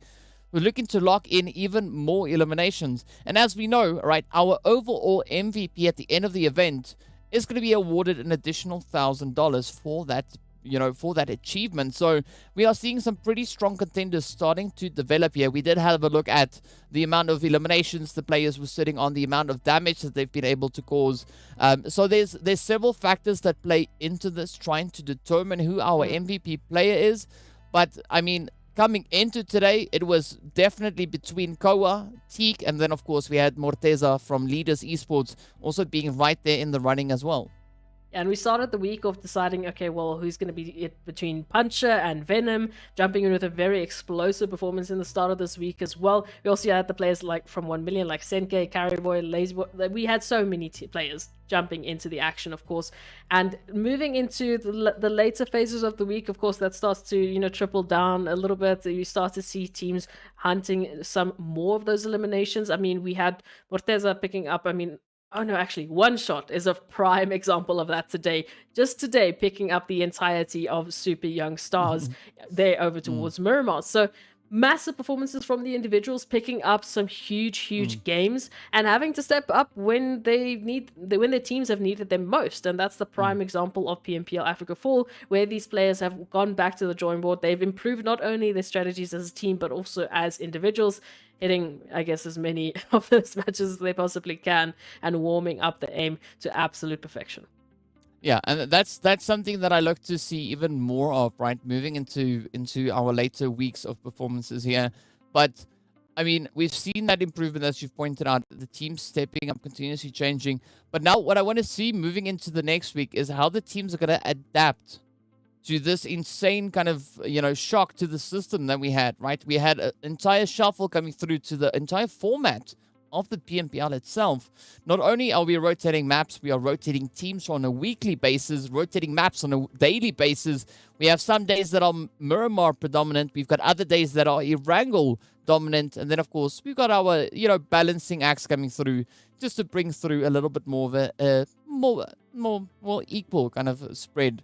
But there's going to be a lot of excitement, right? Getting closer and closer. And I'd love to hear what the predictions of our viewers are, right? Who they think are going to be the team to take that position, that winner chicken dinner over on towards Livik. Be sure to let us know over on the socials. You can hit us up on Facebook as well as on YouTube where you are right now. And then, of course, over onto TikTok as well. Be sure to include the hashtag there, PMPL Africa. Let us know your thoughts. Give us your prediction before we jump over in towards Livik, as we know it is going to be absolutely jam-packed. You know who our top 12 teams are to make their way. But tell us what you think the eventuality will be of this one. Absolutely. I couldn't place numbers right now. Even though we have an idea of the overall standings, I feel like that all gets thrown out the window when we go on towards Livik because of obviously the change in size that these teams have to work with, because the teams that are joining this action, and well, now suddenly, as you mentioned, the stages have completely changed. You know, what's on the line has completely changed. It is that push for those extra 10 bonus points right on top of what you've already earned. So teams are going to be pushing as much as they possibly can to pick up as much as they possibly can, because bringing in that strong of a foundation into the finals, as you've mentioned before, can make massive differences for these teams in their final standings. Yeah, definitely can. And, you know, for the people curious as to why we are explaining so many things, right? We had to go find a better plane. Because the map is so much smaller, you can't take the same size plane moving into a map like Livik, because once it starts revving up, it just flies over the map because it's such a small map, right? So they need to go find a much smaller one. Okay. It turns out the one that they chose didn't have sufficient fuel in it, right? So they're just quickly running through the refuel process, everyone getting themselves, you know, buckled up and making sure that, you know, they have their drinks and snacks and everything for this very brief flight, getting themselves up in towards Livik. But we are going to be moving into that momentarily as we are just prepping everything up. It does seem like the engines have been warmed, and we are going to be moving into that game right now as the pilot has taken off, and we're about to see where that flight path is going to come through. It's going to be starting a little bit further on towards that northern side, over towards the northwestern edge to be exact. But this is where the teams now get to quickly rush on down, get themselves situated. We can see Slime 4KT already taking an early plunge, right? Moving right up into that far northwestern edge. Yeah, jumping into Wengen, so they have an opportunity here to get themselves looted up as soon as absolutely possible. Of course, the rest of the teams like Titan and Soul fighting for a little bit of that Blomster control, as we can see. So that could be a very interesting hot drop action right off the bat. Well, let's see where this one goes. It is going to be Soul and Titan fighting it out for a little bit of a position here. Ooh, I mean, I've dropped down here so many times. Quite an exciting spot to start, but let's see where this will go and whether or not the players from Soul or Titans will be the one to get that position locked in and, you know, maybe live to tell the tale as they move a little bit further on forward. It is going to be Teague to come through with that devastation once again. Finally heads up onto his Hemo, but the Flames is going to be stopping them from pushing up further into this building. Oh, absolutely. Soul Esports just trying to make a lockdown happen here. Titan Esports right off the building, trying to keep distance in between the rest of Titan Gaming, moving on through closer and closer. Of course, YC here just on the outskirts is going to spot Puncher, just looking for that angle, that opportunity to potentially get a knock on through. Well, let's see. This is going to be Buncher looking to follow through. YC. Oh, no. The animation of getting over the wall is just too slow. And unfortunately, the Titans just too quick on the triggers there. Just step up and lay waste to them. Yeah, for the rest of the teams, we shouldn't be seeing any crazy hot drop action right off the bat as well. VST is pretty close to Myth there, over towards the eastern ports, and the rest of VST closer towards Shipyard. And of course, that zone now moving on in, centering around Midstein. So quite a good opportunity for some of these teams. No surprise really to see that happen, right? But also quite an exciting bit of action coming through up in towards Blomster, as we saw there. You know, Blomster never disappoints. Always a hot position to play in. But we also see the players from Virtual Gaming actually pushing a little bit further up, right? Trying to move as far north as they can find themselves. Pretty close to Rose. Also, they're just on the outskirts of Iceborg. So that could be a little bit of a delayed rotation coming through, an intentional delayed rotation on that end. But Blackjack, right? We see them all the way towards this far southern side in that logistics center, looking to just go about, grab some good loot before rotating further up. And of course, Wave, They're going to be all the way over towards Refinery and that dormant volcano. And again, that's also going to be allowing them a little bit of breathing room, right? Because they're not taking that immediate plunge to get themselves situated in the zone. Yeah, the spacing is going to allow them potentially just to jump in just behind Leaders Esports, who might take a position closer up to center zone. We also have Virtual Gaming right up until the top there by Iceborg and Rose Farm, well, situated mostly between Iceborg. But the rest of the teams making a little bit of those rotations, getting closer and closer into the zone. We do see Triple getting very close to Virtual Gaming territory currently, so we'll be curious to see if they jump into anything else. One round, and Slime 4KT, of course, just left to their own devices for the time being, just waiting for those rotations to actually head on through because, well, it's such a short trip to make. Yeah, definitely such a short trip. Wow, too many S's there, S. Sorry. I can't say all these And then S's my in name such is S close as succession. well. Oh, Yes, I can't say sorry. all these S's in such close succession to each other. So sorry. Unless I say that, then I can pull it off. But the rest of the time, it's quite challenging. But, you know, either which way, the teams are going to be looking to bring in those efforts to get themselves into a little bit of contentious play here. Slime, they've got a nice, easy rotation up towards stable, right? It's going to be a nice and stable approach. Nothing really too much to be worried about. I'm even loving the position coming through for the players of Triple Esports, right? Also completely uncontested up in towards that slight center zone, but not entirely smack dab center zone. So there's still a few plays that they could maybe sneak up on us. But as we know, moving in towards Livik, it's going to come down to whether or not you can capitalize on your sneaky positions, right? A position to be holding is good, but you need to be somewhat sneaky with it. And we can see the players here from 1 million waiting in anticipation for any bit of action to find it to them. But I think one round are really going to get challenged pretty soon, right? It's smacked up center zone, as you said, right up on towards Midstein. And I'm expecting a few contenders to roll on through. Oh, absolutely. Now, 1 million spotting out Leaders Esports here and just giving Morteza a little bit of a haircut. Not necessarily what they were looking for, but it's okay. We'll give a 4-star rating later. Wasted also just so low, and that nade follow-up might be the confirmation. There it is. Shadowin and Carryboy now. Well, they need to turn this around somehow.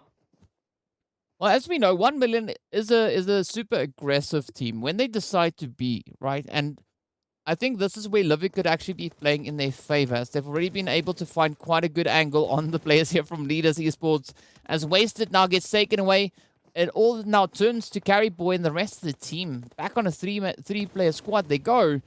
But, I mean, it is going to be 1 million with a full-on onslaught here, as they are looking for these angles, looking for these positions to play onto the players now from Leaders. But they need to be rather swift with it, because all the shooting is going to be attracting even more teams. And of course, Sedgay leading the barrage here and is going to get knocked on down by Carryboy. Now, Shadowin trying to reach across, trying to avoid the nades as well. Lazy Boy being so good with the nades and the backup. In the meanwhile, Carryboy just looking for an angle here to get involved. Marshall still ticking down damage, but not quite yet confirmed. There it is. 1 million, starting to lose some numbers.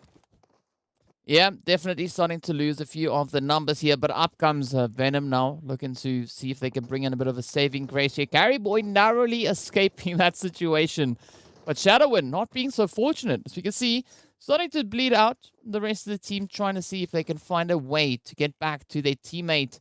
But 1 million now having to kind of just retreat on their position here, down to 2. And this could be that bit of a bounce back coming through, as Morteza is looking for the angle, spots the movement up ahead of Lazy Boy. But fortunately for Lazy Boy, they are making their way through the compounds, and it's not going to be that easy for Morteza to lock in a solid position. Absolutely. And as you mentioned, the time that they're taking to actually finish off this battle, 2 apiece each so far, it has attracted the attention of one round, who's just keeping a watchful eye on what's going on. You know, they're just keeping control or just an account of what's happening. Titans are also moving in to just the western edge of the zone, just behind Leaders and, of course, the other team of 1 million who are still in contention. The rest of the teams, of course, they have joined the zone. They're within safety, and now they're looking for that position and that information to work with moving into the rest of the phase. But I'm liking this position coming through here for VST and Myth, right? Both teams going for a little bit of that elevation around Midstein. And that could be quite a phenomenal angle to be holding. As we know, once the action starts in Midstein, it's pretty tough, right? It doesn't really stop anytime soon, depending on how aggressively the teams tend to push on forward. But we see Blackjack also now starting to creep a little bit closer. Wave still going to be keeping their distance, not taking that full-on plunge just yet. But leaders now having to deal with a few challenging positions, right? Titans also starting to advance a little bit further forward. And 1 million now trying to get themselves positioned in at least somewhat of an angle here down on towards that mid-sign area. Yeah, absolutely. Trying to take control of all of the angles that they're going to have to manage quite soon. Leaders Esports now getting a little bit bombarded with choice here for opponents as Titans move on into the back line. Triple Esports just up north from their position as well. So they might have quite a bit to deal with as we see that zone shift just a little bit further up. So Titans would be very happy to take their position away from leaders. You can get some controlling angles into the next phase, but they could move a little bit further up into Gronhu, you know, maybe just find themselves a little bit of safety there just behind Triple Esports. Well, they could, but, it's going to be quite a bit of a challenging play. It's interesting to note that Slime 4KT are not aggressively moving through, right?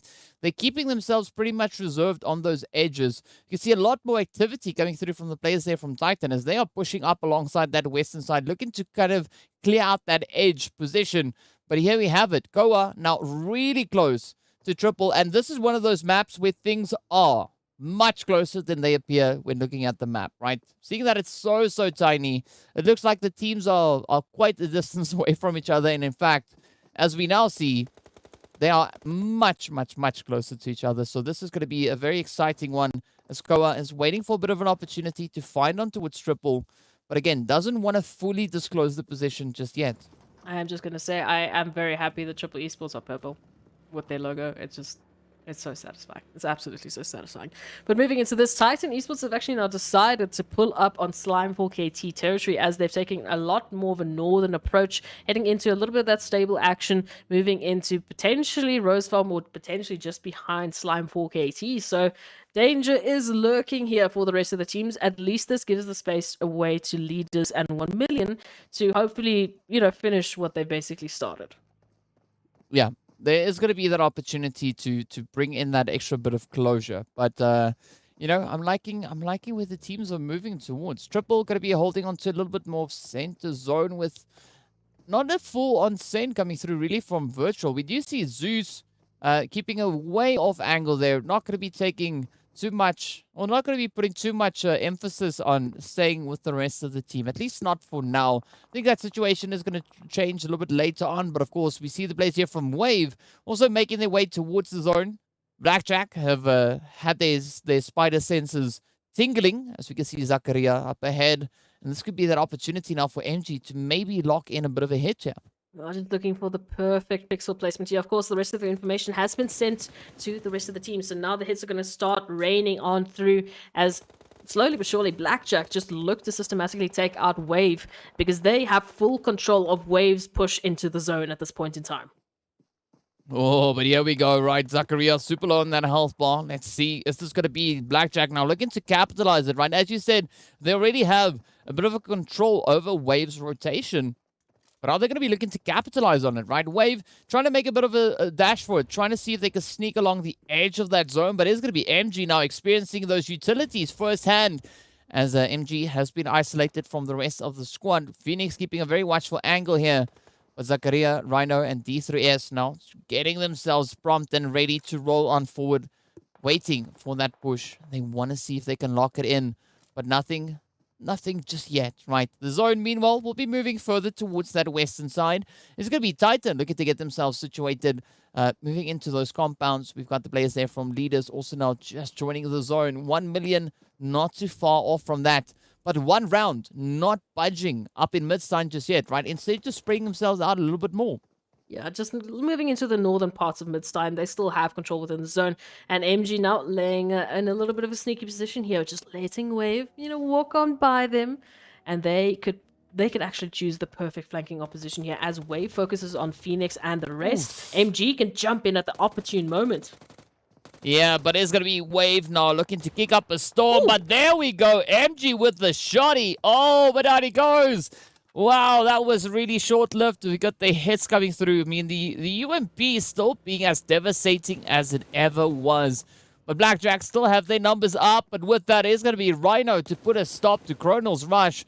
Zaynel still in the vehicle. Still has a potential play to be made here. But there's going to be a very risky rotation. We can see VST just off in the distance. There we go. The shot is coming out once again. It is going to be Blackjack to get taken down next. And we are down to our final 10 teams.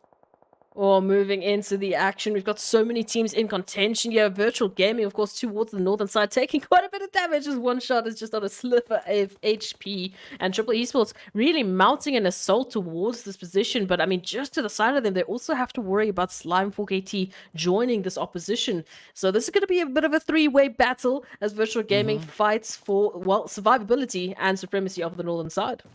Yeah, it was a bit of a slow start to this match, but now as we're getting deeper and deeper into Livik, right, we are about to see where that fourth phase will be taking us, and this is where the pressure and the tension is starting to grow as we have the players from Virtual creeping in alongside Triple Slime just up towards the north, but the zone is yet to be decided. It's going to be sticking over towards this eastern side, and that bridge is going to be prime real estate, at least the compounds just to the west of it. But it's going to be a pretty tough run, at least now for M7 from the side there of Triple, as they are being met with the shots coming through here from Virtual Gaming. And I'm loving these pushes, right? But Slime can be looking to capitalize on a bit of an opportunity, just sneaking their way closer and closer to the zone. Absolutely. As we move on through Titans, of course, also have to make a trip through right past Leaders and 1 Million, who still haven't yet finished it. But we'll talk about that later. Virtual Gaming now, on the other hand, is taking so much damage from Triple Esports. Wow. And I mean, this is going to be quite a bit of pressure on Triple now. Virtual Gaming looking to find that push, looking to find that angle to get themselves re-established, moving into the zone. Blue zone is going to be closing up within the next few seconds.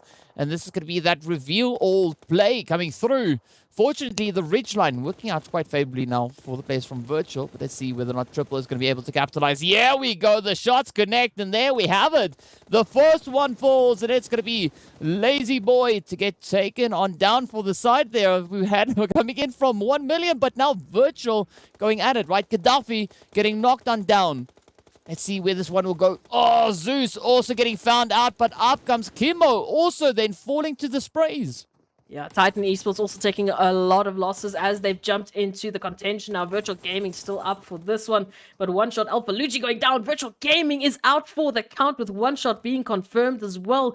So now Triple Esports will lick their they'll lick their wounds. Wow, English, and head into the north. Their loons, yes, and head into the northern part of the zone. In the meanwhile, Myth, VST, and one round of fighting for control points of that southern part of the zone. Yeah, but we do see the players there from Slime 4KT looking to just come bulldozing on forward. Meanwhile, Myth trying to keep up their possession off the edge of zone, but they are going to be challenged by one round and VST coming in from multiple angles. We also see the players there from Triple way off in the distance. They're not too far away, just a few meters on the opposite end of that zone. But look at this one round now, feeling the pressure there as they are getting picked up by Myth. Moment keeping a very steady position on E-Flex, waiting for the opportunity, but Knight could get eliminated pretty soon. Meanwhile, Leaders Esports now having to pack up their bags. But here we have it, right? VST just on the very edge of zone, waiting in anticipation to see what the players from Myth are going to be bringing in. Absolutely, moving into that southern part of the zone. VST taking a bit of a split approach here, 2 within zone 2, just on the outskirts. But of course, Slime 4KT now getting the focus from Myth. So VST, they have a little bit of time to work with. In the meanwhile, Myth making a lot of noise, focusing on Slime 4KT. Yeah, Myth now looking to be a bit of a pain in the back end here as they move on forward, finding those sprays. Goa about to get challenged as we have Rhino rushing on forward. But let's see, well, that's M7 rather. Let's see will they be able to close this one out. Oh, finds a bit of a cheeky spray, quite a bit of damage to getting secured. Oh, the rush on the window. There we go. One down, two down. Goa sticking to the gun skills here, trying to lock in both eliminations, succeeds in doing exactly that. But now it's going to be the rest of Triple rushing on forward, looking to just avenge their fallen teammates. But it's going to be a very challenging position, especially now for Kamo and Black to make any substantial plays. If I was Triple Esports, I would want to get Koa out of this map as soon as possible, being an absolute thorn in their side, already picking up 2 and looking for a few more. Head is peeking out, and they are very happy to jump into the contention. 1 round in the meantime have been sent back into the lobby, and now Koa taking up the challenge of Triple Esports. Well, quite a bit of a challenge indeed, but let's see now. Kimo trying to send that nade over into its Skull. Oh, finds a bit of damage. So close. Up comes the quick. Connection.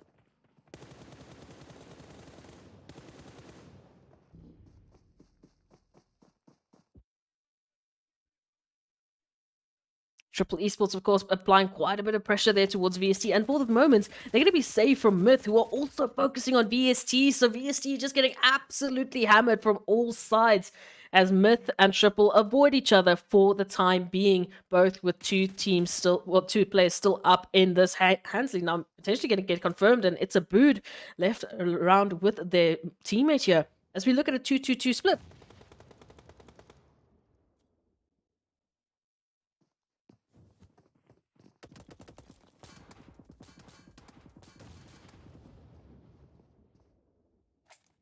And looking at this now, DK will join us in just a little moment, but VST now holding the line. They have managed to keep hold of their numbers. Triple Esports, of course, with 1 knockdown. It's a Bood now trying to just get some sort of a spacing here, and Black 7 is going to be left to their own devices to take on the likes of VST and Triple. Never mind. It's just going to be Myth and VST to hold the line.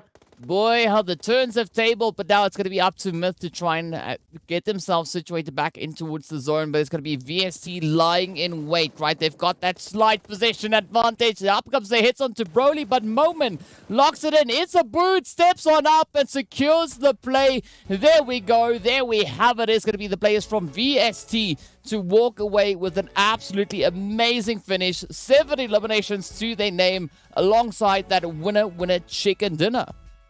Absolutely fantastic. So they're going to be picking up some massive bonus points. They're moving into into the finals later on. And fantastic work from them for managing that final position, because they were literally lost from every possible angle.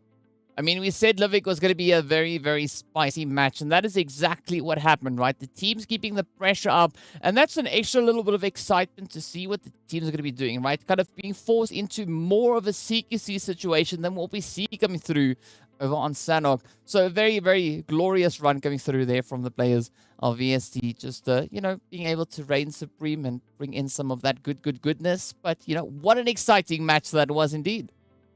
And that concludes our first week as well. So now we have all the ideas about how these bonus points are going to be applied to the teams, both from, just the top 20 in general, and of course that Livik game as well. So the teams are going to be absolutely thrilled moving into the next phase that they've already secured themselves a good portion of bonus points and a foundation for the finals. And yeah, I couldn't have expected this when we started this week, Tuesday, Wednesday. I was not thinking we were going to be talking about these people. Yeah, well, let's take a quick look at those match rankings to see how many points the teams were able to secure moving into Livik. Of course, VST coming in with their 17 points right there. 7 eliminations alongside the placement points.